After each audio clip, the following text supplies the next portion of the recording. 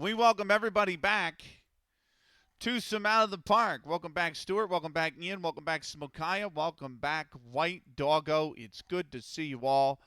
Welcome back to some Out of the Park. It is the 1st of August in the year 1871. We have made it to August, chat. We are in August now. Can you believe it? But we've made it to August. The year is 1871. We have 2.5 months of baseball left before the World Series. So, literally, once we get past August 15th, when I upload these VODs, I'm going to say, on the VOD, I'm going to wind up saying something like late season matchup instead of mid-season matchup. So, because if you look at the VODs, on the YouTube, right, which if you guys are interested in the VODs or anything we do here, it's on the YouTube. The only exception is Final Fantasy and The Longest Save are not on there. But if you guys do look at the VODs on there, back in like April and May, all the descriptions said early season matchup, early season matchup. Once we got to June, it said mid-season matchup, mid-season matchup. And once we get past the 15th of August, I get to change that to late season matchup. So,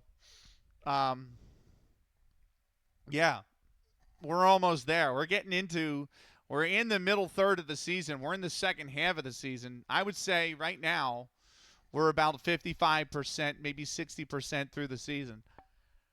So, but some teams, including Rockford, do not have a lot of games left. I think Rockford has 6 games left, and one of which is going to be tonight. But let's get into it, shall we? It is the 1st of August in 1871.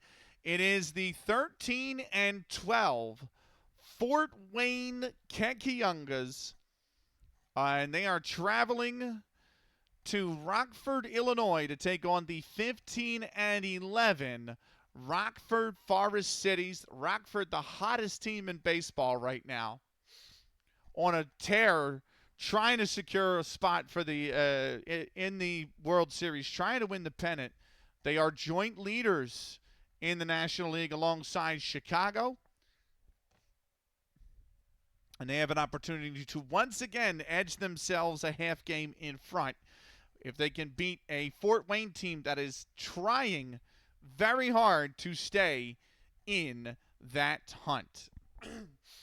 It is going to be the 26th game of the regular season for Fort Wayne. They will have just 6 games left after this. It is the 27th for Rockford.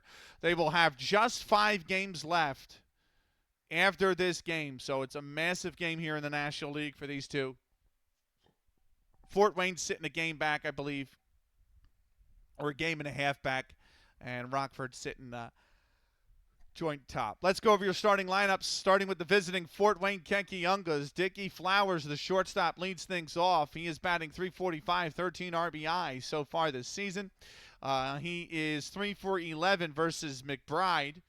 Count Sensendorfer is in the 2 spot, center fielder, batting .286 with 16 RBIs, 4 for 11 versus McBride. Jimmy Wood, the second baseman, is in the 3 spot. He's got 1 home run, 23 RBIs so far this season, which is one of the highest so far in the National League. He's 3 for 8 versus McBride. Steve King in the left fielder. The Ungabungas, what? The Kekiongas, which is actually the name of, I think, one of the Native American tribes that originally was in the Fort Wayne area. So I will handle the stream streaks in a minute once we get through the starting lineup. Steve King's in the 4 spot. The left fielder batting .291. He's got 19 RBIs so far this season. He's 0 for 12 versus McBride. Harry Schaefer is in the... Did I write down Harry? I wrote down Henry. It's Harry Schaefer. Harry Schaefer is in the 5 spot, the second baseman, currently batting .257 with 11 RBIs so far this season. He is currently 3 for 9 versus McBride. Wes Fizzler, the first baseman's in the 6th spot. He's batting .316, 15 RBIs for him so far this season. He's 1 for 11 versus McBride. Fergie Malone, the catcher, is in the 7th spot. Your commentator has to sneeze.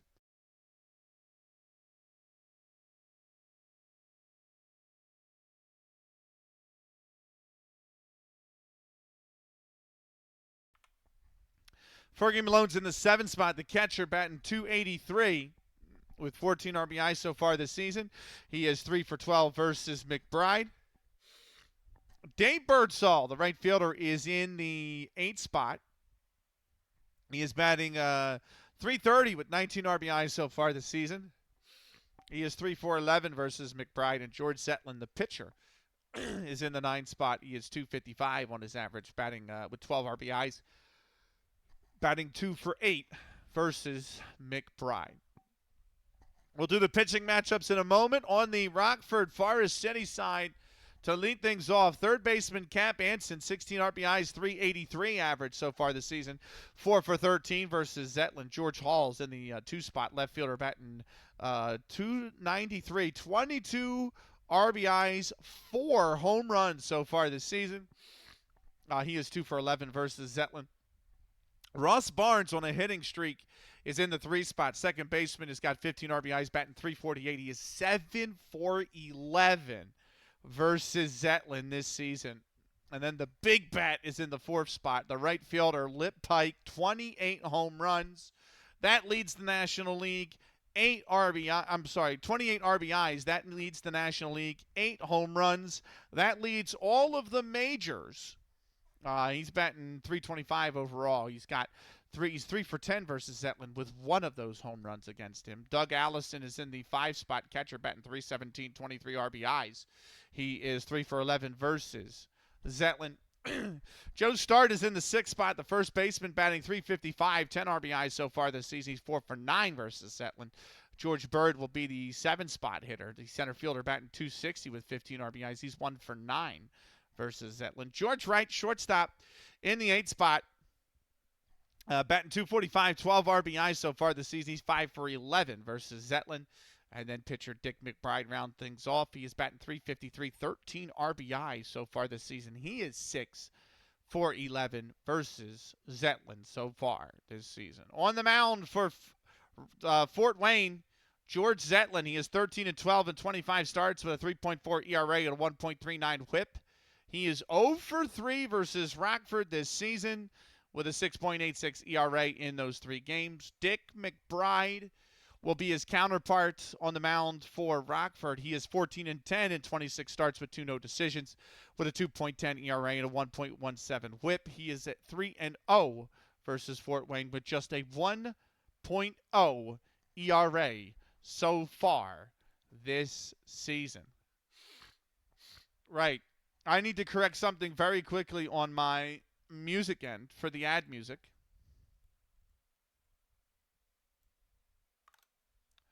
So I'm going to blast my ears with that apparently now so this headphone doesn't die. How many games into the season is this? So they play 30. Each team will play 32 games this season. Fort Wayne, the records are in the title. This is Fort Wayne's 26th game. This is Rockford's 27th. So we are very far into the season. I actually have a scorebook on the bookshelf that has every game we've done so far this season. And then by the time we get to the World Series, we'll be at the end of this scorebook. We're still pretty much at the beginning of it. No, we are. We're far. Not little. We're far. We're in August. This is the 1st of August. I mean, each team is playing 32. It's not 162. It's 32 because it's the first season of professional baseball. So, no, I'm at the whole season, only 30 games. Oh, I see. Yeah, no, not many games this season. No, the game actually adjusts Major League's rules historically. So, like, the pennant race back in the day, and I'm sure you know, but back in the day, like way back in the day, there was no postseason. If you finished top of the pennant, you went to the World Series. That was it. The playoffs didn't really expand, I think, until the late 60s, early 70s. So and like even then you had the divisional series, or you had the championship series, and then you had the World Series, and that was it. And then eventually you got the divisional series, and now you have the wild card round and the play-in game and all this other doohickeys, right? But traditionally, only the pennant winner went. So the game and the league structure actually changes historically to what it was. So in 1871, yes, they actually only played 32 games of baseball. In 1872, they moved to 60 games. Everybody plays 60 games. And then by about 1890, most teams are playing 92 games. So I have decided on what we're going to do for the 1872 season. And it is going to prolong the season longer than this one. But I don't care. I'm going to do it anyway. So, but I've decided what the schedule will be like for 1872 when we do get there. But as of right now, we're. I think it's going to take me the rest of the summer to get to the World Series. I anticipate being at the World Series in the late summer. I think around September, IRL September, we're going to probably be at the World Series because we're doing a game tonight. We're doing a game tomorrow. Game on Saturday, and we're going to do about 2 games a week. So August should take about 5-6 weeks to get through. September's going to take probably another 6-8 weeks to get through. And then October, there's not a whole hell of a lot of baseball that's played. So I think like late September, early October, we're probably going to be at the 1871 World Series. Yeah, but that is correct. The pitchers did pitch every game. However, overhand wasn't approved until like 1890. So all of these pitchers IRL back in this season in 18 would have been throwing underhand. Overhand wasn't approved until like 1889, 1890. So uh, the underhand is a natural motion. There's no stress on the tendons, or at least there's significantly less stress on the tendons because underhand is a natural motion, right? Whereas overhand, there's a lot more stress on all the tendons up in the shoulder, and then also we're seeing it in the elbow in the modern day. But that's because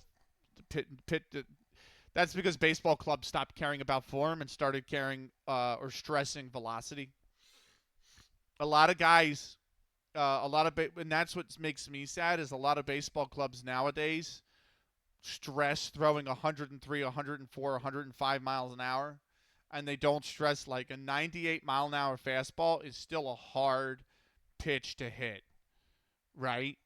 So, like, I would rather take a pitcher, and maybe it's because I'm old fashioned, but I would rather take a pitcher that has good pitching form, that doesn't need Tommy John because his form is good, and can throw a 98 mile an hour fastball or 96 mile an hour fastball, than somebody who can throw 104 and I'm going to lose for a season and a half because he's going to need Tommy Johns. And I would rather have that because when you and I hate that the modern game doesn't think like that anymore. Good evening, Bobby. Because people are calling like a 92, 93 mile an hour fastball a changeup. And I'm like, a 93 mile an hour pitch is not a changeup. That's a fastball. A changeup is like throwing an 82. Like the whole point of a changeup is you are disguising the grip on the grip on the changeup and the fastball is exactly the same. So the whole point of the changeup is you're disguising the pitch, but you're taking some off of it so that the hitter thinks it's a fastball, reacts like it's a fastball, swings early like it's a fastball, and he's way out in front of the pitch. And like if your fastball is 96, but you can throw an 83 mile an hour changeup, you're going to fool a lot of hitters. Whereas if your fastball is 104, but your changeup is like 96, you're not going to fool a lot of hitters because the difference is smaller and the reaction time isn't linear, it's exponential, right? So um like the gap in reacting to if your reaction time to hit a fastball, 104-mile-an-hour fastball, like perfectly, is like, let's say it's 0.15 of a second. The 96-mile-an-hour fastball, that reaction time might only be like 0.19, whereas the reaction time to hit a 96-mile-an-hour fastball is 0.19, and an 83-mile-an-hour changeup might be like 0.29, 0.3. And so the gap is wider because reaction time on velocity is exponential. And it's like that's the point, is that you're now putting the bat a whole tenth of a second out in front of the plate on an 83 as opposed to a 96 where the difference is minuscule and you can probably just foul it off and stay alive in the count. You know? So at least that's the way I conceptualize baseball. So 104 miles an hour, that's it. I hit those when I wake up. But yeah, no. Right. Let's do the stream streaks and the chips real quick. So, first off, thank you, Ian, for the 10 stream watch streak. You, my friend, have got yourself another chip. I do not have the physical chips, but you have 4 white chips now. I'm out of the physical chips. I'll get the chips. I actually have the set coming on Saturday, so. I hit 110 easy. I would probably shit my pants in the batter's box of 104 miles. Yeah, same here, yo. Same here. I think the breeze from the fastball would cause me to shit my pants. I'm going to be honest with you. So, Ian, you're up to 4 white chips now. 1 more, and you'll be able to upgrade the 5 to a blue for free. Ducky's on a 55 stream watch streak. He's got 4 white chips. So, Dougie, again, I don't have the physical chips. You are now up to 4 white, 1 blue, and 2 red. So, there you go. And then Ducky has also redeemed Acquire a Poker chip, which means Ducky's now on 5 white poker chips. So, Ducky, you got 5 white chips, 1 blue chip, and 2 red chips. And you're going to upgrade your 5 white poker chips. So, you're going to go up to 2 blue chips, which is good. I actually had 3 of your chips as virtual, so it's only going to give me 2 physical white chips back. But let me grab your blue chip. Here's your blue chip right here. So 2 blue, 2 red now for you, Ducky. But thank you so nonetheless. You're welcome. Let me save that file. Who needs a chip? Who needs a chip? Ian needs a chip. He is right behind Smokaya's 4 blue, 1 white. So that's, I think you right. 4 blue, 1 white. No, 4 white, 1 blue. Sorry. You are. Let's see you back there. Hold on. Let me check this. I gotta rearrange them when my day off comes. Stewart, Skull, Latte, Bobby, Dougie, Swanky, Aldi, Pix, Raz, Zig, Smokaya. Ian's over here. This is you. Okay. I have 3 white chips to work with. Okay. Cully's on 2. Yep. Hinder's on 3. Yep. Timothy's on 2. Yep. Tactics on 1. And then Frodank in the back is on 1. I gotta give him his. Yeah. There we go. I actually have 1. I have 1 physical white chip. That's all I have left.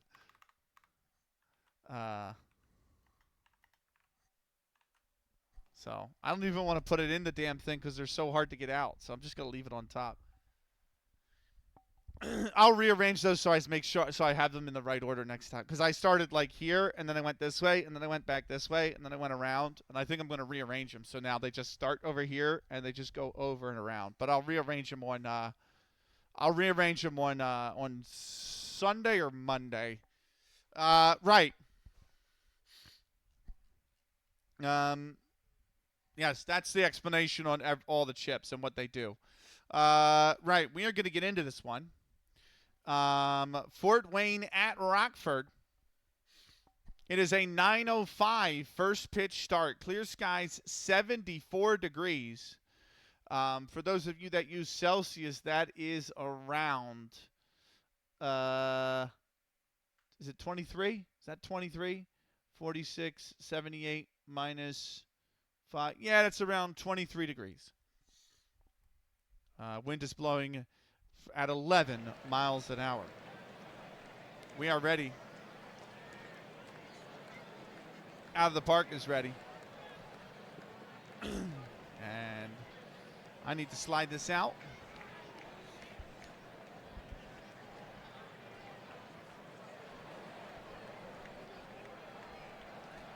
Dick McBride's on the mound.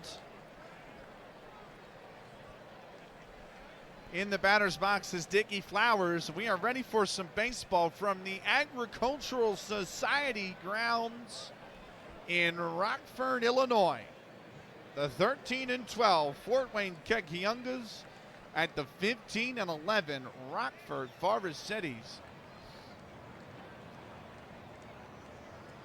And we are ready to go in this one. Here comes the opening pitch. That's grounded over to first. Pitcher's over there. He's got it. And Flowers swings on the first pitch and is retired nonetheless. Hope Benny and Chad are good and well. I'm doing good, man. I'm doing all right. I hope you're well too, Ducky. We're doing all right, man. Work is like, I'm getting pissed off at a vendor in work. I'm getting fucking pissed off at them, really. I want to tell them to shove it up their ass so bad, and I know I can't, but I'm this close to telling Mike, like, if you don't fucking get somebody to calm this vendor down, I'm gonna tell them to fucking go stick their head in the sand or something. You know what I mean? Like, I'm ready to fucking punt them in the ass. Like, holy shit. It's an EVP. I'm sorry, it's not EVP. It's a senior director at another company that I'm working with to resolve an issue, and he is a flaming asshole. And I've told my HR team, like, if I, like, after this case completes, if he ever treats me like this again, you are going to file a formal complaint with their HR department. I don't give a fuck. Like, there's no way I'm going to be treated like this. Like, we basically double charged the vendor for something. And I'm like, listen, I understand it's an error. We've discovered it. I understand how it happened, but I have to pull all of the data. And I'm talking, I have to pull it out of the vendor's system that they use to input the orders. I have to pull it out of our system that we use to monitor the orders. I have to pull it out of the system. I have to pull information out of the system the distribution center uses to receive the orders. I have to pull like physical paperwork, and I have to pull all this shit. And I said, and once I do that, I can put all the pieces together, figure out how we're going to actually solve the problem, and then get you your money back, right? Because it's not just a problem that's limited to one. It's affecting all the distribution centers that the company I work for has. Like, all of them. It's an issue at all 5. It's an issue that hit all 5 of them. And I'm like, so you're going to get your money, but I've got to pull like so much stuff out of so many different systems and so many different locations. I need time to do that. It's not an easy process. It's a very time-consuming process. And the guy told me, like, well, you're running out of my good faith. And I felt like saying, fuck your good faith. Do you know what I mean? The fuck you talking about running out of your good faith? I felt like saying, here's good faith for you. Do you know what I mean? Like, what is that? Who sends an email like that? And I forwarded it to my boss. I said, who the fuck talks to somebody like that? You know? And he's like, well, don't fire back because he's a senior director. And I'm like, if you don't get somebody to tell him to rein his ego in, I am gonna fire back. Like, don't fucking test me. Do you know what I mean? Like, uh I'm not to get religious on you guys, trust me, but you know how they say you live by the sword, you die by the sword? Or like in the Bible it says like those who live by the sword uh eventually die to it. Like I'm not a big enough man to not follow. Like I'm not a strong enough individual to follow that proverb. Like I'm gonna be putting somebody to the sword. Like, you know what I mean? I'm not strong enough. Don't test me. Like I was so fucking pissed. And then they're calling the accounts payable rep every day asking for an update, and I'm like, you have got to chill. And the biggest the biggest thing I have is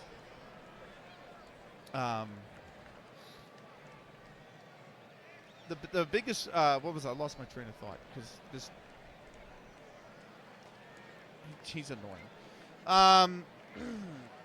Like the biggest problem I have is they're calling the accounts payable rep every day asking for the money, and I'm like, yeah, every day, and they have for the last week and a half, and I'm like, listen, the whole purpose this became a mess is because the company ordered 10,000 units of a product, right? And you guys shipped 42,000 of them.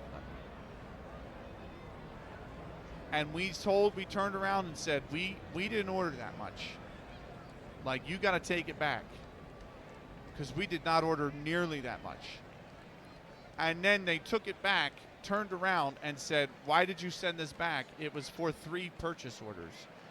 And I'm like, you can't send 42,000 and just claim it's for multiple orders.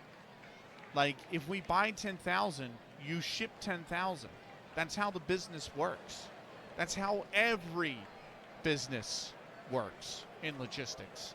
You order X, you ship X, we receive X, and you get paid for X. Do you know what I mean? It's not we order X, and you ship Y, and we receive Z, and you get paid for A. You know what I mean? It's we order X, you ship X, we receive X, you get paid for X. That's how it works. That's how all of procurement works. And this motherfucker sent 42,000 when we ordered 10, and then said, well, all of this is for the extra. And I'm like, or for the other purchase orders. And I'm like, that's not how this works. You know what I mean? Like, that's not. And I told the guy, I said, listen, I understand your frustration, which I don't. I was about ready to fucking punt him if he was face to face. And I said, but I said this spawned from an incorrect ASN or incorrect, shipment amount. I said, and we decided in good faith to waive the charges that come with that. So all we're asking is for a little bit of time because the research team is 2 people. 2 people. And I'm like, and we need time to do all of that research. And I haven't gotten a response back. But if I get something, if I get something really, really smart tomorrow, I'm telling Mike, I'm telling my boss, I'm saying, hey, I don't know why I don't know why I just dropped my former boss's name. My boss's name, not Mike. But I worked under Mike for 6 years, and now I'm like, it's just a habit, a pattern. I'm like, he left the company a year and a half ago, and I just called him Mike. But no, if he drops something smart ass tomorrow, I'm telling my boss, I'm saying, we're going back, and I'm going to file the chargebacks for these guys for not submitting this correctly, because we did not charge them back because we knew it was going to be a big mess, and we were gonna return it to the vendor and get our money back anyway, or not pay them. And I said, but now that they've pissed me off, I'm literally going to go into our chargeback system and just apply chargebacks to them for not shipping it correctly. And then they can get their money back, because we double dipped on the return. So it's like we have to give them the money back. Like that much. But they can get their money back and then turn around and pay $2,000 worth of chargebacks. And if they want to play ball, I will play ball. Do you know what I mean? Like, I was so pissed. But like, dealing with that vendor has been a fucking headache, man. I was about to drop the Macho Man Randy Savage. I can't. I'm just like, I was so hot. I had to walk away from the laptop. Like, I was working and I was so hot. I'm like, I got to get up.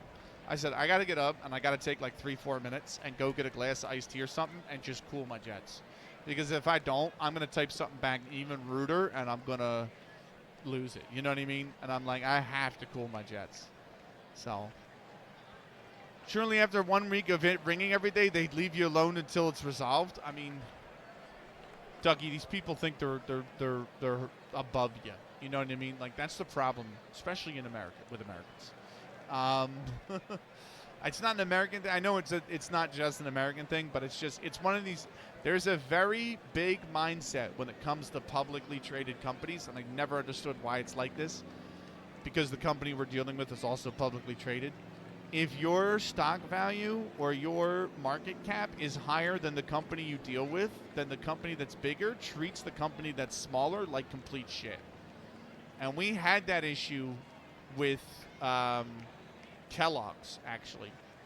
We had that issue really badly with Kellogg's, because Kellogg's used to say, like, we're not doing this. Like, we used to require them to have a certain label on the pallet, and Kellogg's would never send the label. And we would get it in, and we're like, we don't know what purchase order this is for. We don't know what's going on. We have no idea what this is for. And Kellogg's would be like, and we would charge Kellogg's back for not putting a label on, and Kellogg's would raise holy hell for the chargebacks. And they used to call the guy who's the head of the vendor relations and all the vendor agreements, and they would basically call him every week about chargebacks. And he's like, I can't do anything. They're like a multi-billion-dollar company. And I said, you can. You stick by the. I said, did they sign the vendor agreement that they'd agreed to put the label on? And he goes, yeah. I said, then next time they call you, you turn around and say, we're not gonna reverse the chargeback and give you the money. Like, you need to put the label on. And Kellogg's was like, we don't use those labels at all. And finally, we were like, that's not our problem. You signed the agreement that said you would. So if you don't put them on there, you get charged. And if you do put them on there, then you don't get charged. And they started putting them on there finally. After about 2 months of getting charged for every single shipment. They were like, they threatened to stop doing business with us. And legal got involved and was like, hey, that's not the agreement we signed. There's a penalty if you cancel. And Kellogg's didn't want to pay the penalty. So then they were sick. So Kellogg's didn't want to pay the penalty to break the agreement, and they didn't want to pay the chargeback, so they started putting the label on. And I'm like, Jesus fucking Christ. Anyway, I'm going to cut all of that out of the VOD now. Mental note to cut all of this story out of the VOD tomorrow. But yeah, I was so livid. But Kellogg's was bad. Hasbro wasn't too bad. We had a little hiccup with them, but they were like, that's on us. But yeah, Kellogg's and the company. If I ever talk about the story in the future, once it's over, I'll reveal the company name of who I'm dealing with. But I won't do it now while it's an open case. Money doesn't make you better. America thinks it does. Then again, loaded people generally are hard to part with their money.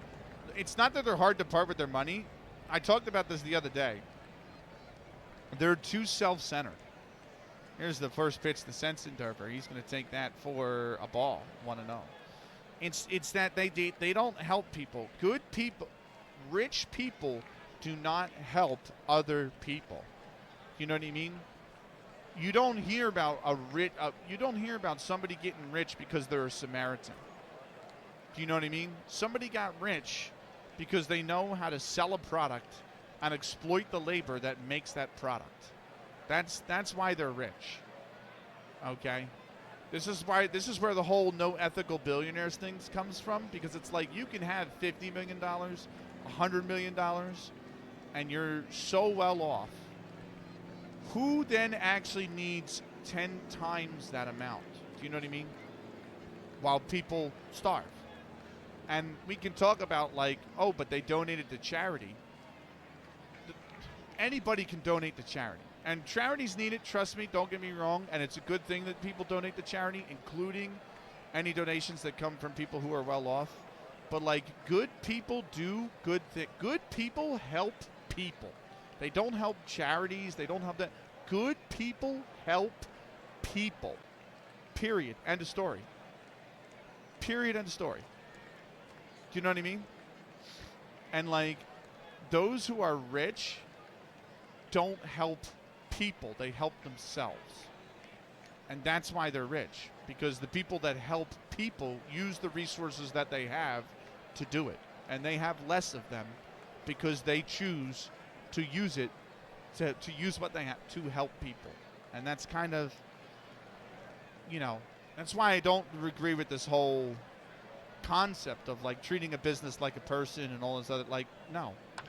The 1-0 pitch is fouled off. It'll be 1-1. At least that's what I believe. You can disagree. If anybody out there does, that's fine. But like, in my opinion, it's not just, I mean, I've donated to charity plenty of times, don't get me wrong. And I'm going to do it again in the future. I mean, I donated to charity literally earlier this week. But like, it's also about finding people and helping people. You know, a charity is the middleman. If you really, really, really want to make a difference, you cut the middleman out of that. And you find some people, and I'm not saying it needs to be the poorest of the poor, or the hungriest of the starving, and all that stuff. Those people need a lot of help, don't get me wrong. But like, life's not easy. I need help to get through it. Do you know what I mean? You need help to get through it sometimes. We all need help to get through it sometimes. And good people recognize that and give the help when it's needed. You know what I mean? We look at people, they look after each other. That's what good people do. So, here's the 1-1. And that is taken high for a ball. It's 2-1.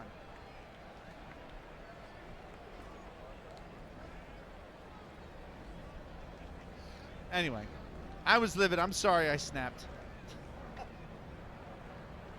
Here's the 2-1. Fouled off. I can't believe I pulled my old boss's name out in the heat of it, though. Like, he literally, I remember him handing in his actually, to be honest with you, it's been about 2 years. It's almost been 2 years since he's gone. And I pulled his name, but that sometimes your subconscious is crazy. I pulled his name out, and he hasn't worked there in 2 years. I actually haven't talked to him in a while. I probably should text him. He's a good dude. He comes in here sometimes as well. I'm telling your boss, you pulled the old boss. Meet the new boss. It's the same as the old boss. Here's the 2-2 pitch. That one's fouled into left field. It'll stay 2-2.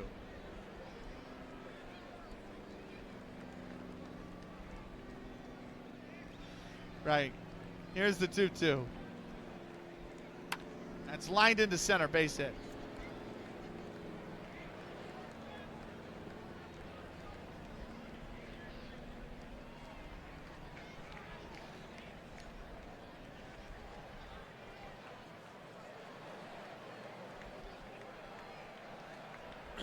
So, Sensendorfer is aboard.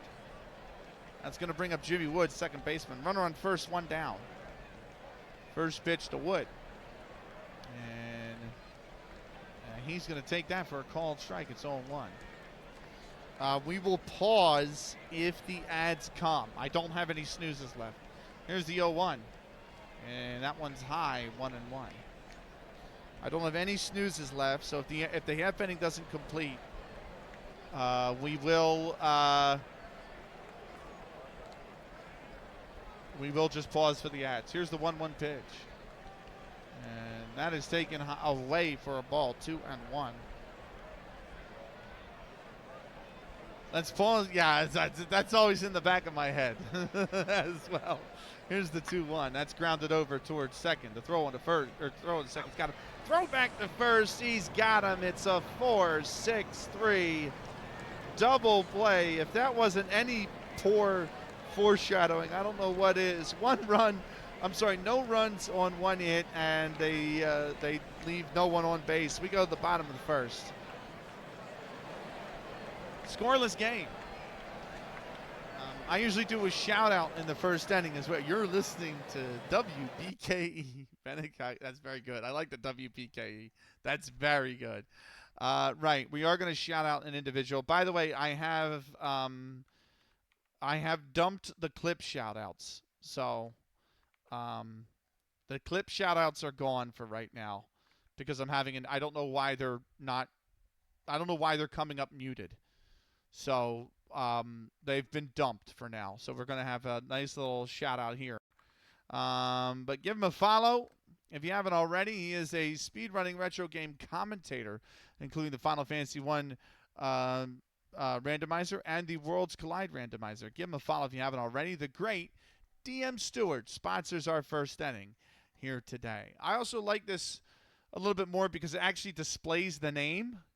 So if people watch this on the VOD, they'll see the name, which is really nice. And then they can come to Twitch and search the name, whereas the clip doesn't give you the name. It just gives you the clip. So I actually like this a little bit more. Did I show you the crack clip I did earlier? So funny. No, but drop it in chat. We are going to take a 3-minute break. We'll be back with more in 3 minutes' time. Don't go anywhere. BRB.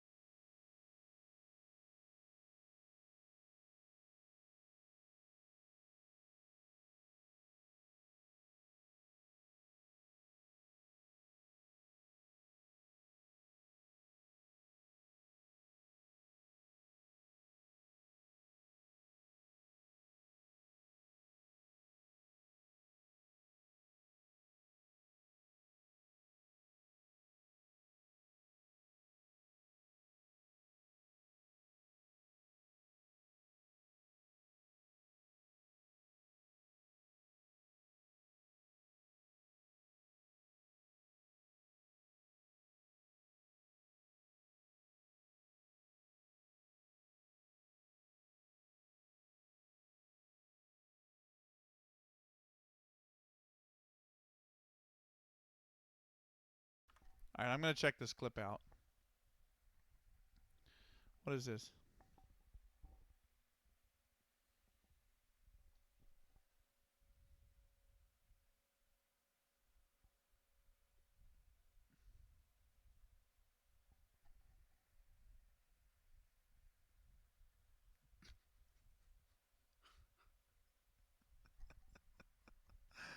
What is this clip?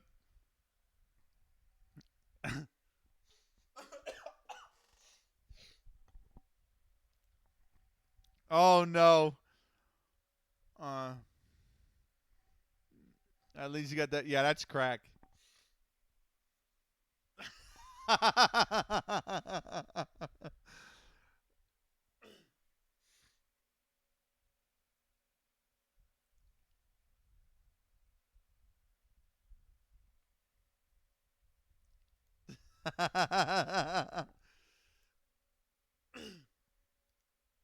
That's a very good clip.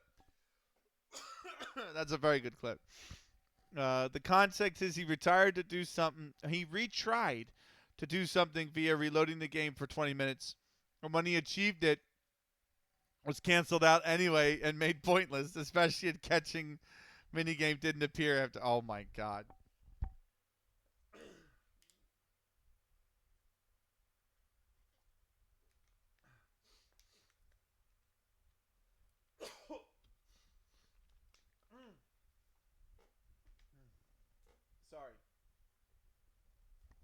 Sorry, we took an extended break as well because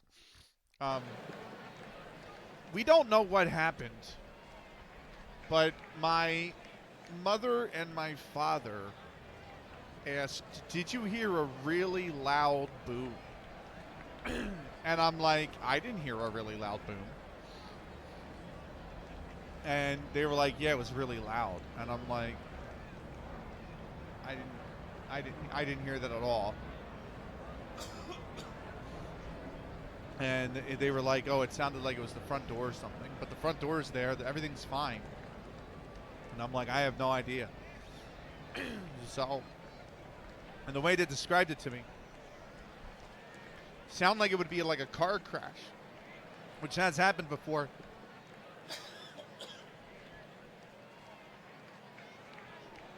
Because the road out there, the speed limit is 55. And most people do not do 55. So,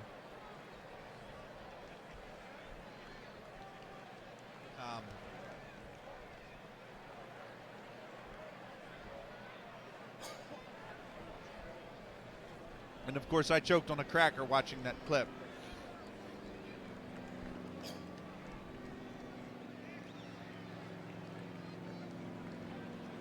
So after all the prep work I did to warm my voice up tonight, I wound up fucking it up with choking on a cracker. Anyway, let's get into it. Bottom first, George Zetlin on the mound. I don't know what it was. I don't know. They're two paranoid people. I know that, right? So, Camp Anson will lead things off. George Zetlin's on the mound. Here's the first pitch. Apparently when you get old, you get very, I don't know. That's fouled off. They're just very, very, very, like, not antsy, but they're just like, my bad. Oh, nice. Oh, no, it's fine. Like, my dad has no confidence anymore that he can do the things he normally does. Like, he needed help filling out a survey. Like, the union sent an email yesterday that was like, hey, if you don't want to participate in Leagues Cup, which I don't give a rat's ass about Leagues Cup. They're like, here's the opt-out form. Otherwise, you can just not do anything and we'll charge your account with the tickets. And I'm like, well, I'm not going to Leagues Cup. So I clicked opt-out here and I filled out the survey. And the survey was simple. It was like, what's your name? What's your email address? Why are you opting out? That's it. It was like a 4-question thing. I think it was, what is your name? What is your email address? What is the reason you're opting out? Can you confirm you read all the terms and conditions about how the opt-out works? And that was it. 4 questions. And the link is directly in the email where it says opt-out form is here. And he needed my help doing that. And I'm like, you just click it and answer the questions, you know? And I sat here yesterday before stream, and I'm like, yeah, you gotta. He's like, what should I put here? Should I put my full name? And I'm like, no, put Bob. See what they say. Do you know what I mean? And I have to have more patience with them, don't get me wrong, but I'm like, he has no confidence to do anything like that anymore. And then you couple that with my mom, who's just... My mom has always been a worrywart. She's really, really somebody who just worries about everything. And then as she's gotten older, that's just amplified. And I'm like, Jesus Christ. You know what I mean? Like, it becomes annoying to deal with. Here's the 0-1 pitch. So, like, there probably was a boom. As that's fouled off, it's 0-2. But it probably isn't anything in the house. And they probably just think it's the house because they are so paranoid. So here's the 0-2 pitch. It's grounded foul again, still 0-2. I'm having a day. If you guys can't tell, I'm having a fucking day. And I'm not realizing it. Like, I've had overall a good day. I did have a meeting with my boss before the thing went down with the vendor. And, like the meeting with my boss went well. And, like, I've got some really cool stuff in the works. Like, commission-wise. Like, I had an artist that I've been eyeing up for a while finally drop a, hey, I'm opening commissions. And I'm like, great. And I got in there, and she was like, oh, my God, your character's amazing. Like, definitely send me a comm sheet. And I'm like, all right, cool. And I did that, and, like, it was really cool. And I found somebody new, and, like, they were like, oh, my God, you're only, like, my second commission ever. And, like, I'm so grateful because it's been, like, 2 weeks since my last comm, and I didn't know if this was even worth keeping this page open. And I'm like, come on now. Like, let's go. Let's fucking go. You know what I mean? But, yeah. Here's the 0-2. And that one is taken away, 1-2. 8 out of 10 on a hip-hop album. That is the, what was the album you had again? You said it before. Lupe Fiasco's Food and Liquor. Yeah. That is a great album, to be fair. I have literally just been pinged in Discord. Why? Oh, it's this. I'm happy for Distastic. I fucking love Distastic. She's great. Great artist. And I guess I shouldn't, like, criticize, because she did just say, like, oh, I've never had such a high viewer count. And I'm like, man, don't look at it. Don't look at it. I don't look at it right. I have no idea how many people are here. Don't tell me. It's a channel rule that, it's a channel rule not to tell me. So, but I am happy for her because she deserves it. She's a phenomenal artist.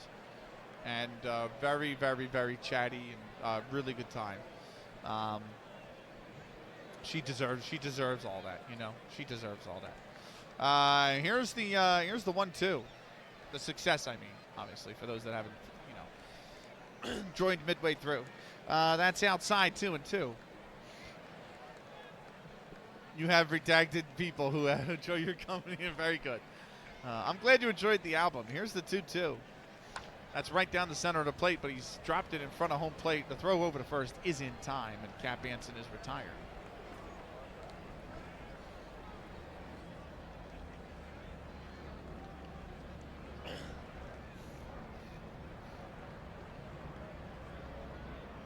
The flow don't change. The flow don't change if it's one person, if it's 10 people, if it's 100 people, if it's 1,000 people. The flow don't change, man. We do what we do. You know I'm constitutionally incapable of not taking the piss. I know. I know. Hakuna Matata. Welcome in. Here's George Hall settling in. First pitch to Hall.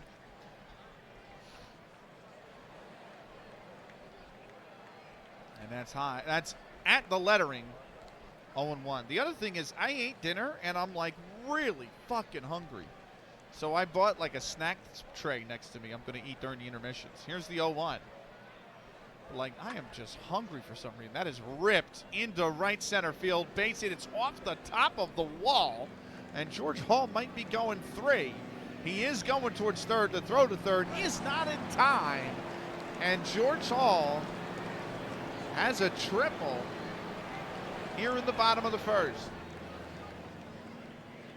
Water flows the same way no matter how many people are in it is the answer to that. Exactly right. Exactly right. How you doing, Akuda Matata? That'll be Ross Barnes selling in, second baseman. Runner on third with 1 out. First pitch to Barnes. Way off the plate away, 1-0. Here's the 1-0 pitch. And that one is off the plate away again. It's 2-0. The only time I'll care about how many people are in the stream is if I ever push for affiliate. Yeah. Yeah. And that's not, and I mean this not to, like, put down anybody that doesn't have affiliate, but that's not necessarily hard to get either. So, here's the 2-0 pitch. That is grounded over to third. The throw 1 to first is in time, but the run comes in to score. Go ahead. And it's an RBI, 5-3. As coming in to score is George Hall. I mean, I'm not perfect, Stuart. There's times where I look at counts. Like when Ultra Banu did Ultra Banu is an artist, but when he did a piece of my character and he posted on Twitter, that thing went fucking crazy. I mean, crazy. And it's like, I was like, oh my God, it's got this many. And I had to, like, remind myself, like, whoa. Like, none of that matters. It's just cool to have a really good fucking artist do your character. Like, and he did an initial outfit design for her. That's literally been, it's such a good piece. It's literally the reference photo now for every single time that outfit gets commissioned. Like, that's how good of a piece it is.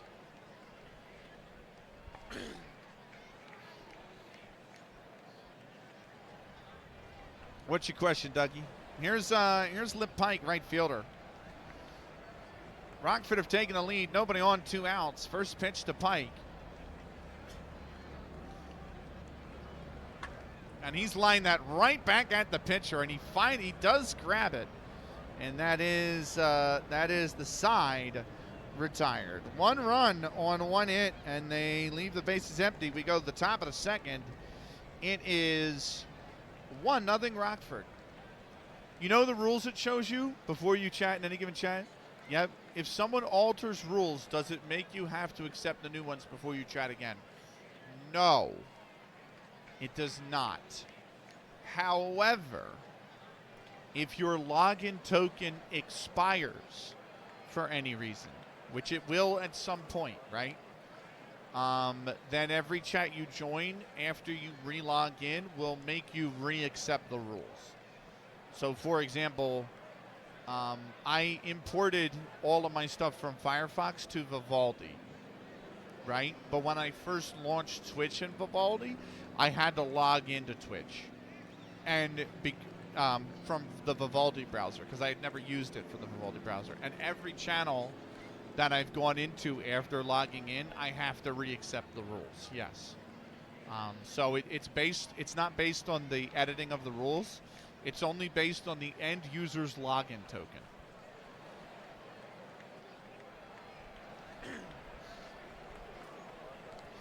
Right. New ending, new sponsor.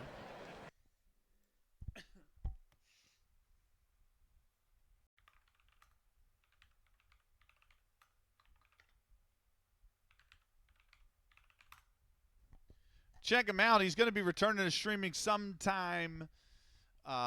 He is an awesome man, a very kind individual, a really cool dad, and he's got one of the best beards on all of Twitch. Ian Bigfoot, last playing Labyrinthine. Go check him out. Ian Bigfoot is going to sponsor our second inning here tonight. I'm gonna have a snack while I wait for that to go off the screen, because this is pepperoni and cheese, so this shit is gonna melt at some point.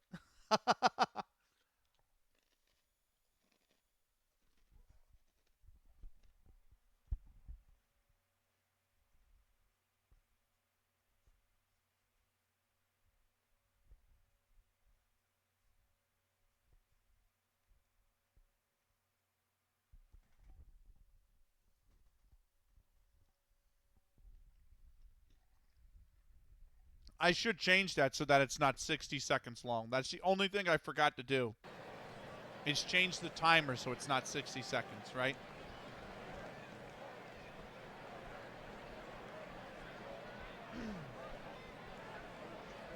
Dick McBride's back on the mound. It's the heart of the order, due up. Steve King, the first man up. Here's the first pitch to King. He's taking that at the knees for a strike. It's 0-1. Here's the 0-1. Foul down the third base side. 0-2. I should have checked Twitch real quick just to see if anyone's going offline. Yeah. Grace is going offline. Ola O's going offline. Starry Bun's going offline.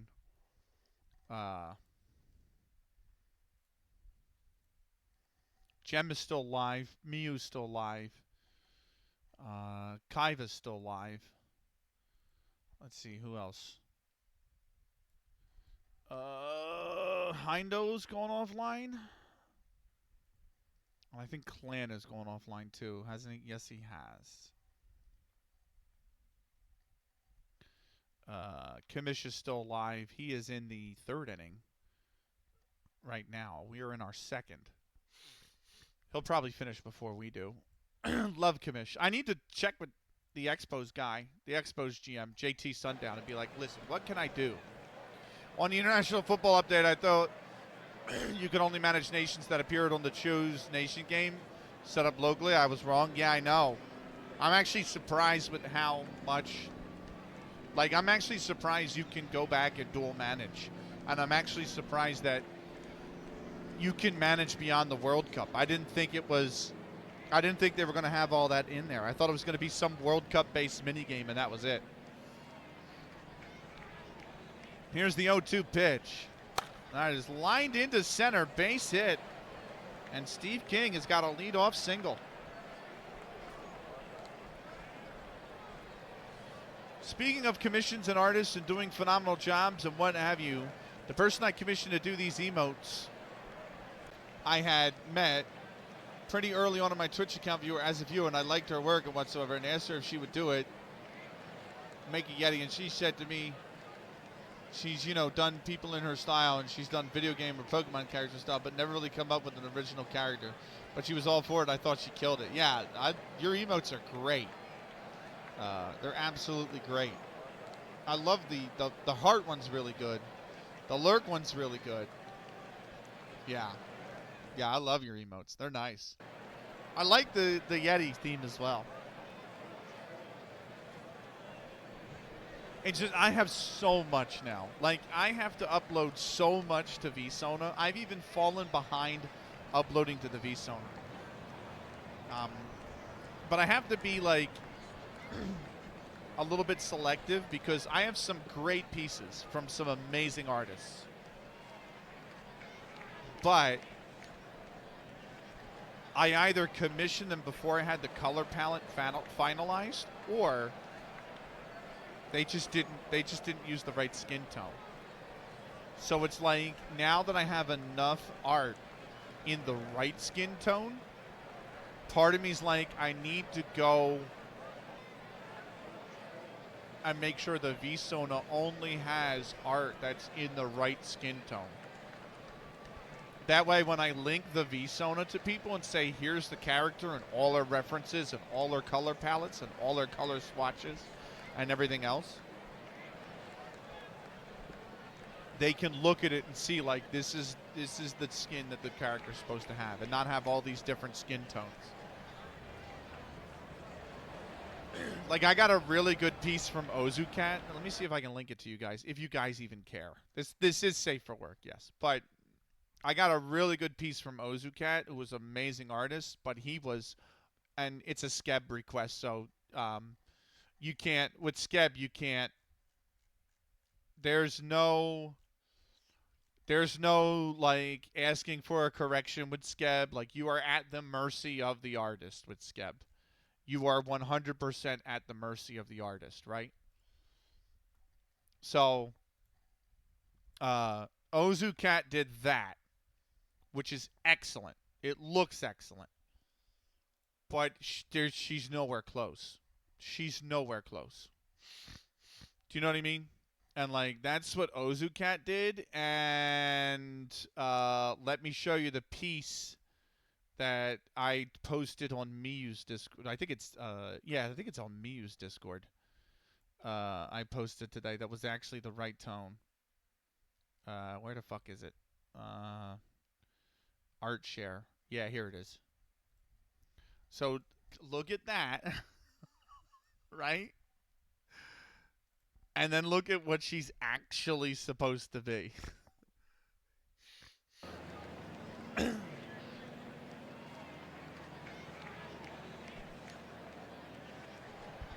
It's like night and day. It's like night and day. It's like, that's what I mean. Like, OOTP, great artist, amazing art. I'm so grateful for the piece. Don't get me wrong, but, like, nowhere close. And I think the problem I had is when I first started using Skeb, I didn't have the palette finalized. So I just told the artist dark skin, and, like, they're all Japanese artists. Like, to them, that's dark. Right? And I'm like, no. Like, she has dark skin. Do you know what I mean? Like, and the one that Edmund did, which is the second one that's linked there, like, he knocked it out of the park. That piece is fantastic. But it's like, that's accurate. Do you know what I mean? So.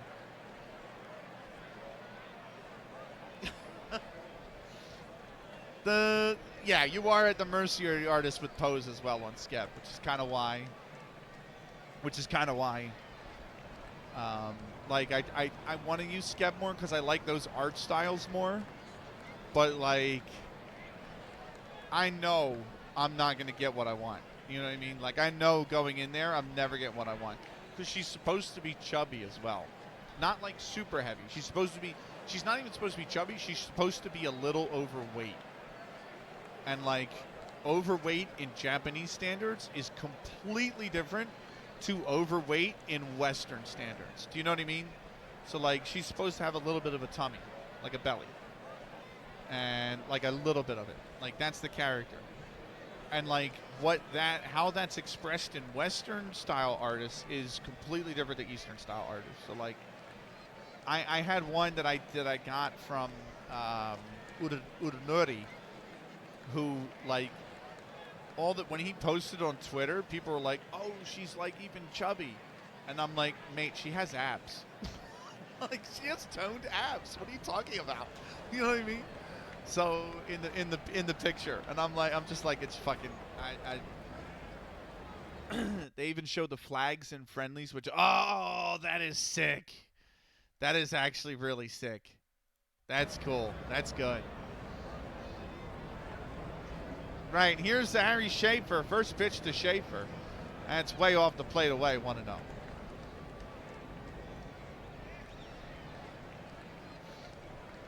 That's neat. Here's the 1-0 pitch. And Schaefer's popped this up. Foul into the seats. 1-1.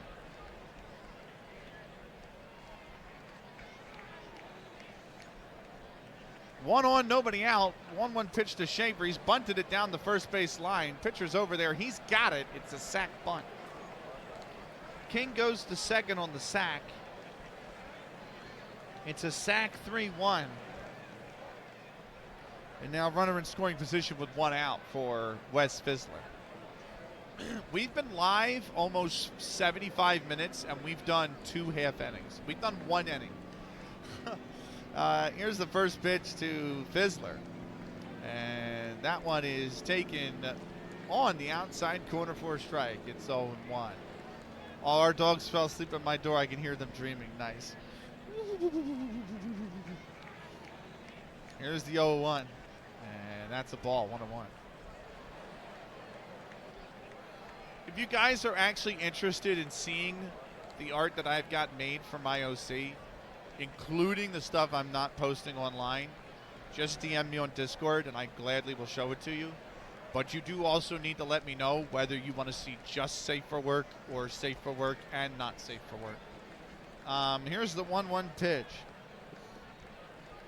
But I have no problem.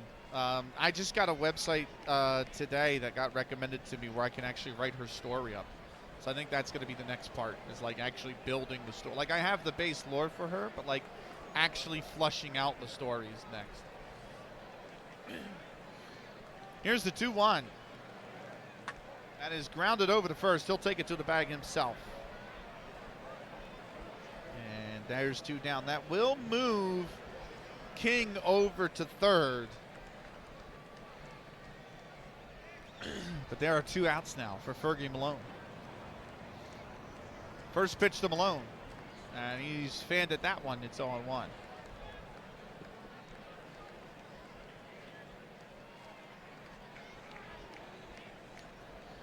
Always wanted to try this game. What's up, Dance? It's a lot of fun. It's a lot of fun. Perfect Team is also very addicting, but I am bad at it because I don't play the game every day. Here's the 0-1 pitch, and that is high for a ball, 1-1. The nice thing about it, Dan, is Perfect Team is like FIFA Ultimate Team, but you can literally get packs just from watching affiliated out of the park streamers.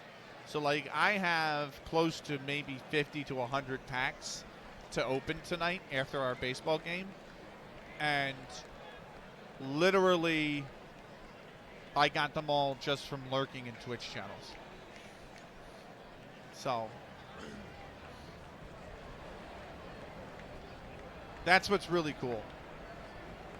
Affiliates give you, I think, yeah, affiliates give you, so wish more games will let, yeah, so affiliates give you a free pack every 15 minutes up to 90 minutes max. And if you watch on for 90 minutes or you lurk for 90 minutes, the 90-minute is not just one pack, it's a bundle of 3 packs plus a silver pack, which means you're guaranteed a silver card in it. And then that's for any out of the park affiliated streamer. So we're talking Sean Curtis 430, FKN Commish LB, Hollywood TV 24, whatever his name is. I can't remember the full name. I think it's Hollywood TY maybe 24. Lone Star with 2 R's. Like anybody like that, right? But on top of that, if you watch Laptop Hound, who is literally, I think, out of the park staff now, or he might be partnered with that. I don't know if he's out of the park staff exactly, but if you watch just him, for every 90 minutes that you watch him, you get a free bundle, which includes the 3 packs and the silver pack, and then you can do that every week, up to 6 hours a week. And again, every 90 minutes they give you a pack. And then on top of that, if you watch the actual Out of the Park Twitch channel, which is OOTP Developments, and if you watch it while they're playing Out of the Park, for every 90 minutes a week, you can get another bundle up to 10.5 hours worth. So literally there's 3 different ways to farm packs, essentially. And you can get up to like, I usually farm anywhere from like 60 to 100 packs a week. And they also give you a pack for logging into Perfect Team every day. And those are really nice because what they'll do is they'll set you like a 30-day thing. And it's like for the first 5 days, you just get 1 pack. And then on day 6, you'll get like a silver pack. And then 7, 8, 9, and they'll give you like a regular pack. And then for day 10, they'll give you like a historical pack. And it's all retired players. And then for like days 11, 12, 13, 14, they'll give you like, or 12, 13, 14, they'll give you 1 pack again. And for day like 15, they'll say you get a gold pack, so you're guaranteed a gold level player. And the more you log in, the more packs you get. So it is very free to play friendly. The people, what I've come to learn is, the people that start Perfect Team right away in like high gold, low diamond, high diamond, they're all people who have dropped money on the game, like who've just bought packs with real money, and they drop hundreds of dollars on the game. And the rest of you, if you're like a free-to-play player, you will get there eventually as other teams drop off because people stop playing or whatever. You will get there eventually. You just have to work a little longer to get towards gold and diamond and whatnot if you care about that. And that's just Perfect Team. Then they have all of the base game. They have all of the base game, which includes the World Baseball Classic, the Korean Baseball Organization. I think the Dutch League is in there. The British League is in there. Major League Baseball is in there. AAA is in there, which is the minor leagues for Major League Baseball. Same with AA, Single A short season. Like, it's all in there. And you can go as far back to 1871, or you can start right in the modern era, whatever you want. So it's really cool. Here's the 1-1 pitch. And that's taken right down Broad Street for a strike. It's 1-2. You're in there, and you get a pack, and you get a pack. No, it's really good. They're very, very, very kind to their community, and they listen. So, yeah, baseball's my worst sport. I know a little bit, though. Hey.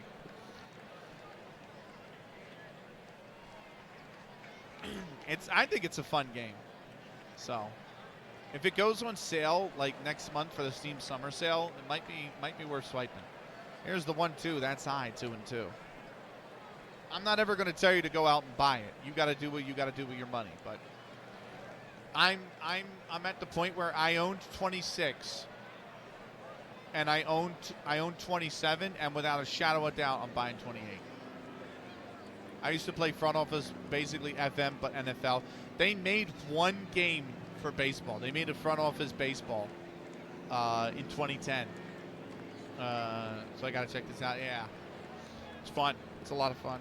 It will kick your ass, though. Here's the 2-2. That is lined into left center field. That is a base hit. And Fergie Malone has got an RBI single, and it is 1-1. Steve King will score. I remember the Stratomatic games. Now get off my lawn. Yo. Stratomatic, man. What a game. What a game. Here's Dave Birdsall settling in, runner on first, 2 down, and he's going to take that for a called strike, 0-1. I've heard of them. I have as well. I used to have the little magnetic ones for the NFL. Remember, you would have the like little magnet ones, and you would like turn it on, and then the people would be like, blah, blah, blah, blah, and then you always forgot how to like. You always over-adjusted once. There was just one guy who kept spinning in circles. You know what I mean? And then you would click the play. When the play was dead, you would click the magnet thing off again, and then you would set the grid, you know, the lineups. And it had the big scoreboard with the wheels, and you can control the score.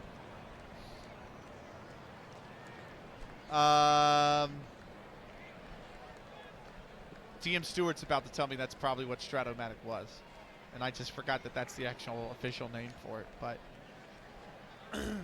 here's the 0-1 pit. The throw over to first. That's back. Runner's back in time. Here's the 0-1. Grounded up the middle, and it's fumbled by the second baseman. Yes, Matty. Oh, is that what it actually is?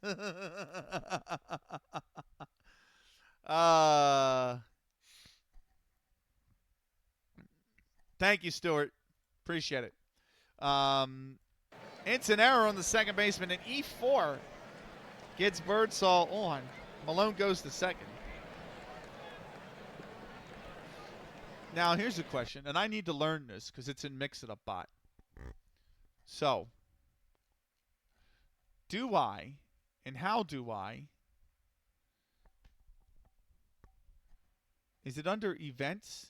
No, it can't be under events, right? Generic? No. Nope. Is it under action groups? Nope. Is it under Jesus, mother of God. I never remember. It's mixed up is such a mess. Next on the mic is my man Hank. Where is it under? It's under commands. I know that. Like I know it's under commands. But if I go in there, how how how do I actually set the count? Counters folder.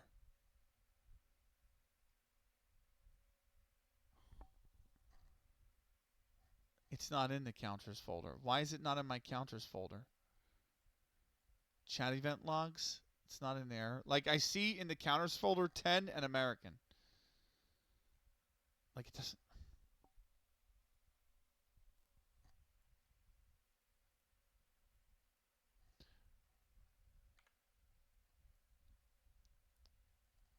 Okay. I have added a cooldown of 5 seconds.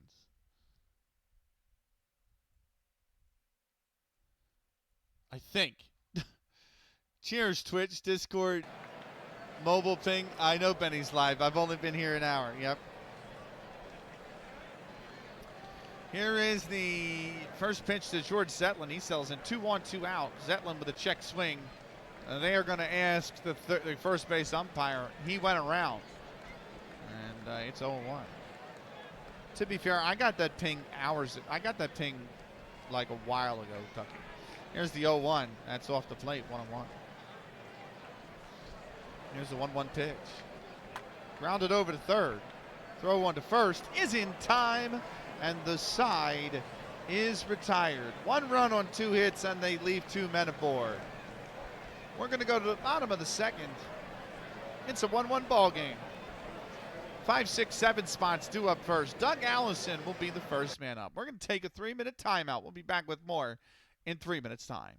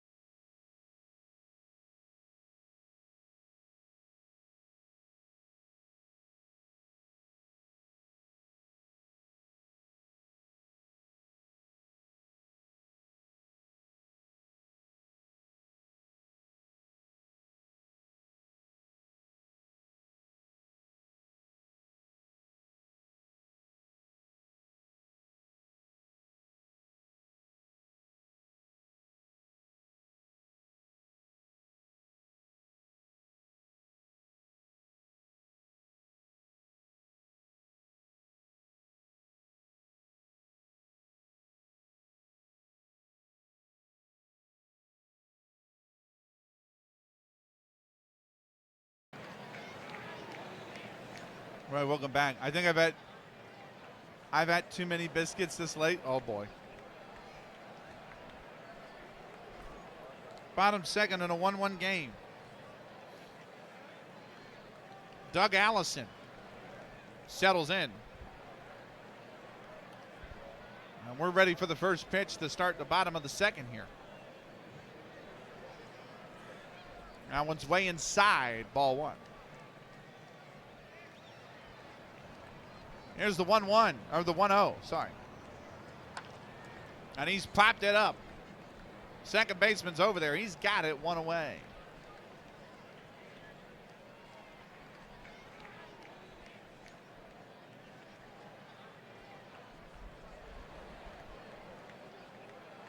You know what I do have in the other room, and I'm so excited to start it tomorrow?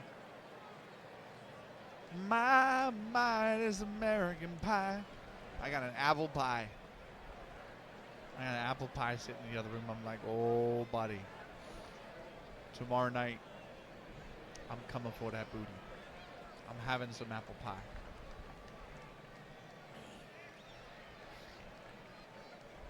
Here's Joe Start. And first pitch to Start. Nobody on, one out. That's way off the plate away, 1-0. I love a good pie. I have been looking for a specific type of pie for so long, and nobody I know fucking makes it. It's a pecan pie, but it's a chocolate pecan pie.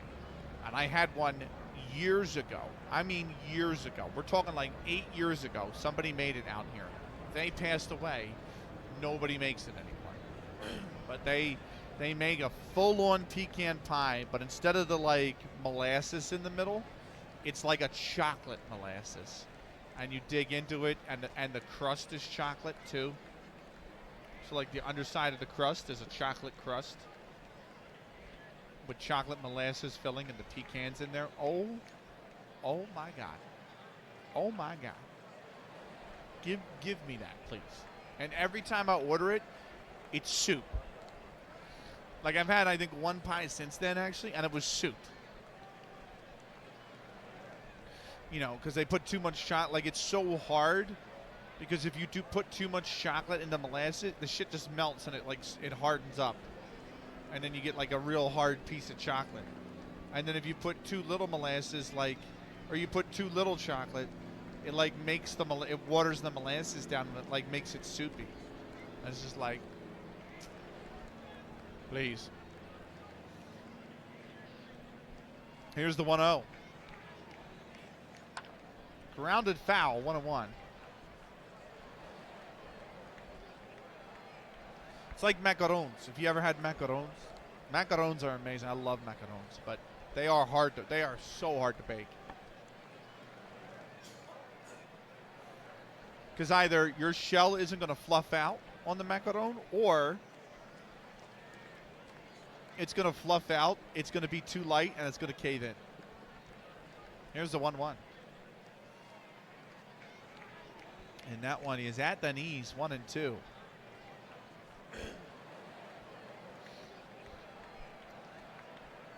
The 1-2 pitch. He's flying that out the left. Left fielder has to take one step to his right, and he makes the grab. 2 down.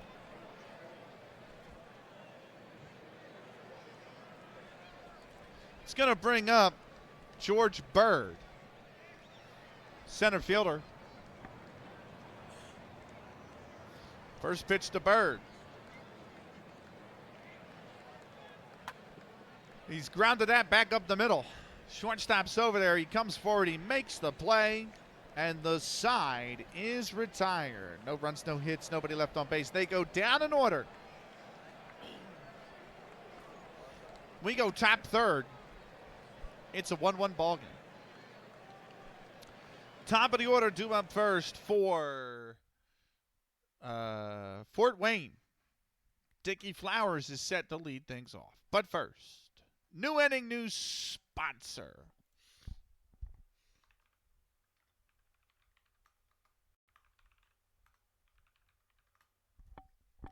Smokai is an awesome football manager streamer. Also does a little bit of like Helldivers 2 every once in a while. Give him a follow if you haven't already. Smokaya will sponsor our third inning here tonight.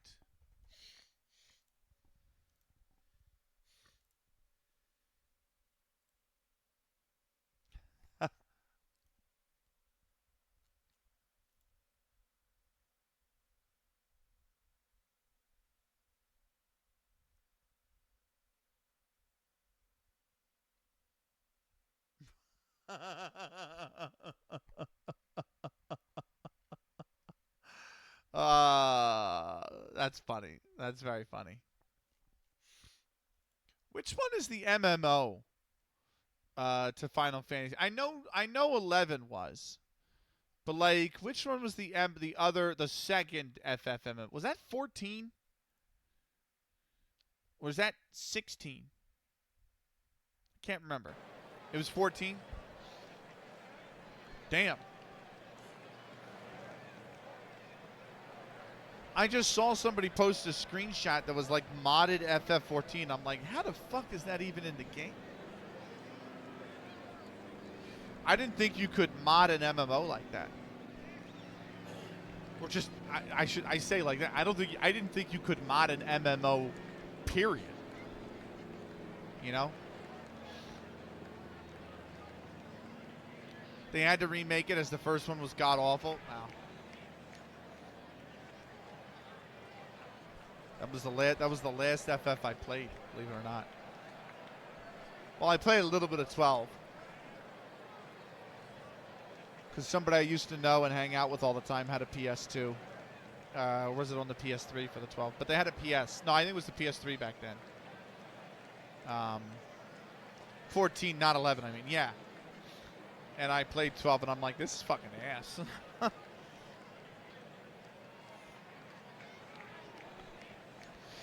Here's the first pitch to Dickie Flowers. He grounded out his first at bat. That first pitch is inside, ball one. Oh, you mean like Overwatch, Ducky? How they made Overwatch, and then they made Overwatch 2, and then they just renamed Overwatch 2 to Overwatch. Blizzard. Here's the 1-0. That's right down broad, 1-1.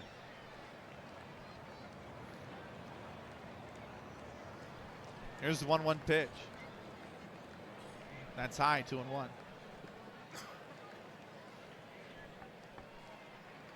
The 2-1 pitch.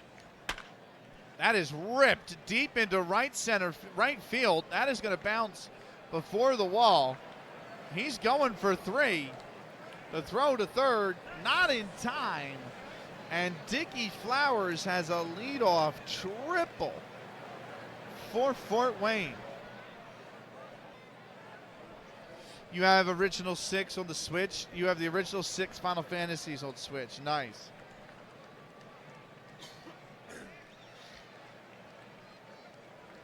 I remember playing, I think it was called Crystal Chronicles for the Game Boy, the original Game Boy. God, those were horrible games. Oh my God, those were bad. But, okay, 3-bagger. That is not the team we want to win. I am managing Rockford, and Fort Wayne's got the leadoff triple. I put the S because muscle memory. Yeah, I get that. Which one's your favorite, Ducky? Is an impressive hit. I thought it was going to lead the arc. Here's Count Sensendorfer. He singled his last time up. First pitch to Sensendorfer, and that is taken for a strike on the outside part of the plate. It's 0-1. By the way, Dan's, it's all good. These are the actual players that played in 1871 now, and the actual teams. Now, they are not on their historical teams. For example, Lip Pike did not play for the Rockford Forest Citys. He played for the Philadelphia Athletics. But these are still the real players who played in and the real teams that played in 1871. That's insane, yeah. Here's the 0-1 pitch.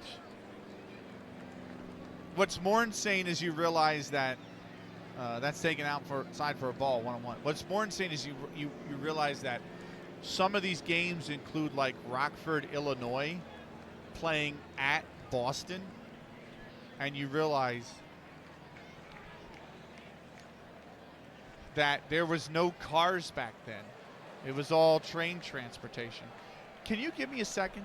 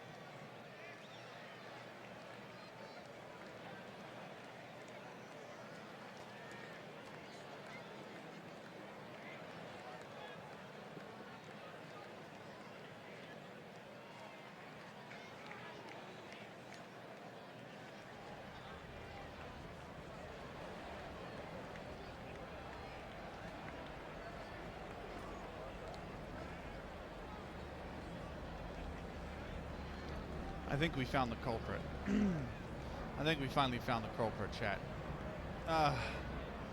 My longest played FF was 13. I think I got 40 hours in. Oh, wow. Played 12 and 10 for a bit. Never played 7, 8, 9. Played a bit of 15 in first FF. More of a Dragon Quest player. Fair enough. Dragon Quest is another great. I'm the opposite. I never really played Dragon Quest. But I understand why it's got such a cult following. I think we found the culprit. Dragon Quest is clean. Yeah, I know it's got a big cult following. Here's the 1-1. Check swing. They ask third base. Not a swing, says the third base umpire. 2-1 to count. Here's the 2-1 pitch. Grounded foul into the backstop. It'll be 2-2.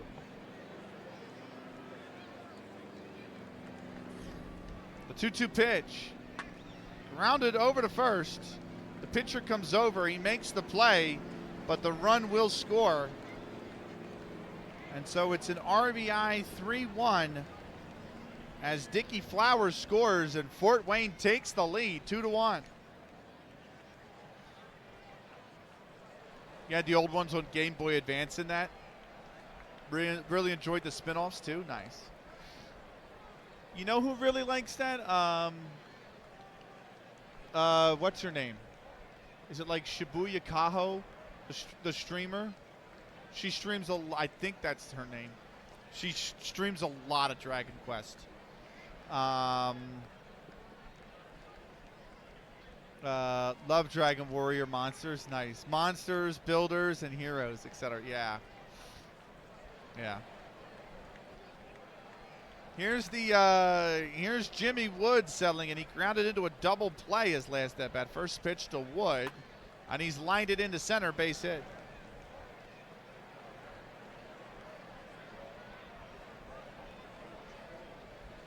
This is a National League matchup. Fort Wayne a game and a half back. Rockford joint top. Only 32 games in the season. And this is the 26th for Fort Wayne, the 27th for Rockford. Steve King settling in. He singled his first at bat. First pitch to King. That's off the plate, 1-0. Here's the 1-0. Outside 2-0.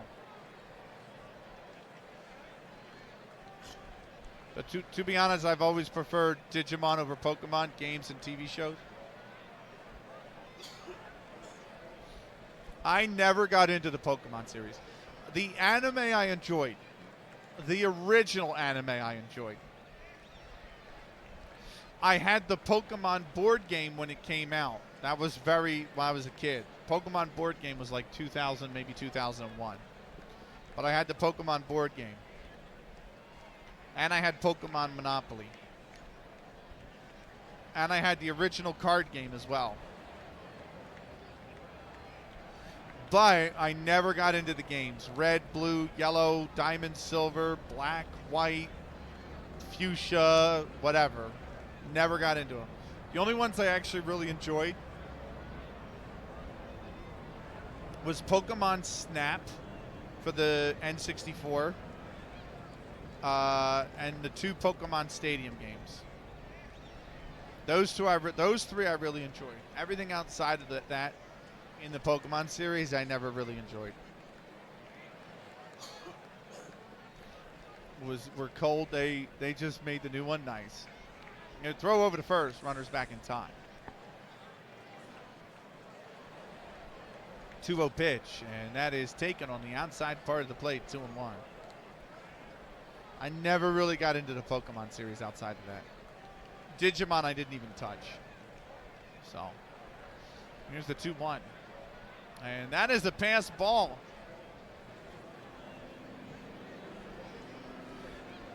And Wood goes to second. 3-1 pitch. Swung on and missed. 3-2.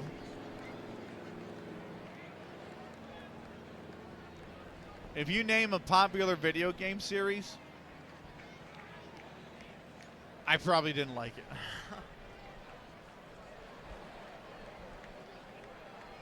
Or, like, yeah, unfortunately. There's some series I wish would come back. Like, really, I wish we'd get a second Chrome Hounds. I wish we would get a third Rumble Roses. I really want a fourth Jet Moto game. I thought the Jet Moto games were so cool. I miss Ridge Racer. I miss Forza Motorsport. And before anybody says, oh, no, for Horizon just came out, you can play Horizon. Horizon, totally different style of game. Totally different style of game. I want Motorsport. Sega GT. Jet Moto. Yeah. Them games were tight. Here's the 3-2 pitch. That's grounded over to first. The pitcher's over to cover. He's got it, 2 down. Tactic. How was your stream, man? A runner does move over to third. Steve King, but there's 2 outs now. Won the Europa League. Hey, we got to, all right. He won the Europa League. We got to stop the chat. We got to stop the chat. We got to stop the stream. Stop the stream. Stop the stream. He's won the Europa League.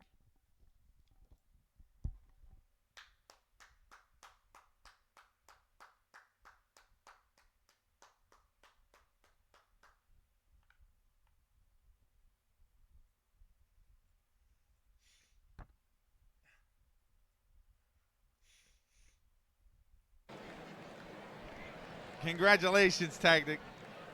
Appreciate it, lad. There we go. You're welcome, man. Congrats. Harry Schaefer settles in. He sacked Bunnan his last time. First pitch to Schaefer. He's fouled that off.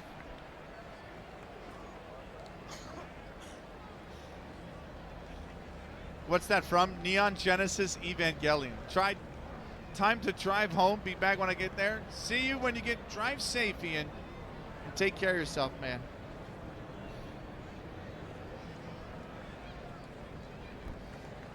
Got to win the league and the Champions League now. Oh, man. Here's the. I thought it was nice. Here's the 0-1. On the inside corner, 0-2. Here's the 0-2. It's lined right at the shortstop. He's got it, and the side is retired. 1 run on 2 hits, and they leave 1 man on base. We go to the bottom of the 3rd. It is a 2-1 Fort Wayne game. It'll be the 8-9-1 spots for Rockford. George Wright will be the first man up. I'm headed to bed now, but I had to stop you, legend. Appreciate you, Tactic. Get a good night's sleep. Have a great day tomorrow as well, my man. Haven't seen it, but watched the clip of the BS bit they did at the end of the first show. Yeah, also meant stop. I got you, bro. I know what you meant. But yeah, get a good night's sleep, man, and have a great day tomorrow. Take care. Thank you for swinging by. Right, we're going to take a 3-minute break. We'll be back with more in 3 minutes' time.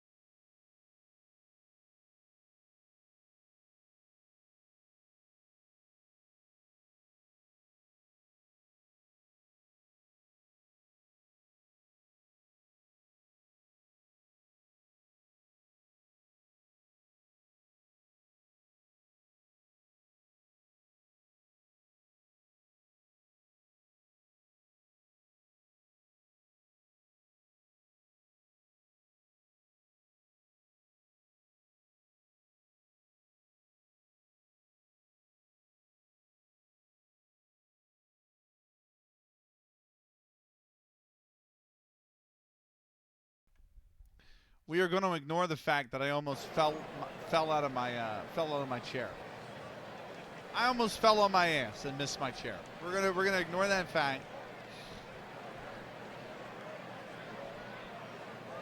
We got 10 seconds until the ads are back anyway.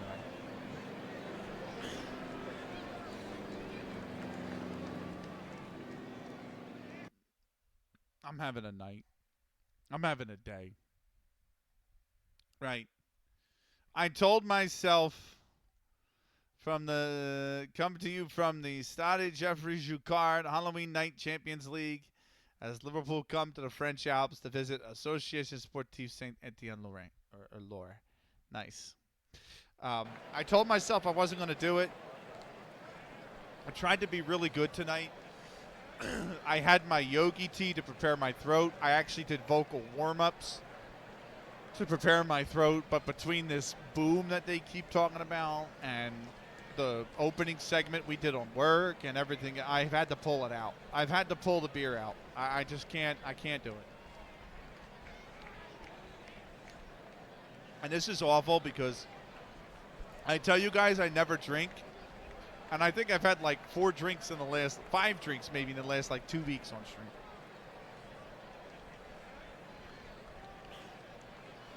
I have a defender, yes. Right, George Wright settles in.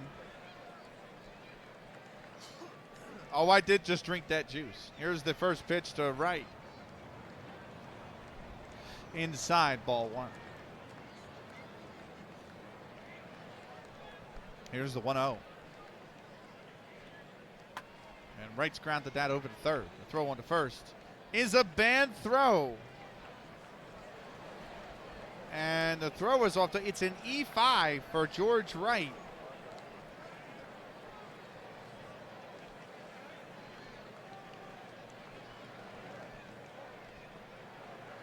I didn't even get to channel my inner Herm Edwards. Nice. In the tunnel. Nice. That's an error on the third baseman, Harry Schaefer.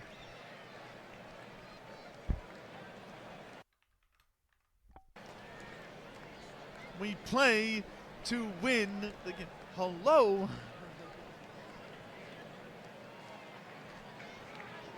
It's a great rant.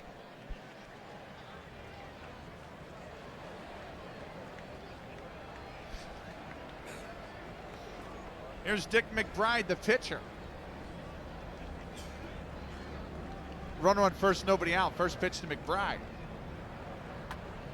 Grounded to second. The throw on to first is in time.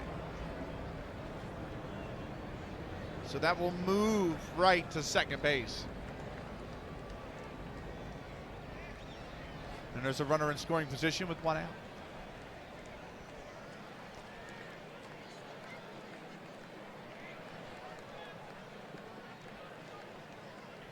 Back to the top of the order, and Cap Anson, he grounded out his first at bat.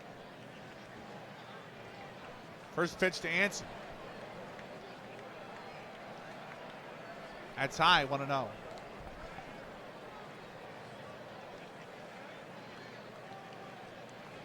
Here's the 1-0 pitch. And he's popped him up right at the pitcher's mound. Pitcher's got it, 2 down.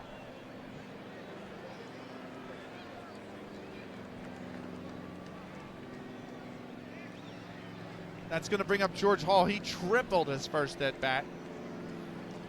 First pitch to Hall. Fouled down the third base side. Liverpool starting 11 includes Gertrudia, IRL player for Sunderland, Diogo Jota, Slavazai, Trent Alexander-Arnold, and Evan Ferguson. Wow.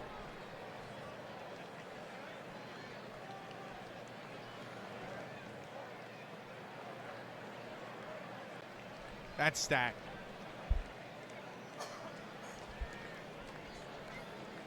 And of course, Allison isn't good. Yeah. Here's the 0-1. Right down Broad Street. 0-2.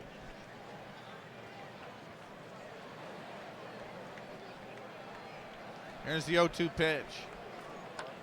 That's grounded down the first base side. Pitcher's over there. He's going to make the play. And the side is retired. No runs, no hits, and they left 1 man on base. We go to the 4th. It's a 2-1 Fort Wayne game. 6, 7, 8 spots due up first for the Kekiongas. Wes Fizzler will be the first man up. But first, new inning, new sponsor.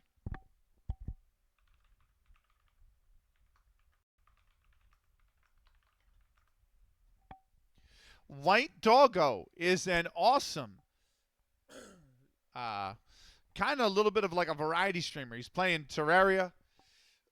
He was playing Rim World earlier today. I almost said Wim World, like W first and then the R. But give him a follow if you haven't already. The great White Doggo will sponsor our fourth inning here tonight. If I can be afforded a minute of time, I would like to check. Oh, shit. uh,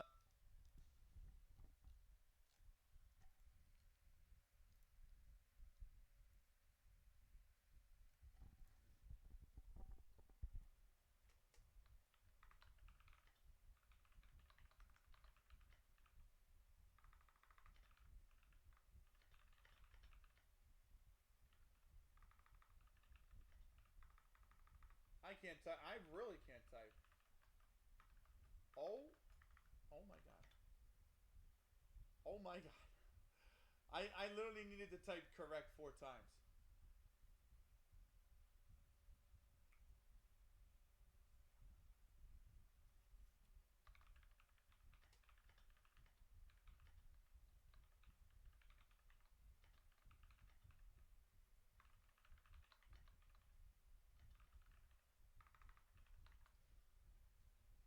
Okay.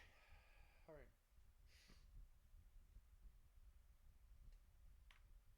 That's handled. Quick refresh over here. Nothing. Quick refresh over here. Yes.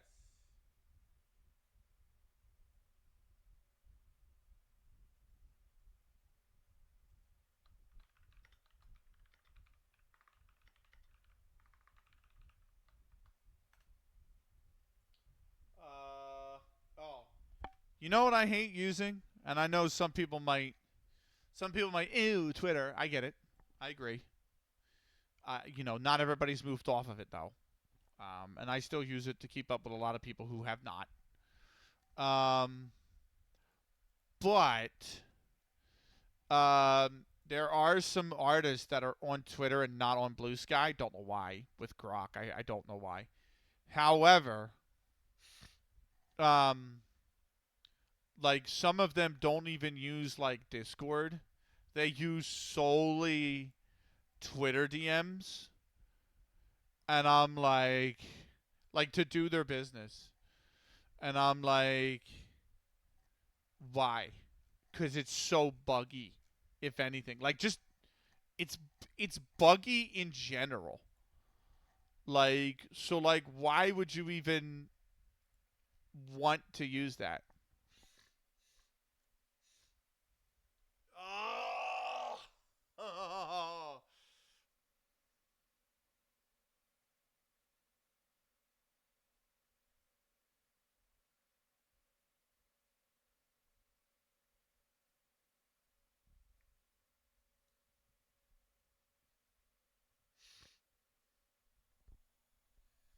Their region line. Why?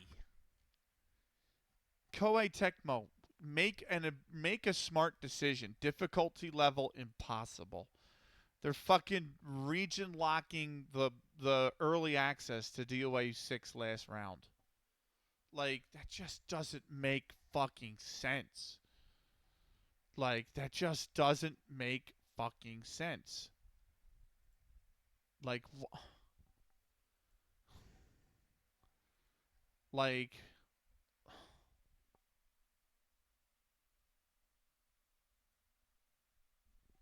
why would you why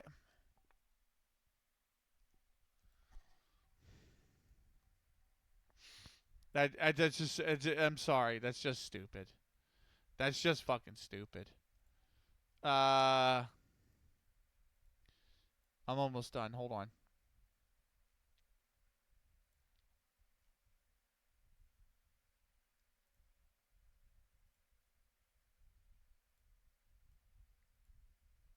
Yeah. Cool. We're good there. We're good there. You post the music Rapper's Delight long version by the Sugar Hill Gang. Oh babe, what a oh baby, what a song. What a brilliant track by the way. What a brilliant track you dropped in the Discord there, Stuart. Sorry, we're done. I'm back. Sorry. Oh, the only thing I didn't check is email, but I can check that at the end of the night.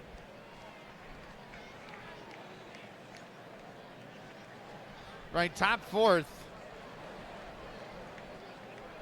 Wes Fizzler settling in. He grounded out last at bat. First pitch to Fizzler is inside, 1-0.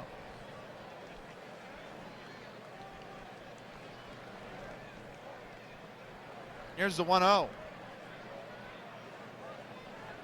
Check swing. They asked third base. He did not go. 2-0. The 2-0 pitch. He offered it that one and missed. 2-1.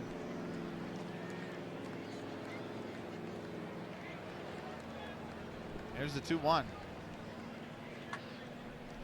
Lined into right center field, base hit. And it's going to be extra bases. This could be another three-bagger. The throw coming into second. The runner's going to third. The throw from the cutoff man is not in time.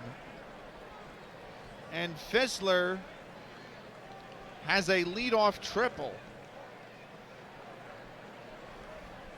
It's back-to-back leadoff triples for Fort Wayne.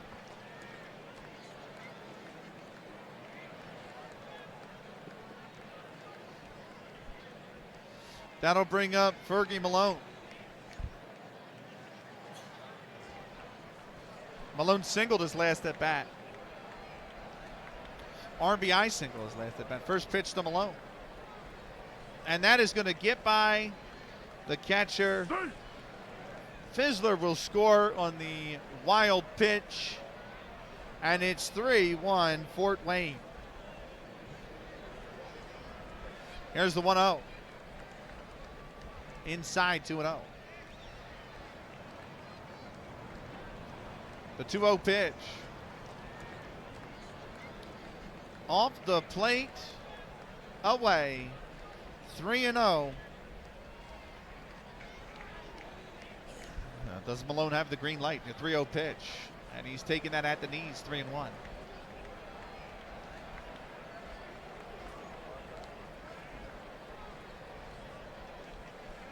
The 3-1. And that's in there at the lettering. 3-2. Here's the payoff pitch. Pumped it up in foul territory. Catcher's there. He's got it. One away.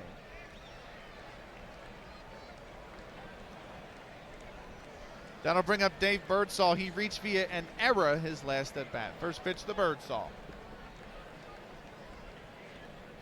And that one's off the plate away. 1-0.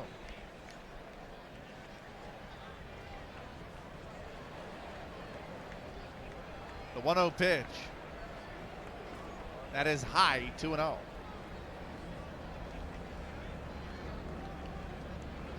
The 2-0 pitch. He's fouled that into the backstop. 2-1.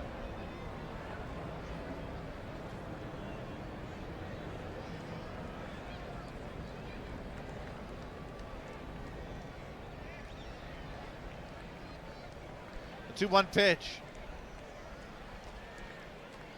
Off the plate. 3-1. Halftime at Le Chaudron. It's 0-0. They had 65% possession. But you outshot them. Here's the 3-1. Rounded over to second. The throw on to first is in time. 2 down.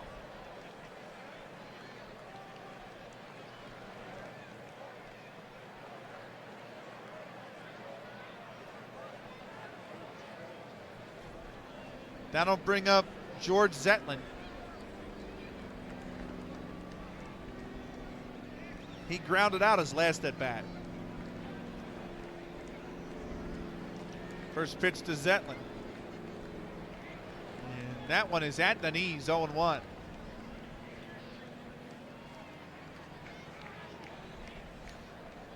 Here's the 0-1 pitch. High, 1-1.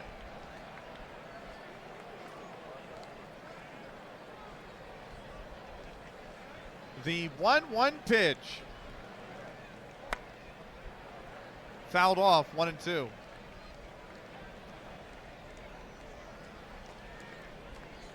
1-2 pitch. And that is high, 2-2. Here's the 2-2 pitch. He's popped that into right field, but it's going to land foul.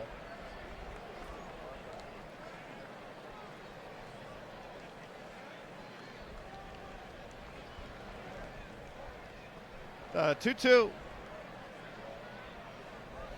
Inside, ball 3. The full count pitch. He's lined that right at the first baseman. He's got it. And the side is retired. 1 run on 1 hit and nobody left on base. We go to the bottom of the 4th. 3-1 Fort Wayne. It'll be the 3, 4, 5 spots due up for Rockford. Ross Barnes is set to be the first man up. We're going to take a 3-minute break. We'll be back with more in 3 minutes' time.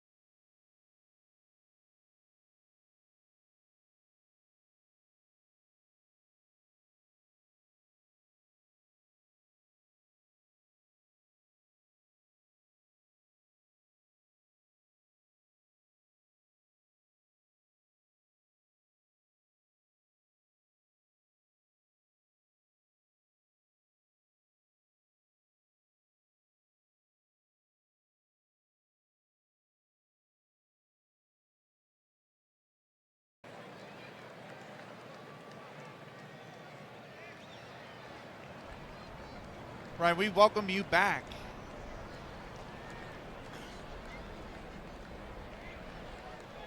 Bottom 4th.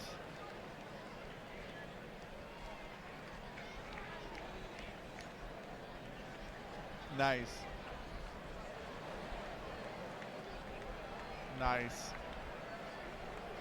Ross Barnes is the first batter up.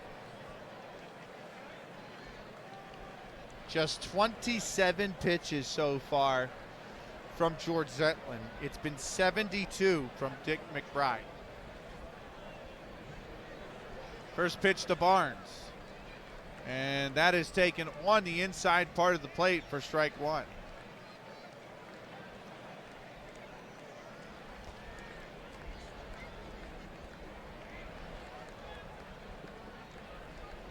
Here's the 0-1. Way off the plate, 1-1.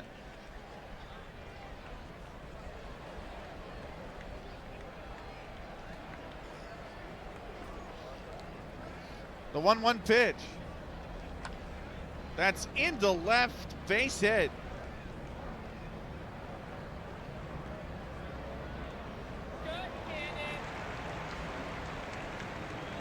You heard the man. You want some cotton candy? Ross Barnes aboard with a leadoff single.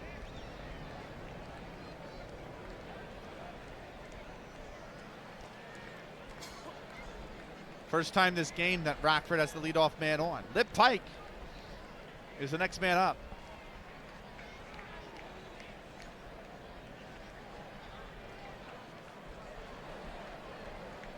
Pike lined out to the pitcher his last at bat. First pitch. That's at the knees for a strike. It's 0-1.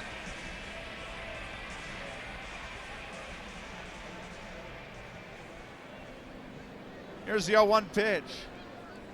Throw over to first. The runner is back safely. The 0-1 pitch. High, 1-1.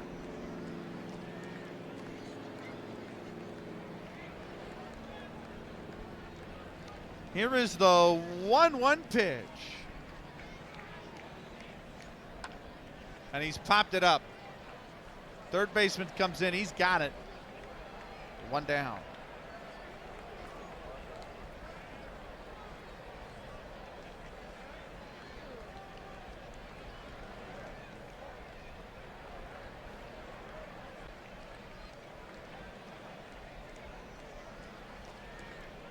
That brings up Doug Allison. He popped up to the second baseman his last at bat.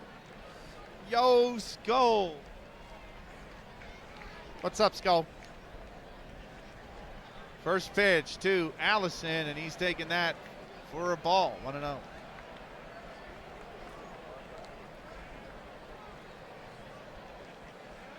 I'm sorry you feel shit, man. You sick with the weather changes? Is that what's done it to you? Here's the the throw to first, and the runner is back safely.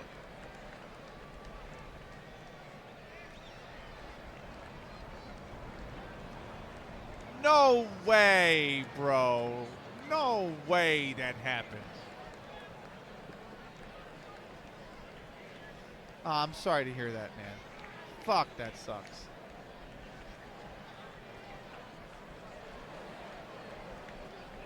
Yeah, that's a tough one. This is a strike, but yeah, that's a tough one, man.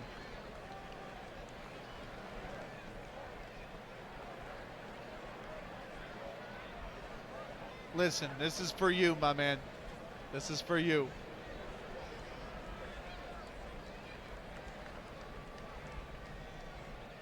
I'm sorry, man.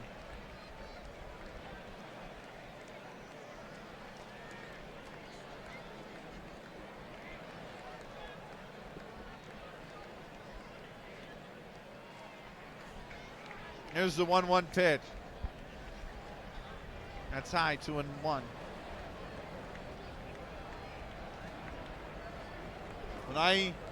When I had my 4-year one breakup, I was fucking devastated,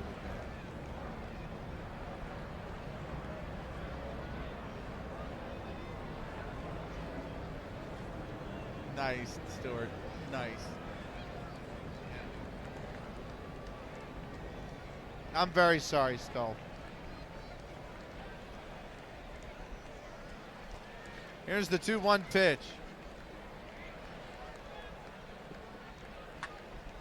That's lined right at the third baseman. He's got it. No, he dropped it. He dropped it. He dropped it. He dropped it. He dropped it.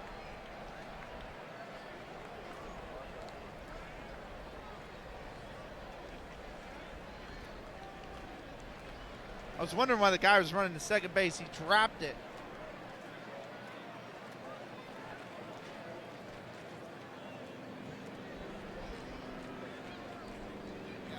Definitely, if you need to talk, let us know. I'm not very good at the topic. I will say that. I am not very good at the topic at all.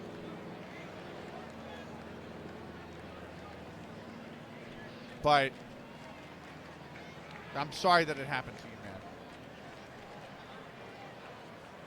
That sucks.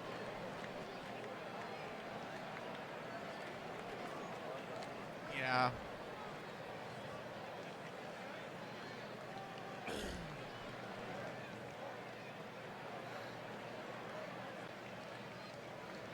Right, right.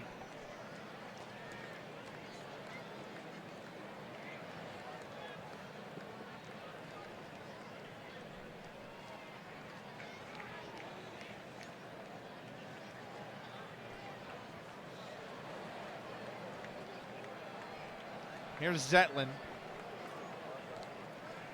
First pitch to Zetlin.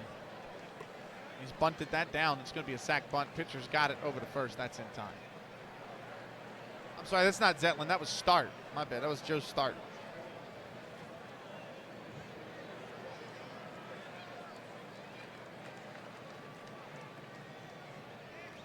So now second and third, but 2 outs.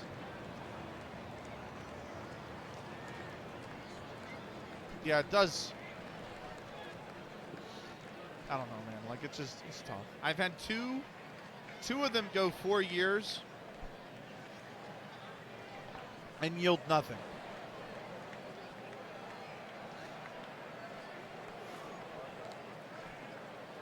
And the second time was a little bit easier, but even then, like, it just fucking blows.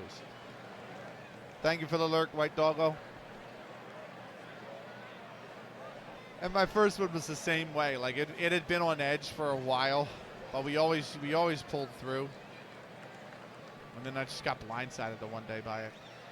Absolutely blindsided.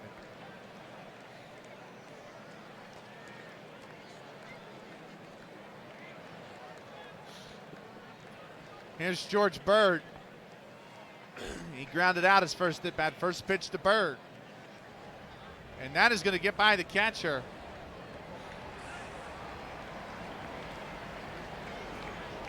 It is a pass ball. Russ Barnes scores. Going to third is Allison. It's 3-2. That was the same with us. My first relationship, like when we broke up, that was the same way. We just couldn't stop arguing. Like, everything was an argument. Everything was like, we would argue once a week. Minimum.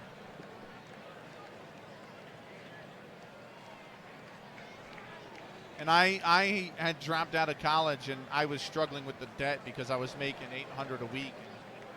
I owed $775. I'm sorry, I was making $800 a month, and I owed $775.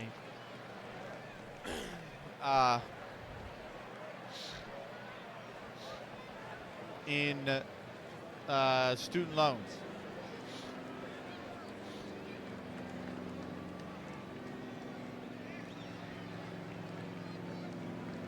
Right, right.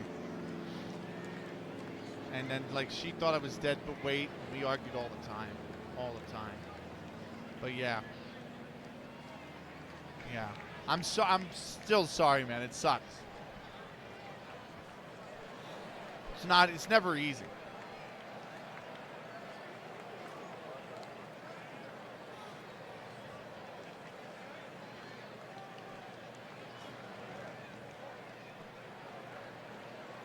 And everyone always offers this advice, like, oh, you'll find somebody and all this other shit, and it's really hard to contextualize it. You just kind of gotta, like,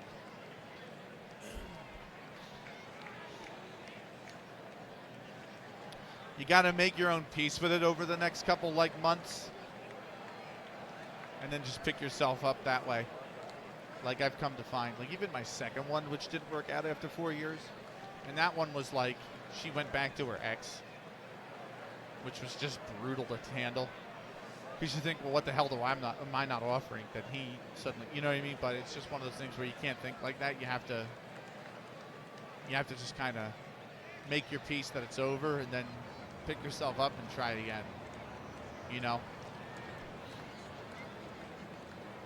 Yo, Swanky. Here's the 1-0 pitch.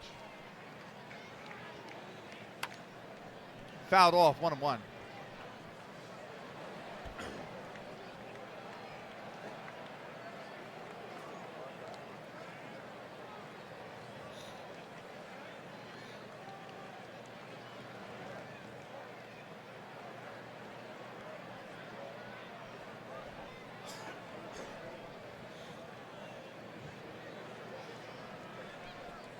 All right, here's the 1-1 pitch. I was reading your message about the scores. No rest for league manager. AA. AA. There's the one. That's a called strike. It's 1-2.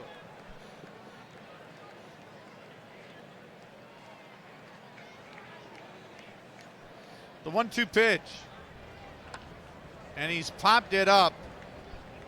Second baseman there, he's got it, and they get out of the jam. The side is retired. 1 run on 1 hit, and they left 1 man aboard. We go to the top of the 5th. 3-2 Fort Wayne. Top of the order due up for Fort Wayne. It'll be Dickie Flowers set to lead things off.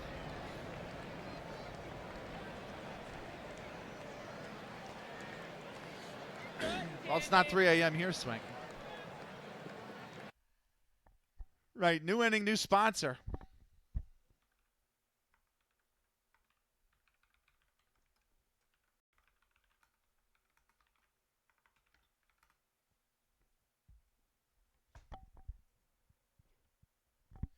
Bobby FCG Mast is an awesome Dutch streamer. Last streaming gamble with your friends has been running through the Saints Row series, a little bit of Division 2 and FIFA. Give him a follow if you haven't already. Bobby FCG Mast sponsors our 5th inning. Yo, Biz, what's good, man?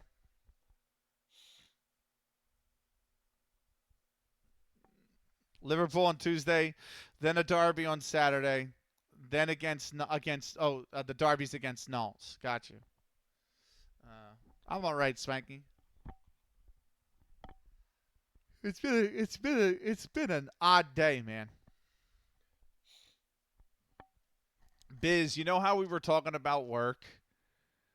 Yes, like yesterday. Was it yesterday's stream? We were talking about work, or is the night before? I had my work rant in the first inning of tonight's stream. It was my turn tonight during the first inning. And I'm like, these. And it wasn't even about my work. It's about people from another company I've had to deal with. So, no, I didn't expect you to make it. I'm just saying, like, I was like, here we are. And then I had my rant tonight. So,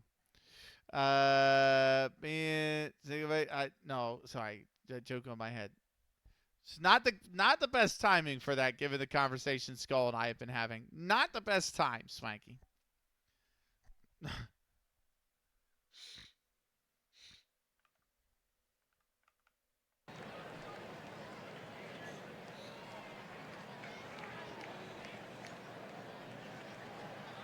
Let's fucking go, Biz. Let's fucking go. That's all good. Here's Dickie Flowers set to lead things off. First pitch, that is right down broad, 0-1. Skull, if you're still here, just know we're here for you, man. We're here for you. Anytime you want to talk, just let me know, man.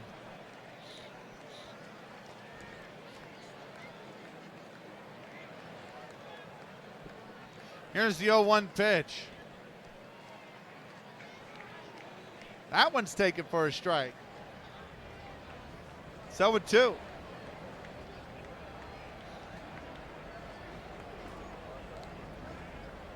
Here's the 0-2 pitch.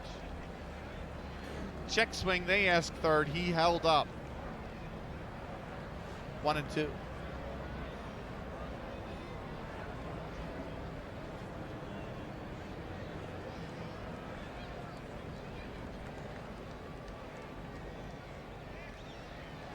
You gotta love it, don't you?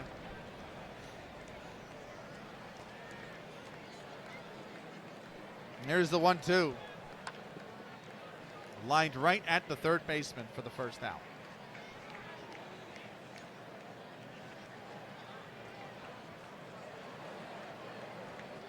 It's going to bring up Count Sensenderfer. He's 1 for 2 with an RBI.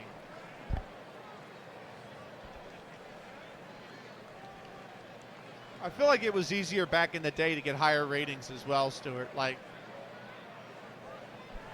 I got a club promoted 4 times in England, and they just like immediately, I was untouchable. I was untouchable.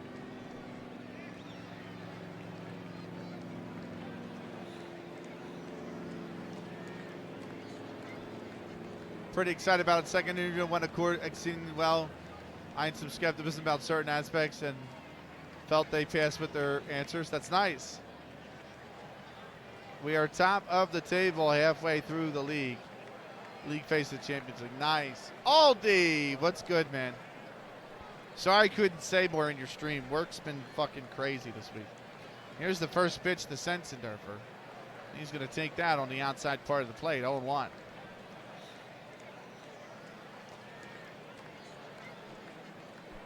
Here's the 0-1. He has lined that foul.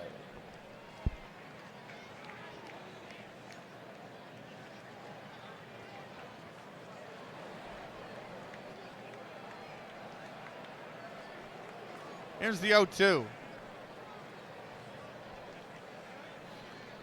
Way inside, 1-2. The 1-2.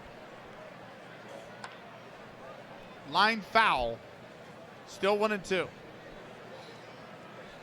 Now, Biz, if you do get an offer and you take it, man, are you given 2 weeks? Here's the 1-2. Fouled off. 1-2.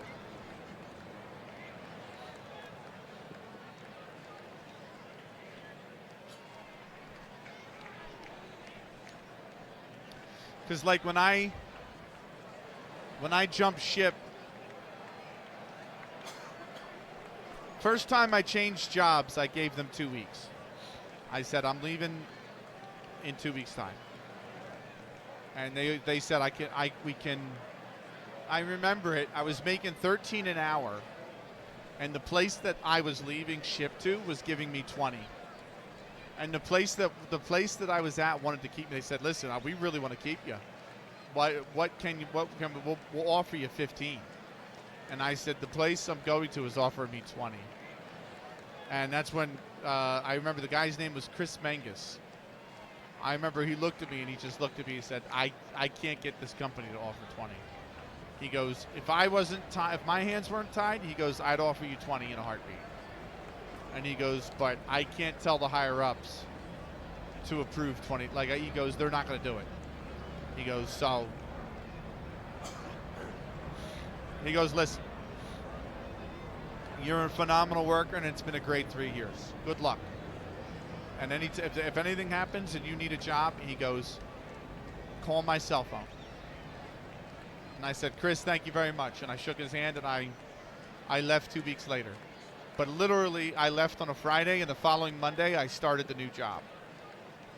And then when I jumped to my current place of employment, which is, granted, going on almost 8 years ago now, I wanted out really badly from the other place. I didn't want to leave my first place. I just wasn't making enough money. And the second place, I wanted out bad. And I got this job offer. And I told my boss, I said, "Listen,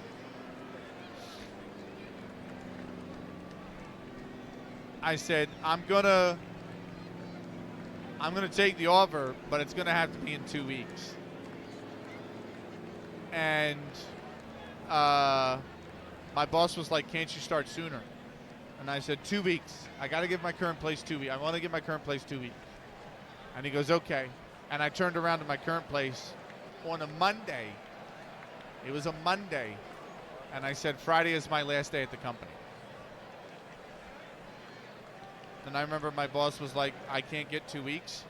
And I said, I couldn't even get a 3 on the annual review, so no. Because he had given me the annual review literally that morning.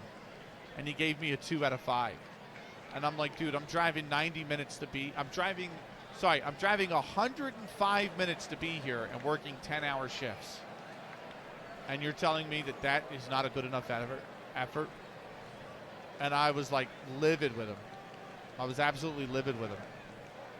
So I remember saying, I looked at him, I said, you can't give me a 3 out of 5. I can't stay here. I said, I can't give you 2 weeks. And he goes, are you bitter about the review? I said, it doesn't matter what the review says now. I said, Friday's the last day of I'm working for this company. And he's like, you shouldn't burn your bridges. I said, you shouldn't worry about which bridges I burn. You know? I mean, that was a brutal place. That was a brutal place. I mean, I worked my balls off in that place. And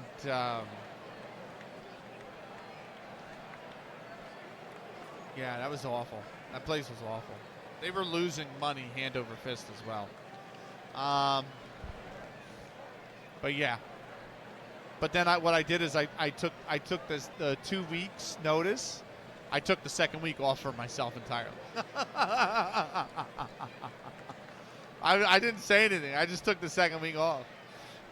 Doing good, man. No worries, man. I genuinely appreciate you. The stream went all right. I had Spain in a World Cup online. And mode and made it until the semis. In the quarters, I won 12-3 against Colombia. That's a really crazy game, yeah. Swanky, you legend, how are you? So here's my favorite part, Lowell. I have vacation scheduled for June 12th to the 22nd. I mentioned that to my potential new employer, which started around the first week of July. I mentioned my HEM is the only reason I'd like to honor the 2 weeks. So I offered it, put it in when I got back from vacation, then work from home the rest of the time and watch the World Cup in its entirety. They sound. The All Saints Day Champions League fixtures. Oh, wow.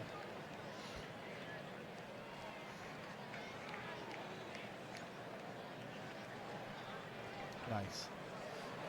Yeah, good for you. Fuck them. Yeah, I agree. Can officially celebrate. It's pending an offer, but it's looking really good at the moment. Nice. Congratulations. I actually really like I wish I made more money. I did. I'm at the point where I need to make more money. Because my real wage is taking a beating. And we've talked about this before, right? But for those that don't know, when COVID happened, I was labeled an essential worker, right? And I was working 80-hour weeks. I mean, I was driving 65 minutes to the warehouse, showing up at 8:30, and I wasn't leaving until, during COVID, I was driving I was driving 65 minutes really it was about 55 minutes to the warehouse because nobody was on the road. But I was driving about an hour to the warehouse, clogging in at noon, which is halfway through the first shift, okay? Working all the way through to midnight. So I'd work the second half of first shift, and then I would turn around and work the entire second shift. So I was working noon to midnight, and midnight was the end of the shift. We still had to do all the end of shift reporting. So really, I wasn't getting out until 12:30 at night. Driving home an hour, getting in at 1:30 in the morning. Paying a producer to commentate a Counter-Strike match at 1:30 in the morning. Doing like 2 or 3 Counter-Strike matches. Going to bed at like 4 in the morning. Waking up at 10 a.m. and doing it all over again. And I worked Monday to Saturday, noon to midnight. And I worked Sunday, 8 a.m. to noon is what I did. Or 8 a.m. to 2 is what I did. So I did 6 12s and I worked the whole shift. It was 8 to 4. So I worked 6 12s and an 8. So I was working 80 hours a week. And I did that for 13 and a half, 14 weeks. And the money was insane. My paycheck that year was my taxes that year were way higher because I had made the most money in 2020, right? It is 2020 in 2022, right? There was a whole let me do the whole story, okay? If we don't mind saying the whole story.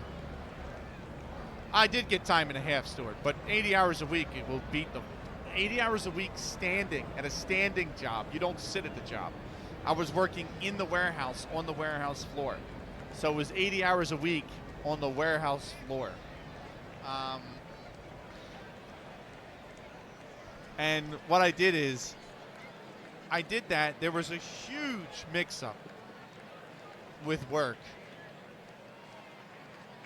when I came off of that 80-hour those 80-hour weeks, and I moved back into first shift. There was a huge mix-up, and I was told, "Good night, Ducky." So when I came off the 12-hour shifts, they said we're going to run 3 shifts. We're going to run Monday, Tuesday, or we're going to run Tuesday, Wednesday, Thursday, Friday. Tuesday, Wednesday, Thursday, Friday, Saturday, right? 8 to 4:30. We're going to run another shift that's just Sunday, Monday, Tuesday, Wednesday, Thursday. They're going to be 8 to 4. And there's going to be another shift that just works. I'm sorry, it was 4. So it was that's right, it was 4 because the one was called Donut. So there was a shift that was going to run Wednesday, Thursday, Friday, Saturday. Those were the 4 days they worked. Right? And then the other shift worked Sunday, Monday, Tuesday, Wednesday, right? And then there was a shift called Donut that was called that was going to work Monday, Tuesday, Thursday, and Friday. And they went around to all the leads because I was a lead at the time. They went around to all the leads, and you got a big sheet of paper, and it said, "Please fill out what schedule you would like." I never got the sheet of paper. So when I came off of the 80-hour weeks, my boss had sat me down and said, "I need you to work a special shift." And I said, "Well, what is it? Because my schedule might not be available like that." And they said, "We need you to work Thursday, Friday, Saturday, Sunday, 10-hour days. And that's your 40 hours. Can you do that?" And I said, "No." And they're like, well, why can't you? And I said, I freelance. I'm an esports commentator. I work freelance. And I said, and esports events are always Friday, Saturday, Sunday. I said, this would nuke all of my freelance opportunities. And I remember my boss was like, "Well, you need to think about your job." And then when I turned around, and I was livid. I was livid. And my good friend Steve, great guy I worked with, phenomenal guy. He moved on from the company, but phenomenal guy I worked with. He looked at me and he's like, "What's the matter?" And I said, "Apparently I'm working Thursday through Sunday." And he goes, "Really?" And I said, "Yeah." And he goes, "Did you agree to that?" And I said, "No." And he goes, "Well, what did you fill out on the paper?" And I said, "What paper?" And he goes, "Didn't you get a paper? And it had all the shifts on it, and you picked which shift you wanted?" I looked, I said, "No." And he gave me the folder. He said, "Here, take a look at this." And in it was the folder of all the ones that he had, all the other leads, and what they had filled out. And I'm like, I never got a copy of this. So he nudged me and he was like, I never gave this to you. And I said, you didn't. I mean, this has been fucking 6 years from the event, so I'm not sure I'm okay talking about it now. But I said, yeah. I said, he goes, I never gave this to you, but you should go to HR. And I did. I walked into the HR's office. I said, I need to talk to somebody immediately. And they're like, well, can you wait? I said, immediately suggests I can't wait. And I remember sitting down with, at the time, it was a guy named Mo. And he actually wound up getting let go over the event. But he was not a very good HR employee anyway. Nice guy, but just not very good at his job, unfortunately. But I remember talking to him and the head of HR, who's still there. And I said, I never got this paper. And I said, I'm being made to... See, why does the audio always die in my ear? Welcome in, Commission. I'm going to replay that because the audio died halfway through. 1871, let's go. Let's go. Welcome in. I'm in the middle of story time, so give me a second before you get to the actual baseball. I intend to live by my own code now. Awesome. Thank you for the raid, Commish. How was the let me go close your tab, my guy. How was the baseball? You let me know. I'm going to go into story time. I'm going to finish story time real quick. So anyway, so I sat down with the HR guy, and the HR manager's like, yeah, we can't. I'm going to have a talk with your manager about this. And I remember my manager was like adamant I work this Thursday through Sunday shift.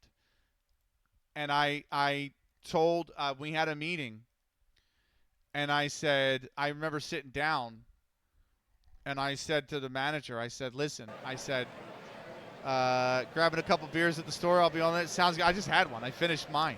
Very nice. Go get the beers. We'll be into the baseball by the time you get back. Well, welcome in, Commissioner. Let me give you a shout out real quick before I actually continue. Guys, if you love baseball, and who doesn't, check out the commish. He's got probably one of the most unique universes in all of Twitch. The EMLB universe, where you can create a player to play in an alternate universe MLB, which has expansion teams. They're up to 34 teams now. The Expos are even back in it. Let's go, Expos. Check them out. FKN for the Fluffy Kitty Ninjas. Kamish LB. A great guy. Great guy. And a great streamer. And a phenomenal commentator. And just all around, like literally, if it's something baseball related that's straight out of the top drawer, when you open that drawer, Kamish's name's right there. That is the quality you get on that stream. Go check him out.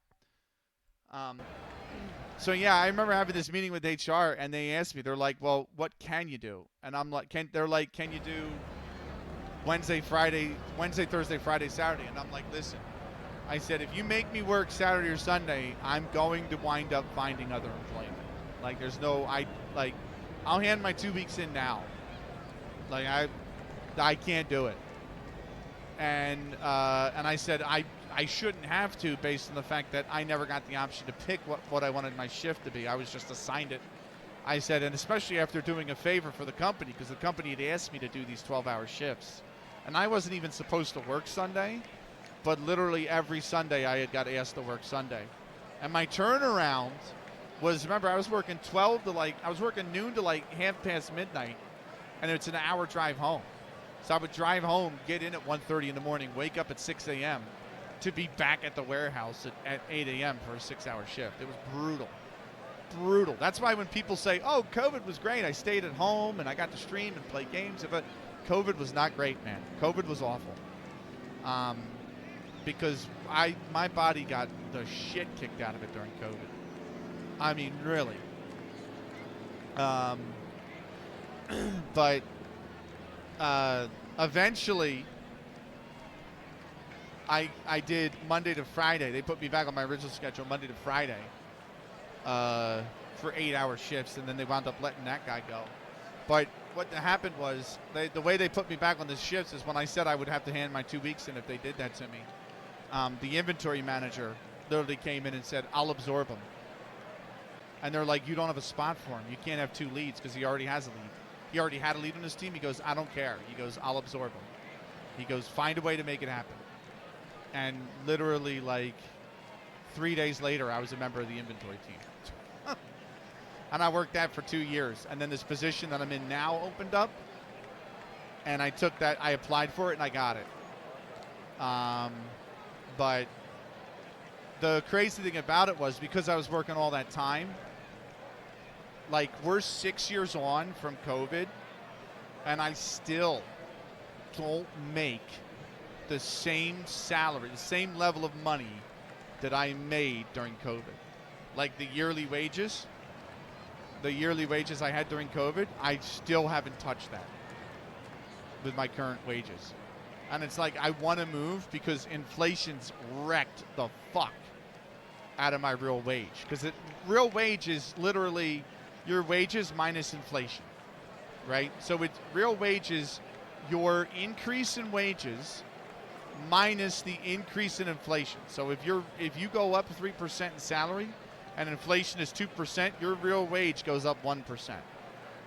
My actual wages went down, and they're still down somewhere around like it's only about 1% now, but inflation for over the last 6 years has been like 29, 32%. So my real wage is just taking a fucking beating. And it was like, so like part of me is like that. Like, I want to move, but man, the perks that I have. Like, I work from home full time. I go into the office less than 6 times a year. And we work 300 days. I can't complain about that. And I get 26 paid days off a year, which is a lot more than a lot of other companies. So it's like, I'm looking at this going, you know what? The grass is not always greener, and I have not found anything remotely close to meeting those benefits. So I like what I do. So, you know, I'm very happy with what I do. So I've stayed put. But yeah, money is 100% why I'm leaving. I'm 34 and I'm not making enough for the education experience and the amount of work I do. Got to start making some money so I can get the girl the picket fence and the home she deserves. There you go. Love that, Biz. Love that. Sorry that it took me so long to read that message. I'm 7 minutes behind you. I'm 10 minutes behind chat. Let me catch up. I once worked a month of 84-hour. Yeah, no thanks. Brutality. 1871, let's go. Grabbing a couple beers. Nice. Thank you for the shout out. You are welcome. Welcome in GT Sundown. Welcome in David Nyholm. Welcome in Raiders. I worked supplier quality for years, so if you ever want to talk about supplier quality management, let me know. Sounds good. I didn't even get overtime for the 84s. Brutality. See, that's not right. Right. Welcome to 1871. For those guys that don't know, we're commentating the 1871 season. It is the 1st of August in 1871.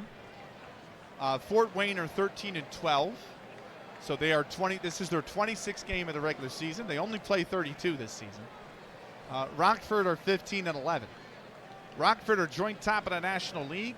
Fort Wayne are a game and a half back. So it's a bit of a big one here. At least I think that's a game and a half back. Do the math. 13-12. Yeah, that's a game and a half back. If you see me looking down all the time, it's because I have a scorebook, and we are scoring the game. We commentate almost every game in the 1871 season. I have an entire other scorebook on the shelf that's been filled already from this season. But we are into August, so we're definitely deep into the second half of the season. It is 3-2. Let's do a scoring summary for you guys real quick.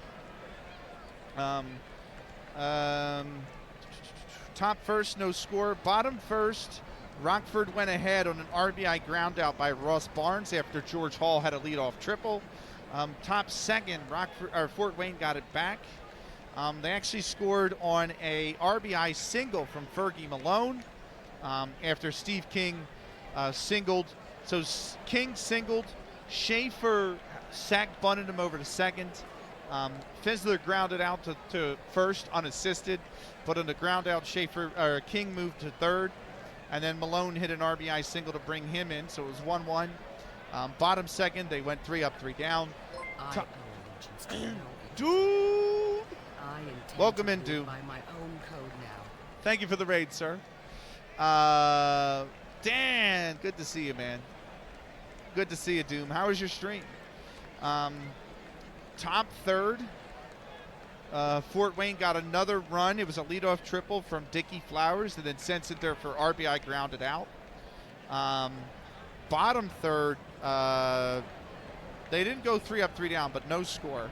And then top fourth, Fort Wayne went ahead. It was a leadoff triple from Wes Fizzler, and then I think it was actually a passed ball that brought Fizzler home. Yeah, it was a passed ball that brought Fizzler home. And then just now in the bottom fourth, we had, oh my God, the fan is blowing. This is hot. Bottom fourth, Barnes got on base. Allison got on via an error that moved Barnes to second. Start sack bunted them both into scoring position.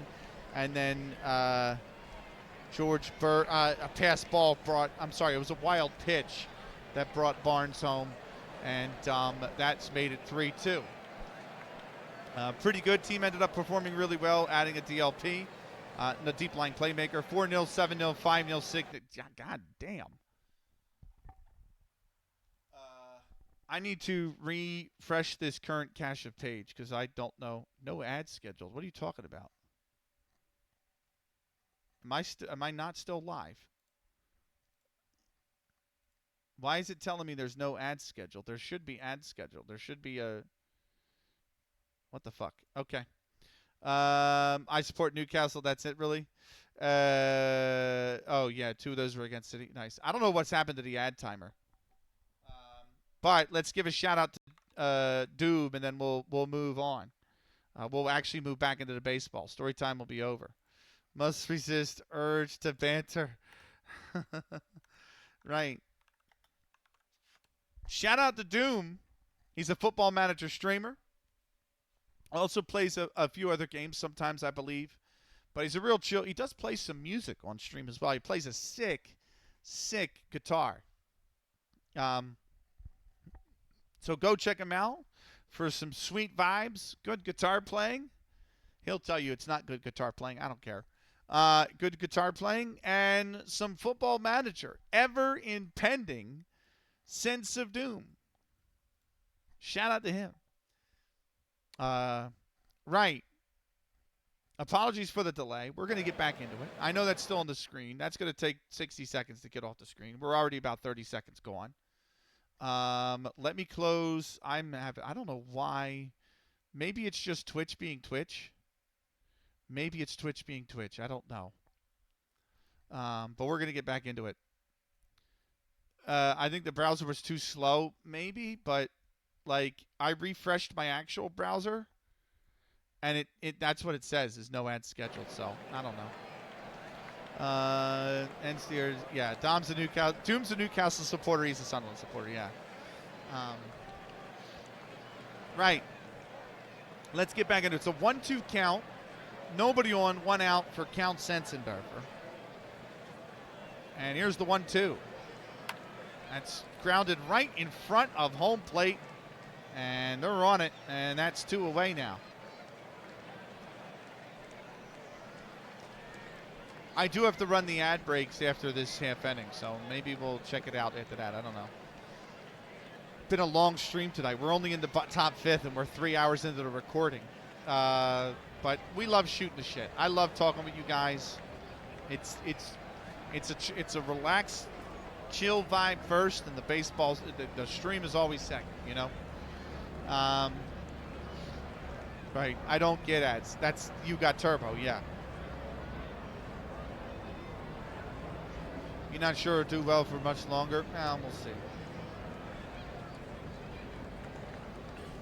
No, Newcastle should not have sacked Eddie Howe. No, absolutely not. You don't. The man that takes Newcastle from obscurity in the Prem to 2 back-to-back Champions League performances and a quarterfinal, you don't sack that manager. Here's the first pitch to Jimmy Wood. Wood is 1 for 2 so far today. First pitch in the dirt, 1-0. The 1-0 pitch. And that's high, 2-0. Was just his summer window was just that bad though. If he has another one, then yes, next season you think about if Newcastle are not in the top half of the table around November-ish, then yes, I think you pull the trigger on him. But I would show the manager some backing in letting him at least get to November and see where you're at, you know? So I blame Isaac and Liverpool for that. I agree. That's a really good point, actually, Stuart. That's what a lot of Newcastle fans, a lot of West Ham fans think Nuno should have gone.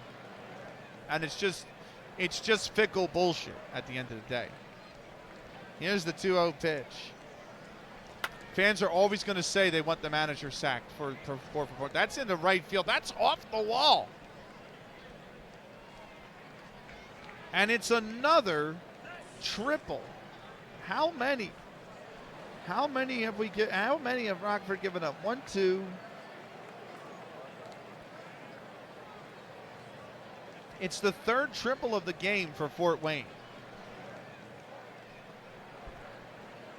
So I'm going to refund the stretch because we do it in the half innings anyway. So I'm going to refund you the stretch, but I will hydrate. Paid the price for Ilanga. However, Howe ignored the advice of his advisor, whose signings have turned out a lot better than Howe's. However, Howe was put in a bad position with Isaac stuff. Isaac, I would have no time for it. Yeah. Paid the price for Ilanga. Yeah. Nuno had Yins playing in a way that, if he had more time, would have kept Yins up. He had 33 of the 38 games. I just think the personnel weren't good enough at West Ham. That's the problem. The players were not good enough. Period. You know what I mean? Like that. They just were not good enough.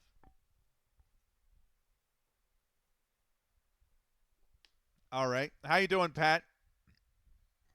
Just finished doing something. How are you? I'm doing all right, Pat. Nuno got Wolves out of the champ. Yeah.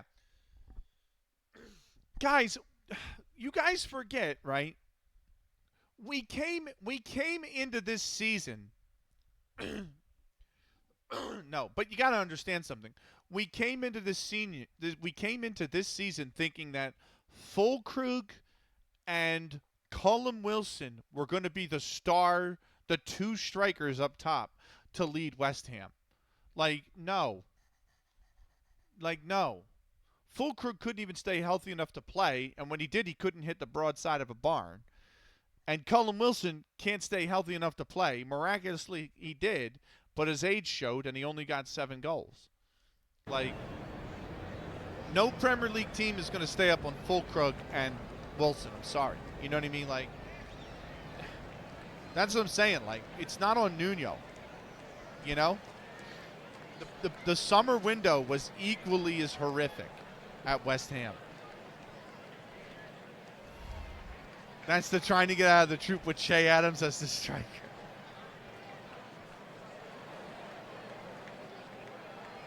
That's I'm going to take the piss out of Stewart for a second. I'm sorry, Stewart. That's like Sunderland thinking that Jose Altidore was going to be their starting striker. Right. Here's Steve King. 1 for 2 so far today. Sorry, Stewart. I know that's been buried. That's like one of those old memories you bury in the back of the head, never to come up ever again. And I've just exhumed the corpse. That's a ball. Here's the 1-0 pitch. Adds high, 2-0. Summer window for West Ham, you will hope, will be a lot better for West Ham. Yeah, I think so. Interesting to note, Brubby and Isidore combined, because Sunderland played them platoon style, and had the same number of goals as Gyökeres. Nice.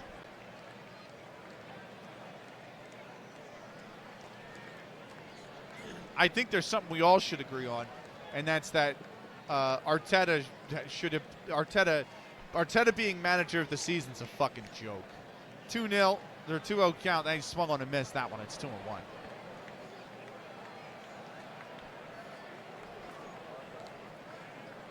Here's the 2-1 pitch. And he's fouled that off. It's 2-2.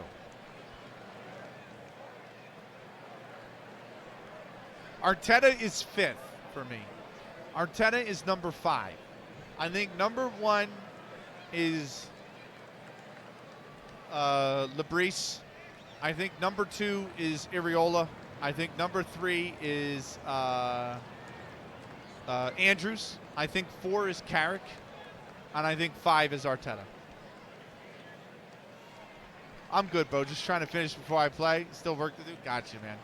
Always work to do. I never feel like there's enough hours in the day anymore. Here's the 2-2.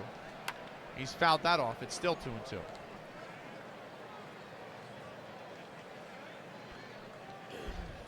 Here's the 2-2 pitch. And that is into center. Base hit. And Fort Wayne have made this 4-2.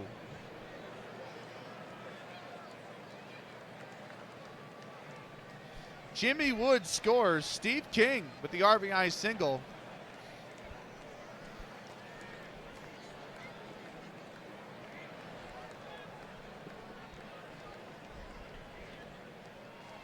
And that'll bring up Barry Schaefer.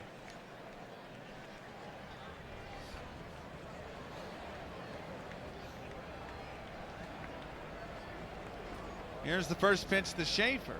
He's grounded that back to second. Is there going to be a play? Did he get him? He got him! Umpire there calls him out. And the side is retired. 1 run on 2 hits. They left 1 man on base. We go to the bottom of the 5th. 4-2. Fort Wayne. It'll be the 8-9-1 spots due up for Rockford. George Wright is going to be the first man up. Emery is a good shout, too. Yeah, I don't think Moyes. No, not Moyes. Not Moyes. But Emery's a good shout as well. Right, we're going to take a 3-minute break. We'll be back with more in 3 minutes' time. Don't go anywhere.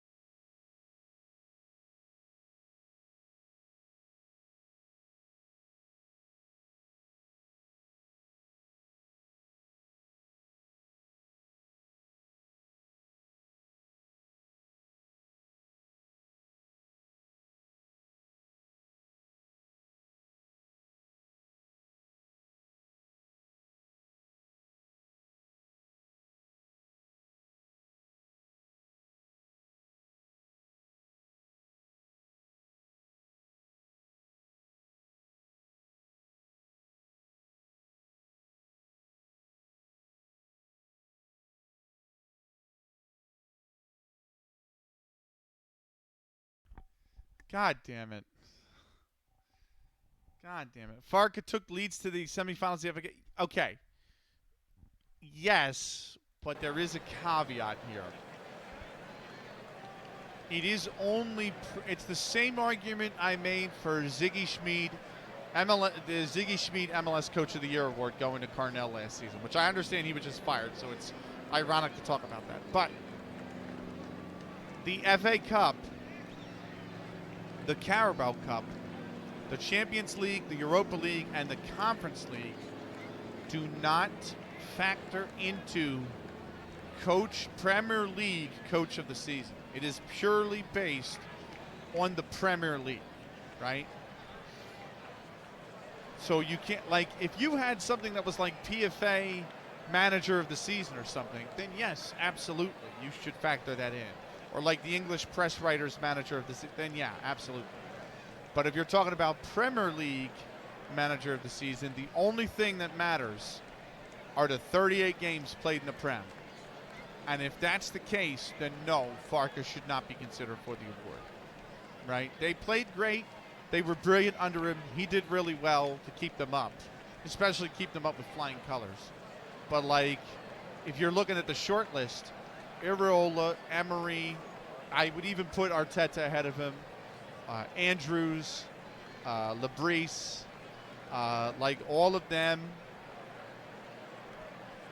would get it, or should, Carrick should go ahead of Farka, I think. So, come on, you Gunners. The PGOML gave you that fucking title. Right. I'm still salty. Hashtag still salty.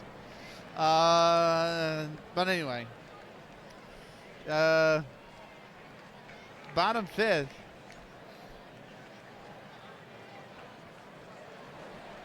Carrick did an amazing job at, yeah. Buendia didn't get called up for the Argentina squad. Did you see that Neymar has a level 2 thigh strain now, I think it is, or hamstring pull or something like that? So they called him up instead of, I can't remember who should have gone ahead of him, but he had I can't remember the name. We were talking about it literally the other night.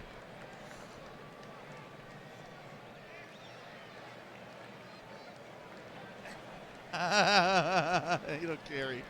João Paulo, yeah, that's right, yeah. No, João Pedro, sorry, not Paulo. João Pedro, yeah.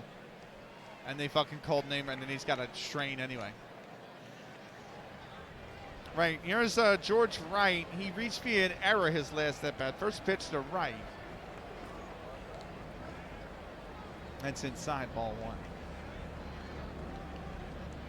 We are going to be opening perfect team packs after the baseball still, so stick around for that. Here's the 1-0. You viewers who are watching this on the YouTube VOD, you will not have that segment. This is flied out to center. It's over the head of the center fielder. The throw coming in, and it's a leadoff double for George Wright.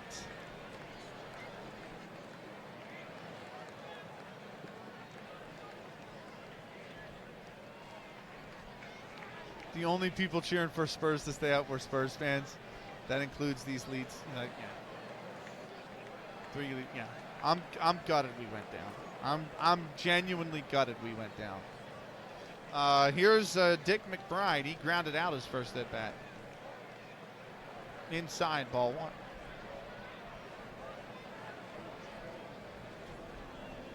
Here's the 1-0 pitch.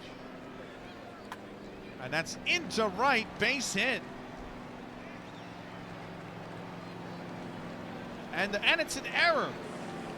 It's an error on the right fielder. Right fielder Dave Birdsall getting the third error of the night. That will score George Wright. It's 4-3.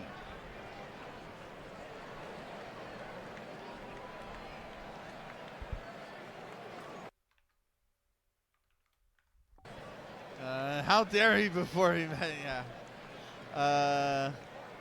I still don't quite believe that we will have 4 European nights at the Stadium of Light. Yeah, almost surprising that Spurs fans wanted them to stay up. I think they wanted to win the game, so they might as well go down to that National League where they. No, that's Millwall. Here's the first pitch to, it's the top of the order, Cap Hansen. He's 0 for 2. First pitch to Hansen. And that is right down Broad Street. 0-1.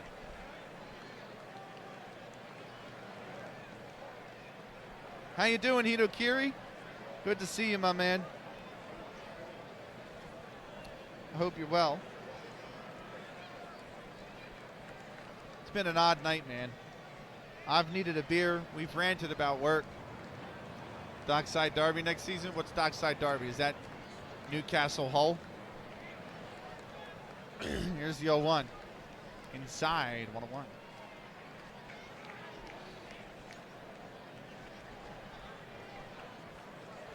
West Ham Millwall. Ah. I don't ever think I've heard it called the Dockside Derby. Here's the 1-1 pitch. That's high, 2-1. Long day, so just swinging through.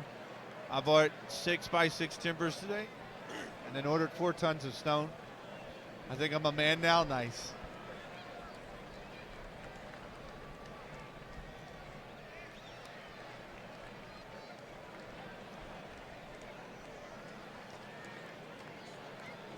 Here's the 2-1. That's right down Broad Street, 2-2. The 2-2. And he's popped it up right at the third baseman. Third baseman's there, and that's out number 1. Infield, was it infield? It wasn't an infield fly, no. It was just a pop-up.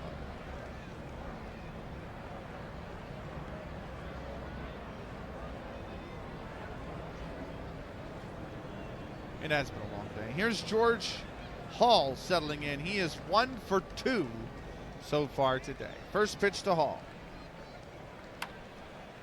And he's lined that in the left, base hit.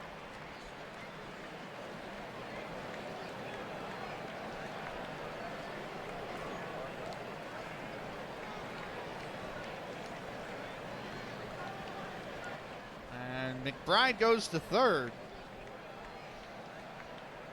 Runners on the corners with 1 out. Dockers Derby, yeah. I may have gone ahead, what's up, David, and booked plane tickets this morning. Where to? Are you coming over for the World Cup? Here's Ross Barnes. He's 1 for 2.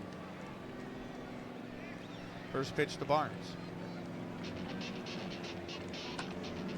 Grounded foul down the third base side. Here's the 0-1 pitch. And catches the outside part of the plate, 0-2. The 0-2 pitch. He's popped it up. Third baseman coming in there. He makes the catch. That's 2 down. Hey, Dave, I bet your relief Spurs did up. Yeah, David is. Oh, are you going to see Pat Witz? I go up to 4 weeks of holiday next year. I might look at the schedule and see if there's a Thursday, Sunday where Sunderland play both matches at home and make a pilgrimage to Wearside. That'd be sick, Stuart. I wish it was the World Cup, but I don't have infinite money to buy a match day ticket. Yeah. You going to the Philippines, I heard, is very nice.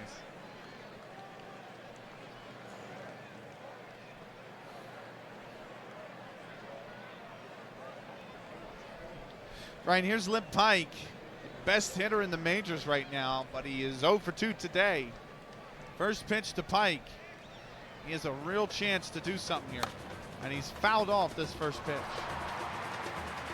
Oh, God, yeah. Pure greed from FIFA, yeah. Going in December, though, something to look forward to. Yeah, it's going to be still nice and warm there, man. I'm glad, man. You deserve a nice little holiday to a nice place like that. Can you take me with, man? Here's the 0-1. Lined into left, but foul. 0-2.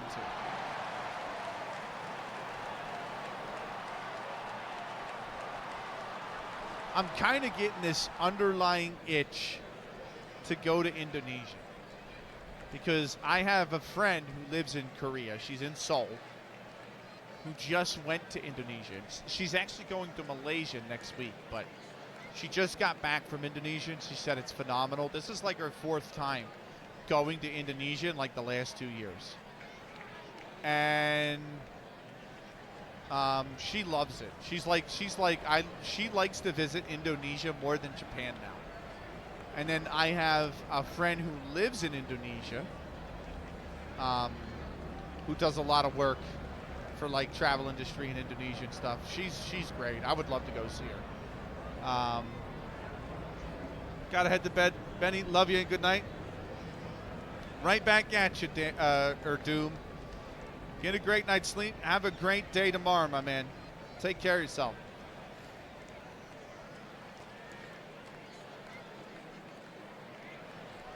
Yeah. And I have another friend who will be going to Indonesia for the first time next month. So like if she comes back and tells me, "Oh my god, it's amazing," I'm going to be like, I'm going to have to go. There's the first pitch. Or hit the 0-2 pitch. That's inside. 1-2. The 1-2. And he's popped it. He's flied it out to center. And the center fielder's there. He makes the grab. And the side is retired. 1 run on 3 hits. They left 2 men on base. We go to the top of the 6th. It's 4-3 Fort Wayne. It'll be the 6, 7, 8 spots due up. Wes Fizzler is going to be the first man up. But first,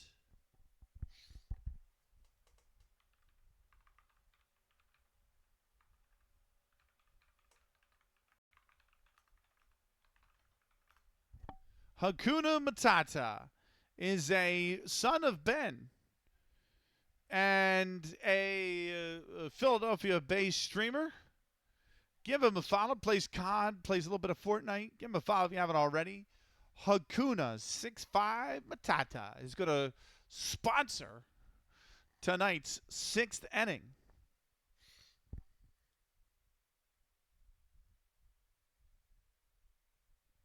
Hold on, what have I just received? While that's taking its time getting off the screen, I forgot to adjust the timer. So like, note to self: adjust the timer down to 30 seconds next time. But yeah.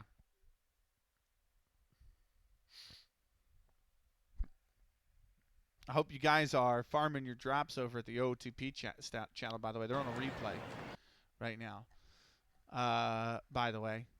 So I am not affiliated. I have actually inquired, we'll say, about the affiliate program. But I am not an Down at the Park affiliate as of this moment in time. Right, top 6th. So I cannot offer you drops, but I can offer you 1871 baseball. Here's Wes Fizzler. He's 1 for 2. He's got one of those 3 triples. First pitch to him, and that is on the outside corner, 0-1.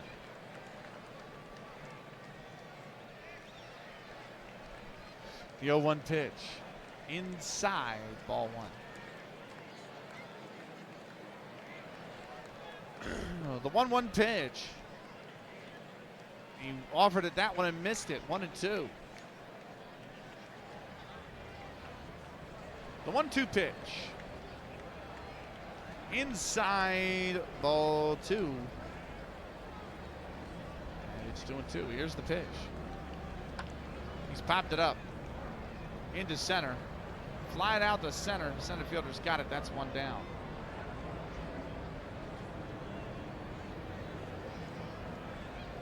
That'll bring up Fergie Malone. He is 1 for 2 so far today with an RBI. First pitch to Malone.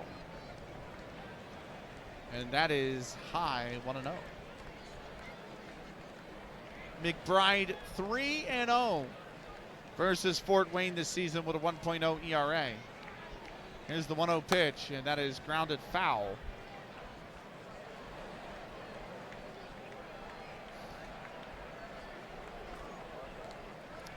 McBride currently responsible for all three of the runs.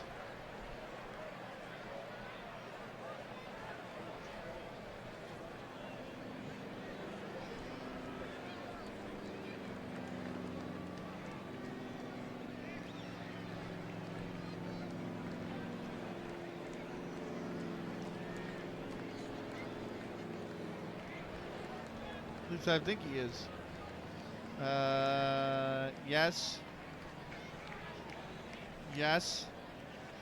Yes, he's responding. He's got all 3 are earned. I'm sorry, there's 4 earned. Is it 4 earned? Yes. He's responsible for all 4. Right, here's the 1-1. Swung on a miss, 1-2.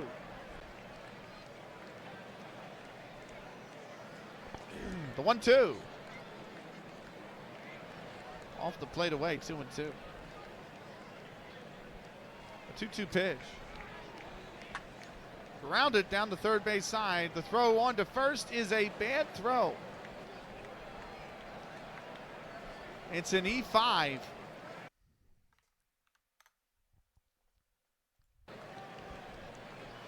And Cap Anson credited with the error, the second for Rockford tonight. And there's one on with 1 out now. It's going to bring up Dave Birdsall. Birdsall is 0 for 2 so far today. First pitch to Birdsall, and he's taking that off the plate away, 1-0. The 1-0 pitch, inside, 2-0. Here's the 2-0 pitch, high, 3-0. We'll have to see, does Birdsall have the green light? 3-0 pitch, he is taking all the way. That's a called strike, 3-1. The 3-1 is lined right at the second baseman. He's got it, 2 down.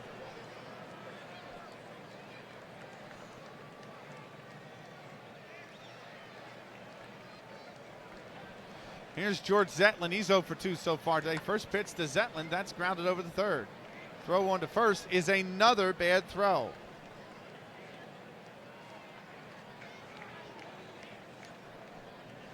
And Anson has his second error of the night, second error of the inning. Third for Rockford in this game. And the inning continues. First and second, 2 out now. We go back to the top of the order, and Dickie Flowers, he's 1 for 3. First pitch to Flowers, and he's whiffed at that one, 0-1. Here's the 0-1. That's off the plate, 1-1. The 1-1 pitch is grounded over to short. They go to first, that's in time, and the side is retired. No runs on no hits, but they've left 2 men on base. We go to the bottom of the 6th. It's a 4-3 Fort Wayne game.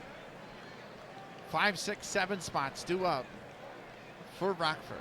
Doug Allison will lead things off. We're going to take a 3-minute timeout. We'll be back with more in 3 minutes time.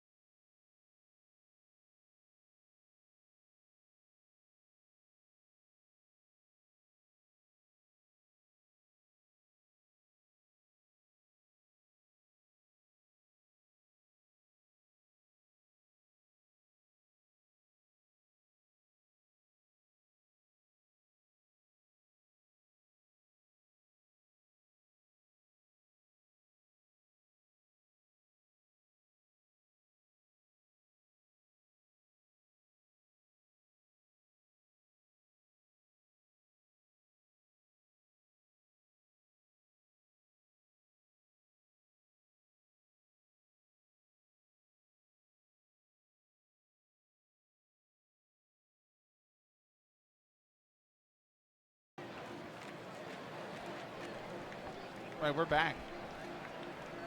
Bottom sixth. Rockford with they're trailing 4-3. Zetlin only 59 pitches so far. His counterpart on the Rockford side, 111. There's Zetlin settling in. First pitch to Allison, who's going to lead things off. Allison 0 for 2 so far today. That is right down Broad Street. 0-1.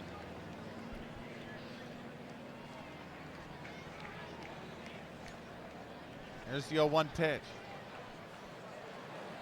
That's high and in, 1-1. The 1-1 pitch.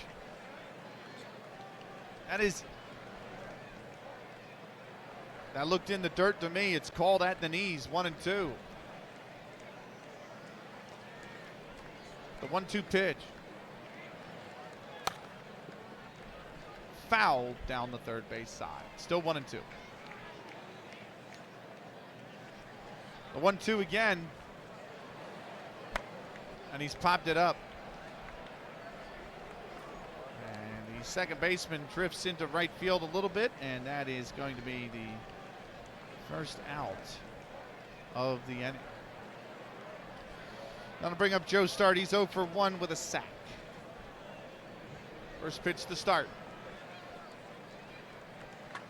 He's lined this right at the first baseman, who handles it for an out.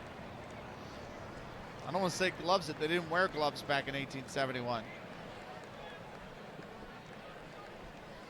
George Bird settles in. He's 0 for 2. First pitch to Bird. And that is off the plate, 1-0. The 1-0 pitch. Grounded back to second. Throw one to first is in time, and the side is retired. 3 up, 3 down. We go top 7th. 4-3, Fort Wayne. It'll be the 2, 3, 4 spots. 2 up next. Count Sensendorfer is going to lead things off. But first, new inning, new sponsor.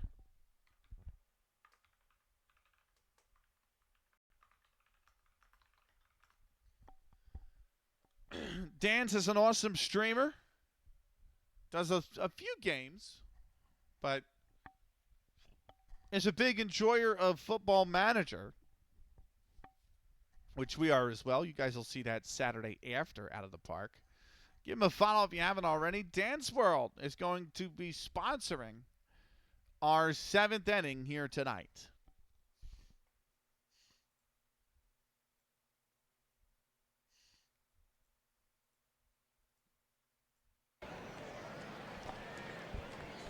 It is Fort Wayne in the lead.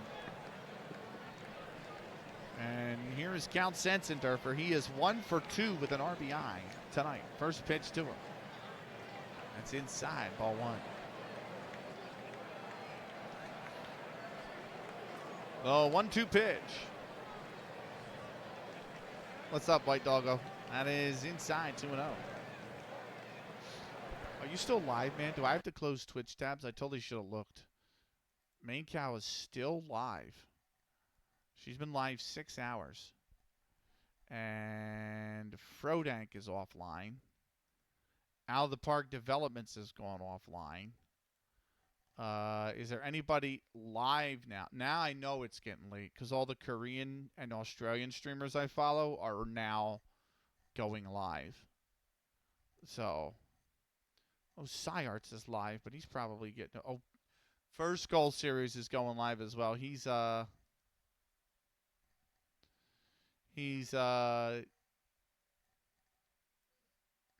West Coaster, so it makes sense he's going live.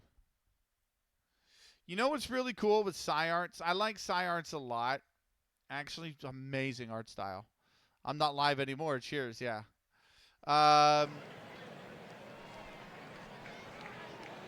But his art style is insanely good, and like he is, I know he's out. He's not far from me, because he was in a place over in Montgomery County, like this weekend at like a convention selling his art, and I'm like, dude, Montgomery County's like 2 counties over. Like that's not that far. Here's the 2-0 pitch. Yeah, I'd love to meet him one day, because that's a called strike, 2-1. Because I think later this year I might try my hand at getting into it. I kind of want to do it as well. It'd be a cool thing to do. Is get into art, but like people that have like such refined styles, like you can tell they've spent years perfecting that craft. You just want to pick their brain, because like I understand art is it's so subjective. It's one of the most subjective things you could have, right? Like music is that kind of way as well. And it's like everybody develops their art styles over years of drawing and years of studying and years of practicing and blah, you know what I mean? But it's like those people learn things along the way, and you just kind of want to pick their brain about, like, because they have the same struggles, you know what I mean? Like some people might struggle. Like somebody today, I was watching an art stream the hour before I went live, and the person was like, actually, I really struggle to render hair. And somebody else, they were doing like a collab stream with Gemini. Gemini Lunarius, who's an amazing artist. And she was like, I used to struggle with it too, and then I started treating chunks of hair like a block instead of looking at the individual strands of hair. And once I started rendering it like that, it got a lot better for me. And that's what she said. And it's like, knowledge like that might sound really simple to an artist who's been doing it 4, 5, 6, 7, 8 years. But to somebody starting out, they have no clue, you know? And I've heard things like hands and feet are the hardest thing to draw. So it's like, there's going to be people out there who make really good hands and feet, and you're going to want to learn from them. The 2-1 is foul. 2-2, you know what I mean? So you just kind of want to like pick your brain, and to know that such a talented person lives somewhere in the area very close is like, oh, if they ever come to the convention that's near me, I would go up there to see him and just be like, hey, can we like talk about art sometime? Because I'm trying to get into it and I want to pick your brain about something. You know what I mean? So. And hands specifically. Every artist I've talked to says they hate hands. They hate hands, and then a few of them said they hate drawing perspectives, like within a background. And like it's very difficult to do that, you know? Like I had a guy who was doing Shion art, a character from an anime. She's got like a horn, like she's got like one horn that sticks out here, and has purple hair. But he was trying to draw her, I think, sitting up in bed, but like not in the morning. She's like resting, and she's in her like traditional purple business suit, like it's a business suit outfit. So she's got a business suit on with a white t-shirt underneath, or white shirt in general underneath, and she's trying to sit on the edge of the bed. And like he said that he struggles because it's the drawing of the perspective to make it look like she's actually on the bed, and the bed just isn't like a layer, you know what I mean? And then she's like just drawn over top of the bed, that she's actually like sitting on the bed. And so when that's the case, you have to draw like the compression of the bed when the body sits on it, right? You know, you ever sit on a sheet? You ever put a brand new sheet on the bed, and then you sit on it for the first time, and the sheet like bows where you are, and you get the little pull marks on the sheet because you sat that part on the bed? I thought you knew better than to talk about good feet on the internet. No, David, we've never learned our lesson. What the? But like, you know what I mean? Like that kind of perspective, but then also making sure the size of the bed is correct to the size of the background, so that when you put the bed's just not giant, and the background looks like something far off. But then and also that the bed isn't small, so it looks like she's way too big for it. And it's just like learning all of that is I can imagine extremely difficult. Here is the 2-2 pitch to Sensendorfer. And that is high, 3-2. 3-2 pitch. He's fouled it off to stay alive. Still 3-2. 3-2 pitch. Grounded over to first. Pitcher's over there. They make the play, and that's one away.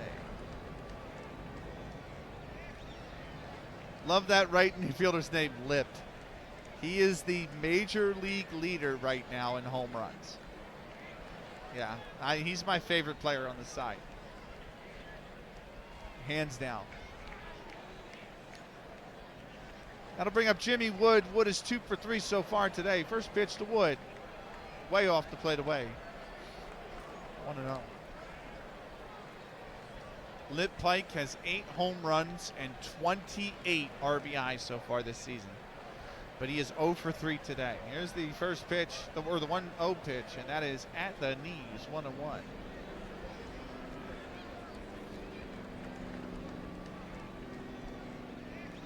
Here's the 1-1 pitch. Rounded over the short. Throw one to first is in time. 2 down. There's all sorts of great names. Lip, Count.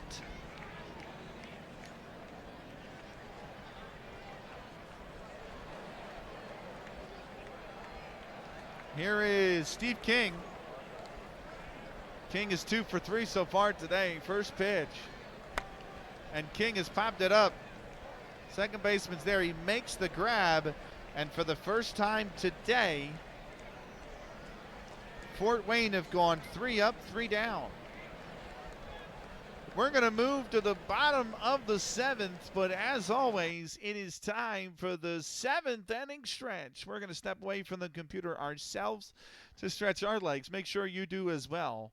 We'll be back in 2.5 with more.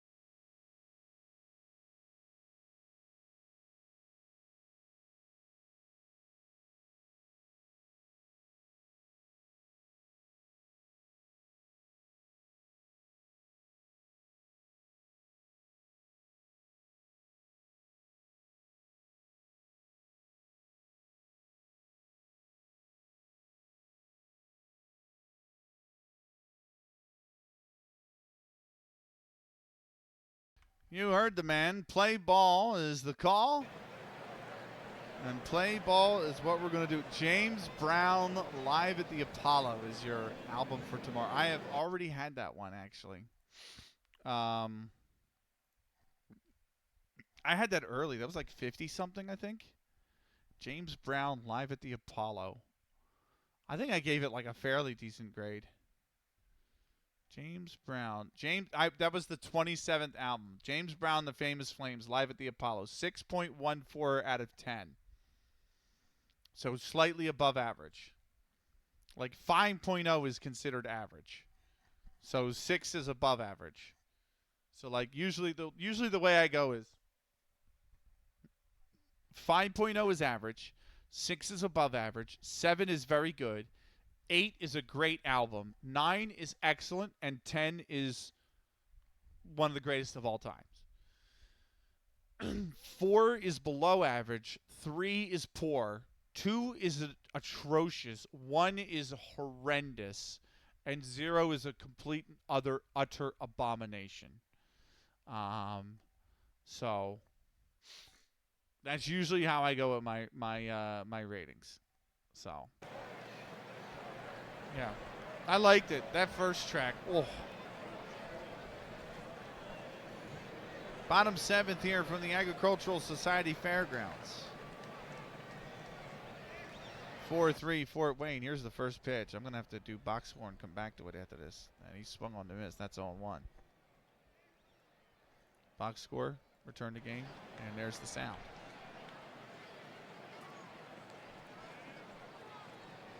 Welcome in, Frodank. Good to see you. Here's the 0-1 pitch. That is shot into right center field. That is gonna drop for a base hit. And George Wright with a leadoff single. That'll bring up Dick McBride. McBride is 1 for 2. First pitch to McBride. Check swing. They are going to ask the first base umpire. He did not go. And it's 1-0.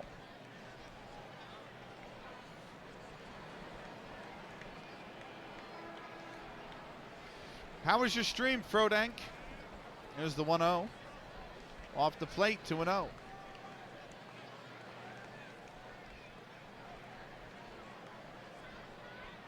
The 2-0 pitch.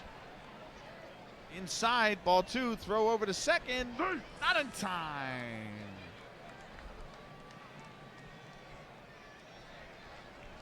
And George Wright with a stolen base. That is a big base to steal at this point in the game.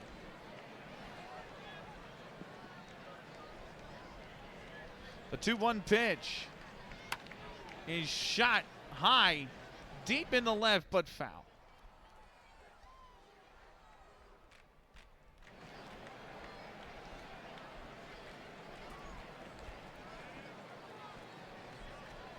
Here's the 2-2. Fouled off. Still 2-2.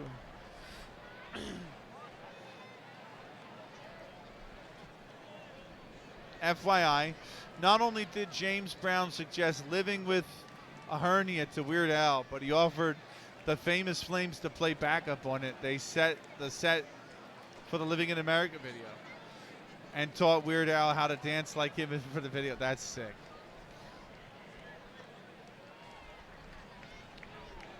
Here's the 2-2. Grounded over to first. The throw grounded over to third. The throw on to first is in time, but it does move the runner. So George Wright now 90 feet away. The tying run is 90 feet away.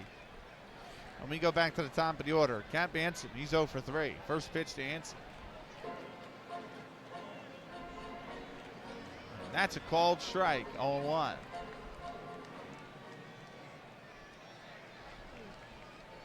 Here's the 0-1. Rounded over to first. The throw home, they're going to get him. They got him.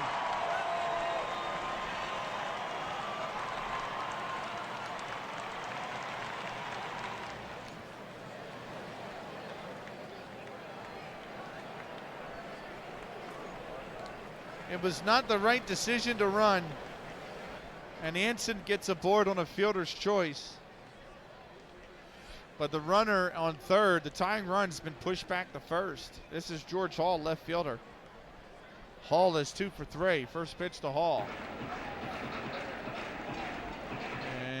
that is off the plate, 1-0. The 1-0. He's fouled it to the backstop. It's 0-2. The 0-2, the 1-1 pitch. So I said 0-2. It's the 1-1 pitch. He's popped this up, flied it out to right. The catch is made, and the side is retired. They get a runner 90 feet from home, but they cannot bring him in. It's no runs on one hit, and they leave one aboard. We go to the top of the 8th. Fort Wayne is still holding on to a 4-3 lead. 5, 6, 7 spots due up first. Harry Schaefer will be the first man up. But first,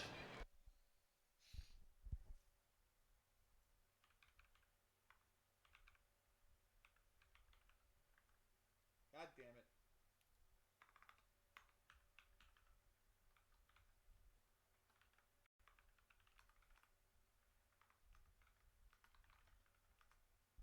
Nice. Congrats, Pat. Tactic is an awesome Irish streamer.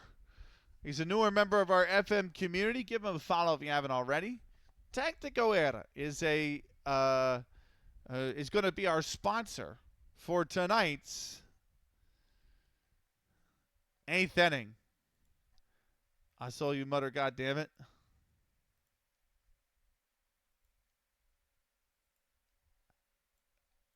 Nice. GT Sundown just sent me the news item that my created player Choi Sung-min has signed with the Expos.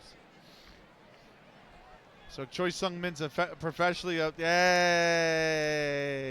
650K is a big bonus. I didn't think he was even going to get that. Let's go. My created player has joined GT Sundown at the Expos. Let's fucking go. For you TLS enjoyers, you will know that name. Those of you guys that remember our early years in TLS, you'll remember that name. That's a player, Sundown. That Choi Sung-min is a player that I had at my football manager save in Korea that helped me win first the Korean League and then the Asian Champions League. So, and then he went to, where'd he go? He went to like UAE or something. He went to like UAE. I had him for like 4 or 5 seasons. We won the K-League, and then we won the Asian Champions League, and then he went off to like, I think he went to the UAE. And he wound up playing in the UAE for like the entirety of his career. So. Right. This is Harry Schaefer. First pitch to Schaefer. And that is a called strike, 0-1. Schaefer is 0 for 2 so far today. Gimpo, yeah. OGs remember Gimpo. Can you imagine like a calendar year from now? Let's just say, Pat, it's a calendar year from now. It's like June 2037. I'm in season like 40 of The Longest Save. And there's people who are going to be joining who are going to have no clue of what we went through at Gimpo. Here's the 0-1 pit, or the team we had. Good Lord. Here's the 0-1. That's swung on and missed, 0-2. Malcolm Johnston and Osase De Rosario are both retiring. And they are both Gimpo originals, like Gimpo goats. Here's the 0-2 pitch. That's way high, 1-2. I was actually surprised. I said this on D-Boy's channel, by the way. So, for those that don't know anything about Korea, right? Gimpo is the province that essentially... Gimpo is in the province that surrounds Seoul. So, Seoul is obviously so huge a city that it's its own province, right? But around Seoul is a province called Gyeonggi. And Gyeonggi has Suwon in it. Now, if you know anything about Suwon, you know they host Suwon Blue Wings. They're one of the bigger clubs in Korea, right? They've got plenty of cash. Obviously, if you look at football clubs in Korea, it's FC Seoul. It's, but then, and it's Jeonbuk, right? And Ulsan as well, right? But then outside of Ulsan, it's like Suwon is like the next biggest club, right?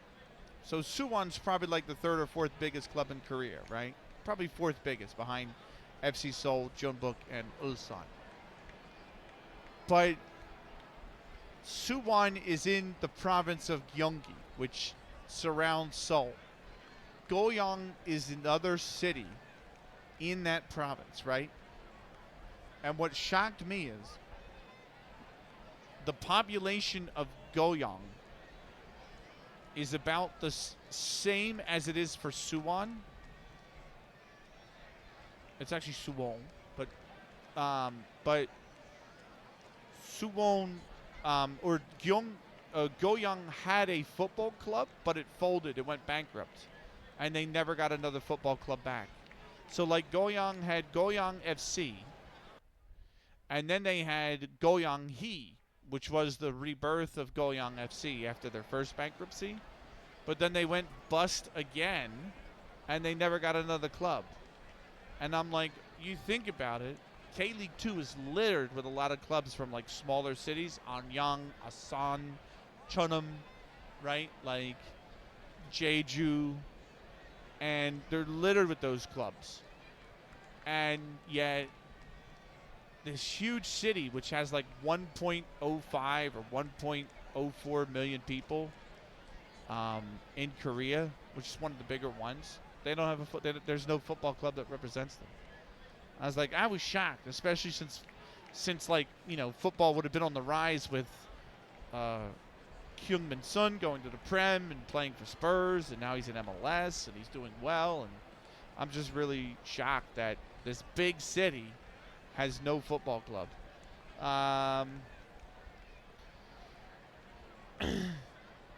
Here's the 1-2 pitch to Harry Schaefer, and that is high 2-2. 2-2 pitch. Off the plate, 3-2. I guess the only other thing to really say is it's surprising on that same note. It's surprising that Busan I-Park struggle as much as they do in the league, because Busan is probably like the second biggest city in Korea. Like, Seoul obviously dominates population-wise. It's a massive fucking city. But then, like, literally the next two biggest cities are Busan and Daegu. And it's been like 30 years maybe since Busan's won the K-League, and Daegu have never won the K-League. So, and yet Pohang have won the K-League, and Pohang is like a significantly smaller city compared to any of those. Here's the 3-2 pitch. That's fouled off. Still 3-2. I'm going way over time tonight, by the way. Here's the 3-2 pitch.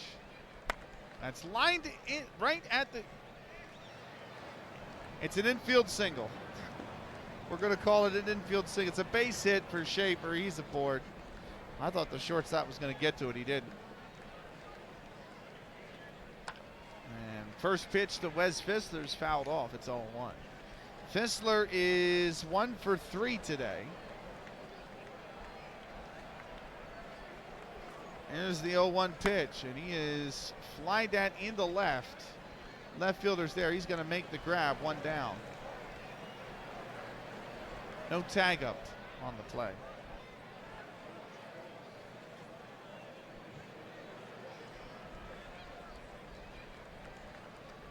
This will bring up Fergie Malone. Malone 1 for 3 today as well. First pitch to Malone. Way off the plate away. 1-0. The 1-0. Offered that and missed. It's 1-1.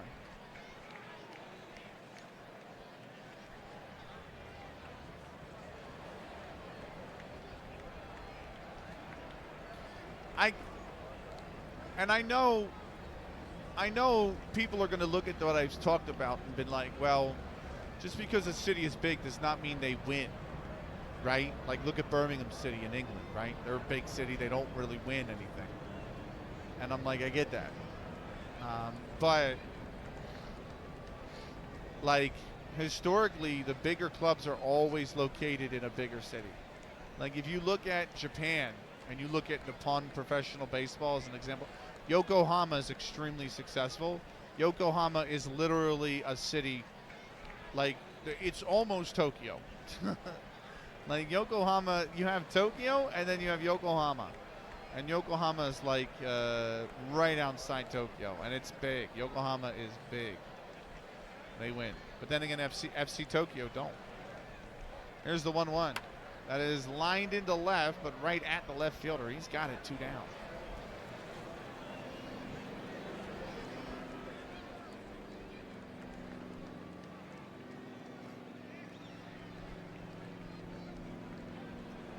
That'll bring up Dave Birdsall. He is 0 for 3. Throw over to first, and the runner is back safely. First pitch. That's inside, ball 1. The 1-0. And that is right at the lettering, 1-1. The 1-1 pitch is popped up but foul, and it will land into seats.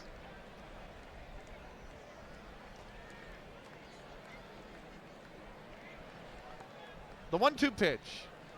Inside 2-2. 2-2 pitch. Lined into right center, base hit.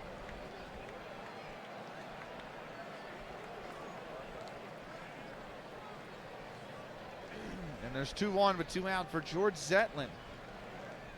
He is 0 for 3 so far today. First pitch to Zetlin, and he will take that on the outside corner for a strike.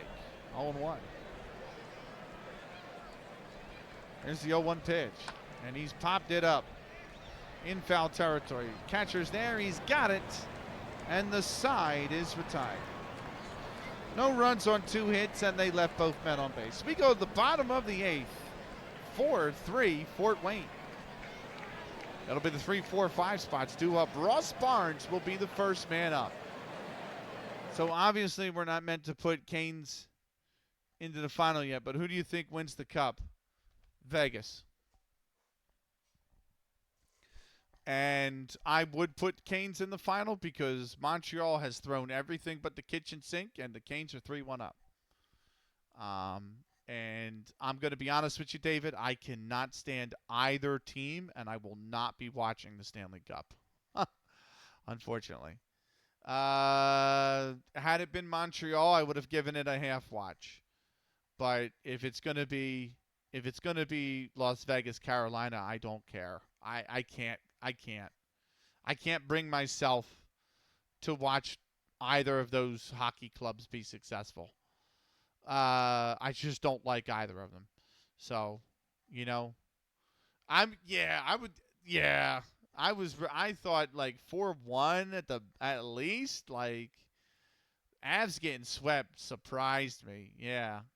That's why I'm like, I think Vegas looks real good. But Brindamore's got Carolina clicking, man. They're pretty well coached, but they tend to take a lot of bad pens.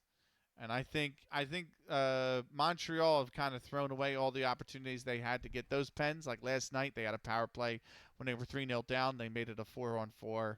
They did that like 2 times last night, and it was like they just kept throwing their opportunities away. But it's like Vegas are not going to be sloppy like that. So if Carolina can't stay out of the box, I think Vegas roll. It'll be like a 4-2 for Vegas. So that's my pick. I think I would go Vegas. So, right, we're going to take a 3-minute break. Yeah, they're just a really good playoff team too. We'll be back with more in 3 minutes time. Don't go anywhere.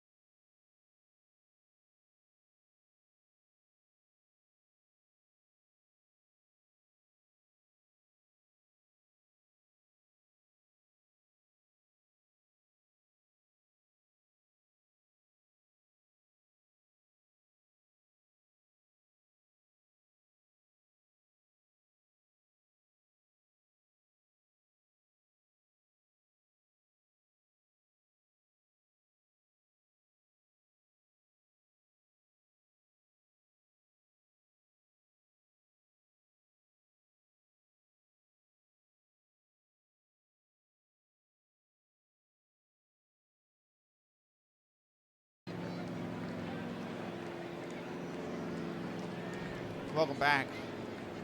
Bottom 8th. That's what I was going to talk to you about and forgot. Holy freaking Vegas, eh?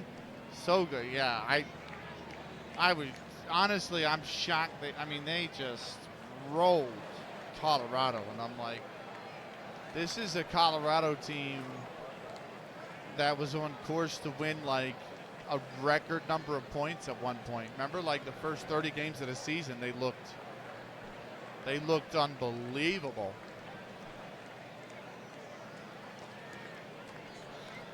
And then all of a sudden, I'm like, whoa, what happened? Right. First pitch to Ross Barnes. He is 1 for 3 today. And that is going to be on the inside part of the plate, 0-1. Here's the 0-1 pitch. And Barnes off of it, that one, 0-2.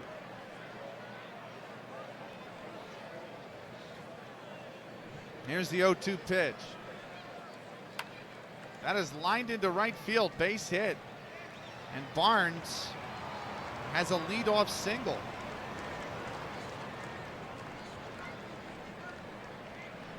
We'll see if they go for the stolen base again.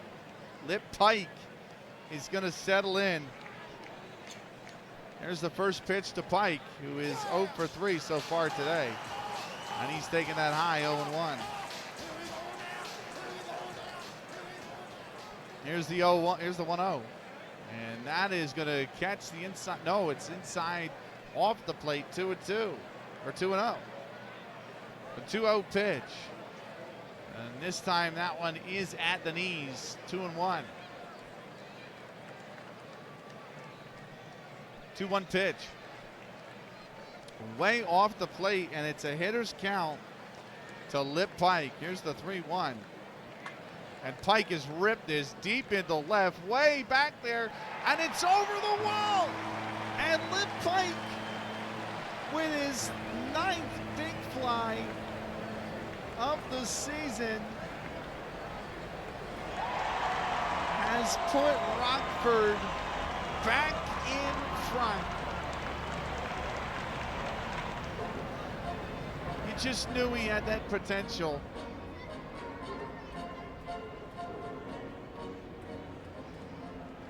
It's the first lead for the Forest Citys since the bottom of the first. And Lip Pike goes deep to left for the 9th time this season. And Rockford lead at 5-4. Doug Allison's going to settle in. He's 0 for 3. Nobody on, nobody out. First pitch to Allison.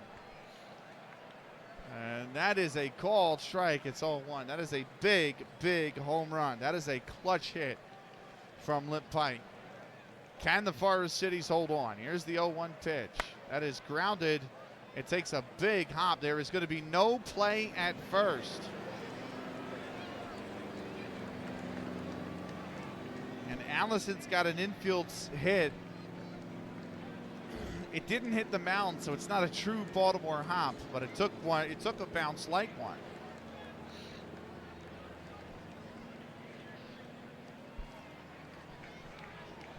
Now they'll bring up Joe Start, who is 0 for 3, 0 for 2 himself. Here's the first pitch to Start. He's going to bunt that down the first base line. The second baseman's coming over. Start beats the throw.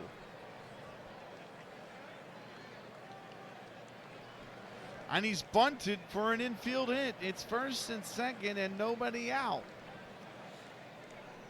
Here's George Bird. He's 0 for 3. First pitch. He will bunt that down. They're going to go to first. He beats the throw.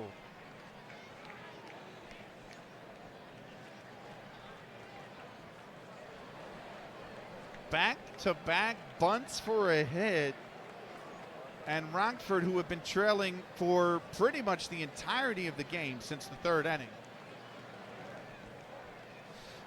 now have the bases loaded with nobody out. George Wright is settling in. He is 2 for 3 so far today.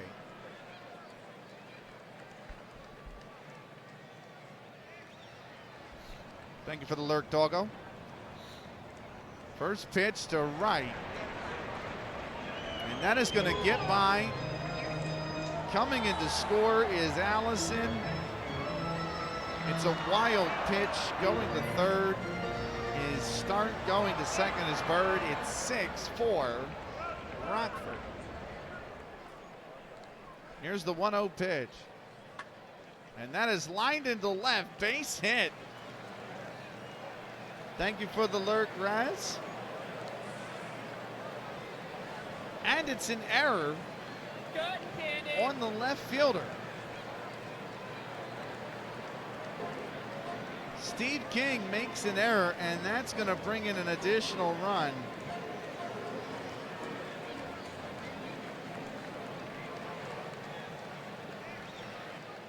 And the bases are cleared by right 8 for Rockford. Raz is going to acquire the last physical poker chip that I have. Raz is going to go up to 5 white poker chips and 1 blue chip.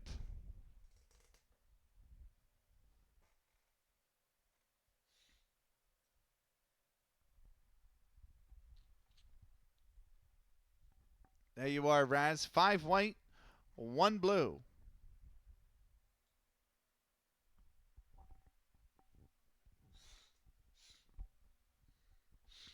If you guys are still hanging around from Kamish's stream and you're wondering what the poker chips do, it's exclamation point chip.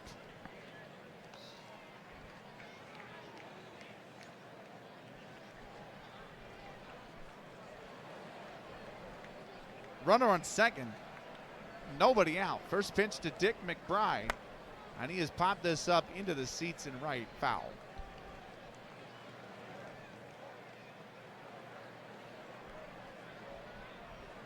Here's the 0-1 pitch. Fouled off, 0-2.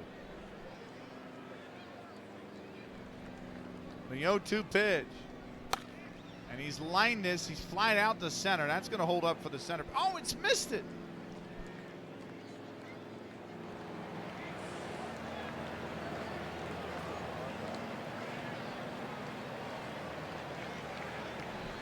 It's a double. It's an RBI double for Dick McBride. And it's 9-4 Rockford. We go to Cap Anson now, top of the order. He's 0 for 4. First pitch. Oh, this is a substitute. Charlie Smith is coming in. And Smith will take that for strike 1.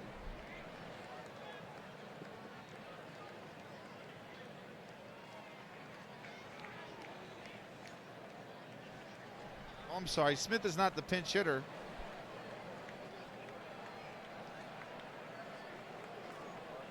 Smith is the substitute pitcher.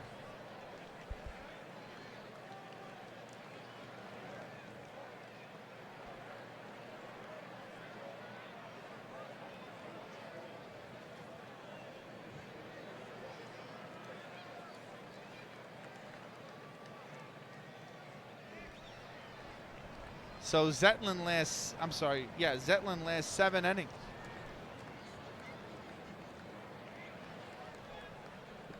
Here's the 0-1 to Cap Anson. That's off the plate, 1-1. The 1-1. Grounded over to short. The throw on to first. It's a bad throw. It just keeps getting worse.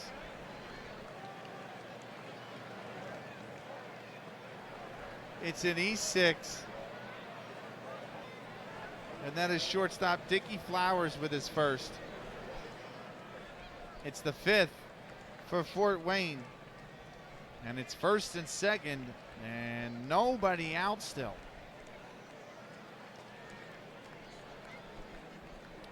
George Hall settles in. He is 2 for 4 so far today. No, yeah, it's George Hall. He's 2 for 4 so far today. First pitch to Hall. Inside, 1-0. The 1-0. And he's grounded that over to second. And it's an error on the second baseman. Jimmy Wood gets an error. It's the 7th. No, it's the 6th. for Fort Wayne. They've made 2 errors in this inning. McBride goes to third, Anson goes to second, and we have batted around the order here in the 8th. It's back to Ross Barnes. Barnes is 2 for 4. First pitch to Barnes, and that is high for a ball. Get a great night's sleep, Swanky. Take care of yourself. Have a great day tomorrow, my man. Thank you for being here. There's the 1-0. That is grounded foul, 1-1. The 1-1 is lined right at the first baseman. He's got to throw over to second, and nothing doing there. So line 3. That'll bring up Lip Pike. He just put Rockford ahead earlier in this inning with a 2-run shot. First pitch to Lip Pike. And that's in there for a called strike, 0-1. The 0-1. And that is 1-1. The 1-1. High, 2-1. The 2-1 pitch. It's fouled off. 2-2. The 2-2 is lined into right base hit. And Pike has got an RBI single. McBride scores. Anson goes to third.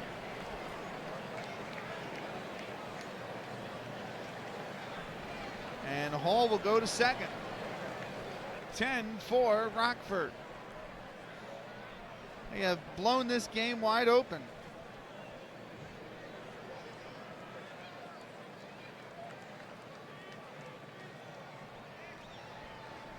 Here's Doug Allison. He's 1 for 4. First pitch to Allison. And he's offered at that one and missed. It's 0-1. Here's the 0-1. Popped it up. Flied out the center. Catch is made. The runners cannot tag.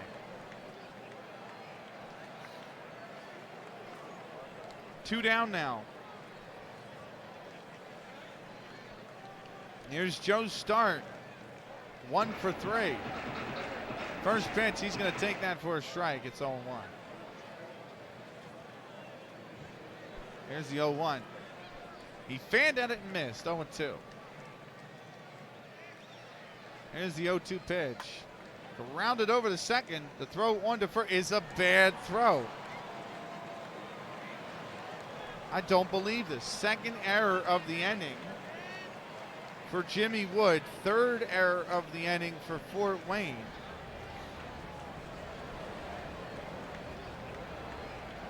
And the inning continues. Going to third is Hall. Anson scores. 11 for Rockford.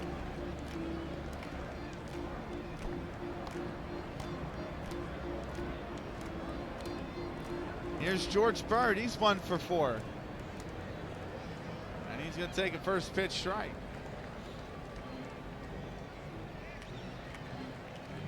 The 0-1. Fanned at it, missed. 0-2.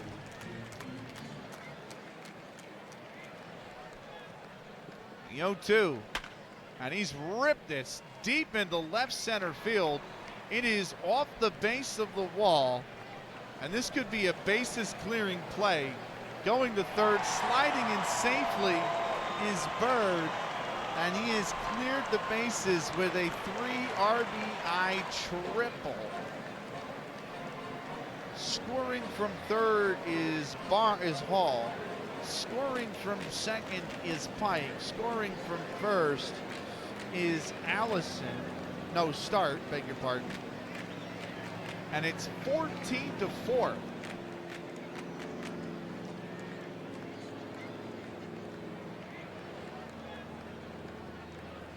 Here's George Wright.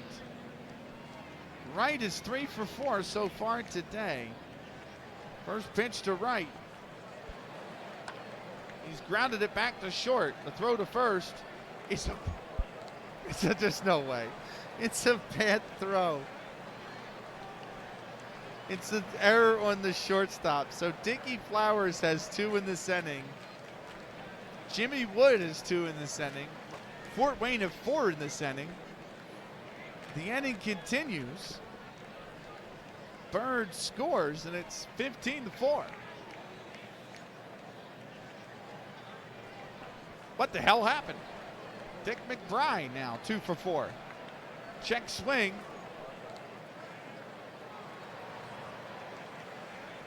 Couple things here. It's a pass ball, so right goes to second. They will appeal down the first base line on the swing. No swing.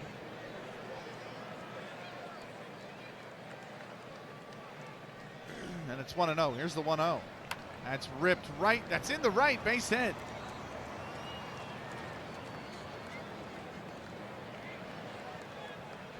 Runners on the corners with 2 outs, and we're back to Cap Anson here. Anson is 0 for 5. First pitch to Anson. And that is high, ball 1. The 1-0 to Anson. And he's lined that foul, 1-1. The 1-1 is high, too. They called that at the lettering, 1-2.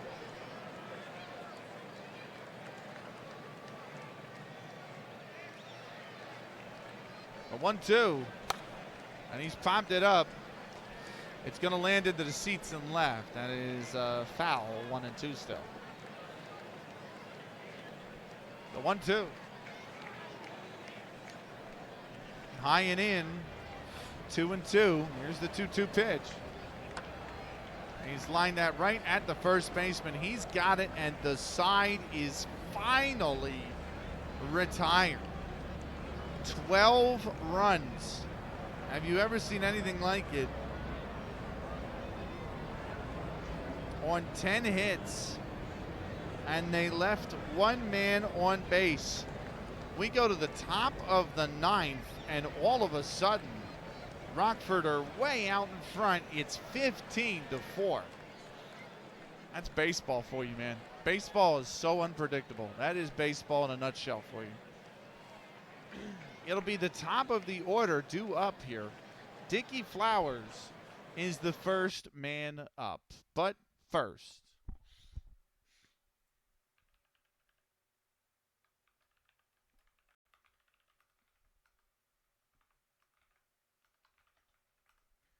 new inning means new sponsor. Skull is an awesome variety streamer. He does Football Manager, Fall Guys, Rocket League, Warzone, Fortnite, Disney Speedway, like a little bit of everything on that stream. Give him a follow if you haven't already. Awesome guy, awesome streamer. Skull sponsors our 9th inning here tonight.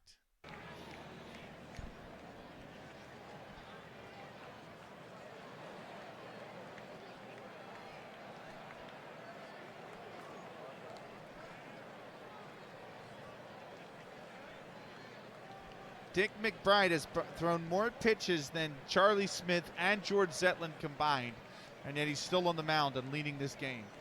First pitch is inside, 1-0.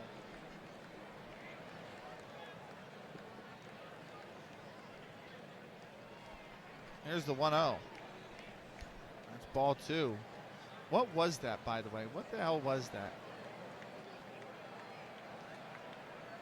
Is there a way to rewind? Is there a way to rewind? Like,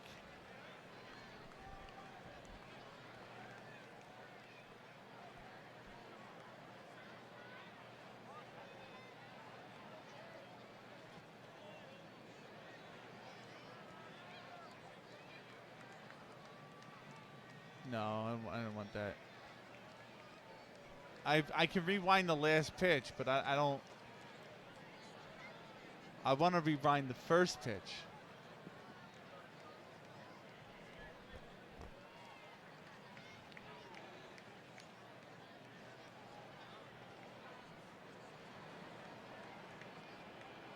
That's still the same pitch.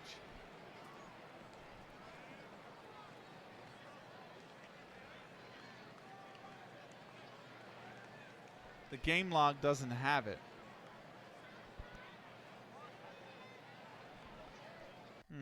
I don't know. Here's the 2-0.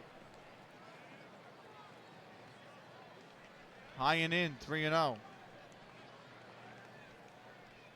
3-0 pitch. And it's taken all the way, 3-1. 3-1.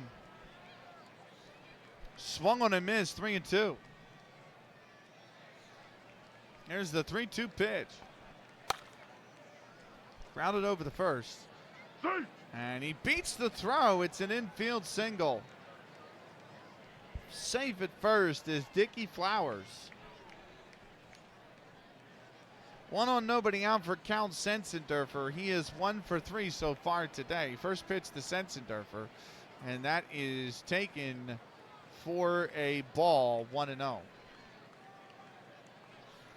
Here's the 1-0. 2-0, and that's going to get by the catcher. That is a wild pitch. Thank you, Viva.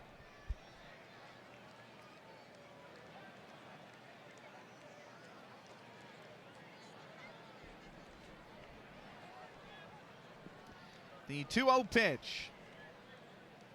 And that one's in there, 2-1. Here's the 2-1 pitch. And that one's high, 3-1. Box score here. 3-1 pitch is popped up right along the third base line. Third baseman's there. He's got it. That's 1 away.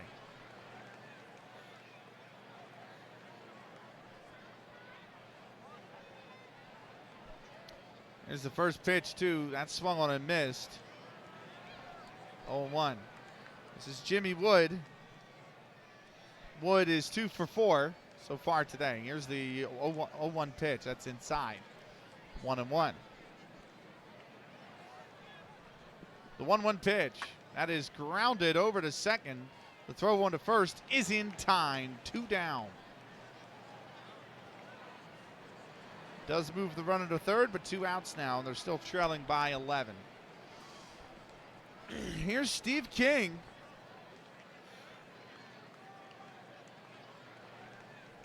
King is 2 for 4. First pitch to King, and that is taken for a called strike. It's 0-1. Here's the 0-1. And he has flied that out to center. Center fielder's there. He makes the grab, and the ball game is over. Rockford, who trailed for essentially 5 innings of this game, have come back and won it off an explosive 12-run 8th inning. The final score in this one, the Fort Wayne Kekiongas 4, the Rockford Forest Citys 15.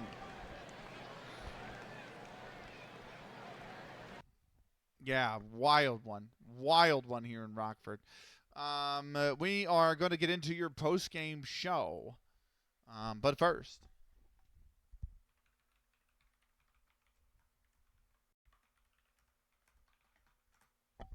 Swanky Pants is an awesome FM streamer. Also plays games like Rocket League and Fall Guys and Warzone himself. Disney Speedway as well. Give him a follow if you haven't already. Swanky Pants is going to sponsor our post-game show here tonight. Right. Time to crack out the pens on our score sheet. We are here to finalize some stats, and here we go. We're going to start with the visiting Fort Wayne Kekiongas. Dickie Flowers had 5 at-bats. He had 2 hits. 1 was a triple. He scored 1 run. He made 2 fielding errors. Count Sensendorfer had 5 at-bats. He had 1 hit. He had 1 RBI. Jimmy Wood had 5 at-bats. He had 2 hits, 1 of which was a triple. He scored 1 run. He made 2 fielding errors. Steve King had 5 at-bats. He had 2 hits. He had 1 RBI. He scored 1 run. He made 1 fielding error.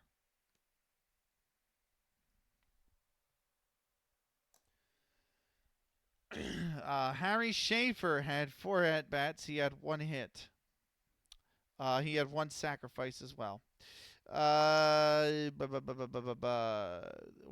Fizzler had 4 at-bats. He had 1 hit. It was a triple. He scored a run.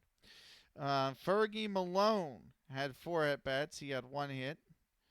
It was a run. He had an RBI. Dave Birdsall had 4 at-bats. He had 1 hit. He made a fielding error. And George Zetlin had 4 at-bats. He did not have a hit. Final batting statistics for the Fort Wayne Kekiongas. 5 and 5 is 10, and 5 is 15, 5 is 20, and 4 is 24, 4 is 28, 4 is 32, 4 is 36, 4 is 40. They have 39, but I think that's because I'm going to stick with 40. I'm going to stick with 40. Oh, no, it is 39 because Schaefer only had 3 at-bats because 1 was the sack. And that does not count as at-bat. So, yes, that is correct. 39 runs, 4 hits, 2, 3, 5, 7, 8, 9, 10. I have 11. That's correct. Doubles, none. No doubles. But 3 triples. And 8 fielding errors. Good Lord. Strikeouts, none. Stolen bases, none. Sacrifice, 1. RBIs, 3. And we'll do the pitching statistics in a moment. Final statistics for the hometown Rockford Forest Citys. Cap Anson had 6 at-bats. He did not score a single hit. He had 1 run, though. 2 fielding errors. George Hall had 5 at-bats, 2 hits, 1 triple, 2 runs. Ross Barnes had 5 at-bats, 2 hits, 2 runs, and an RBI, and a fielding error. 8 errors, goddamn. That's 1871. They played without gloves back then, so like the error rate was so much higher, you know. Gloves didn't come in until like 1890, I think, somewhere around there.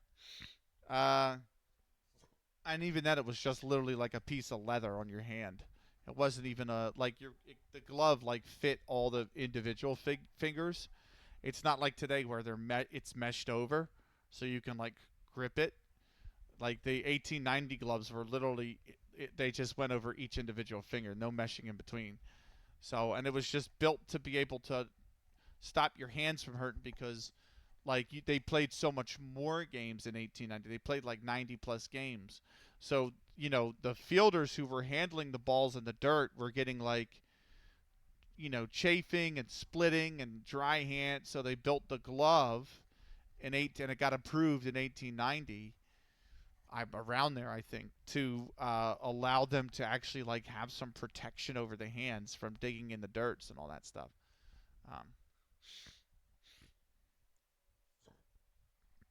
Lip Pike, what a game! 5 at bats, 2 hits, but one of them was the big fly. He brought in 3. He scored 2 runs. Very impressive from Pike. He had the home run where he needed to. Doug Allison, 5 at bats, 1 hit, 1 run. Joe Start had 4 at bats, 1 sack. Excuses, he says. 1 sack, 1 hit, 2 runs as well. George Bird had 5 at bats, 2 hits, 1 triple, 3 RBIs, 2 runs.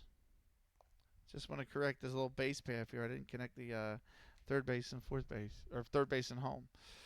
George Wright, 5 at bats, 3 hits, 1 double, 2 runs, 1 stolen base, 1 RBI.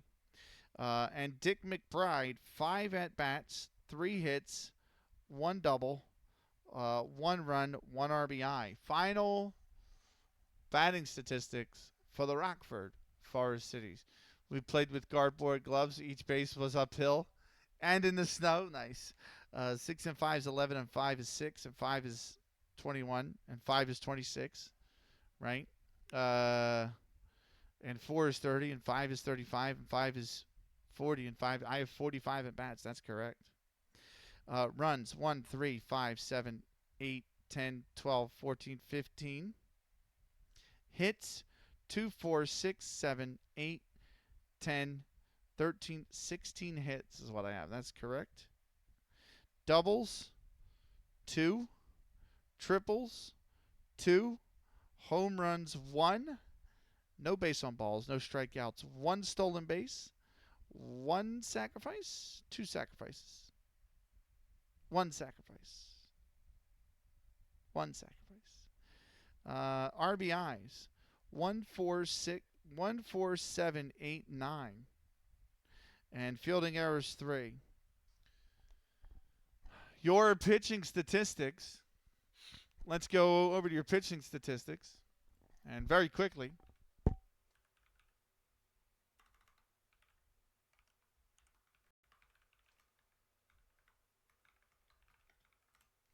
Right at the very end, Aldi is an awesome Albanian football manager streamer. Give him a follow if you haven't already. He's an awesome guy, awesome streamer. Aldi is the sponsor for our pitching summary here today. George Zetland goes 7 innings. He gets credited with the. He's not going to be credited. He's credited with the loss. I have his pitch count at 90. I had it at 98. They have it at 97.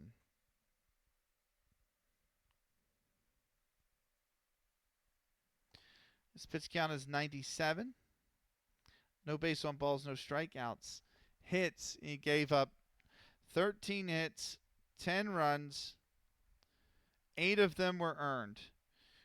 Charlie Smith pitched 1 inning. I have 30 for his pitch count. That's correct. No base on balls, no strikeouts. Hits 3, runs 5. I don't think a single one of them was. They weren't. They were not. They were all the errors they had in the 8th inning. George Zetland, by the way, will drop to 13 and 13 on the season. George Zetland gets the win. He improves to 15 and 9 on the season. Pitch count for him 157. No base on balls, no strikeouts. Hits 11, runs 4, 3 of them earned. No, all 4 of them were earned. All 4 of them were earned.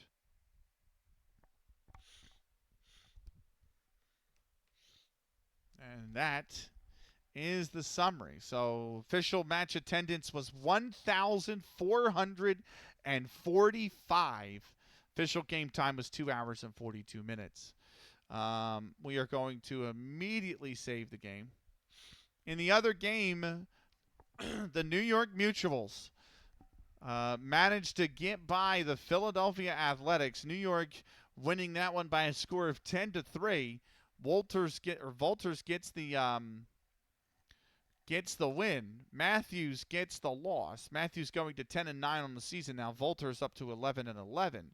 And the Mutuals sitting at 11-11 themselves. Philadelphia now at 11 and 10. What does this mean for us?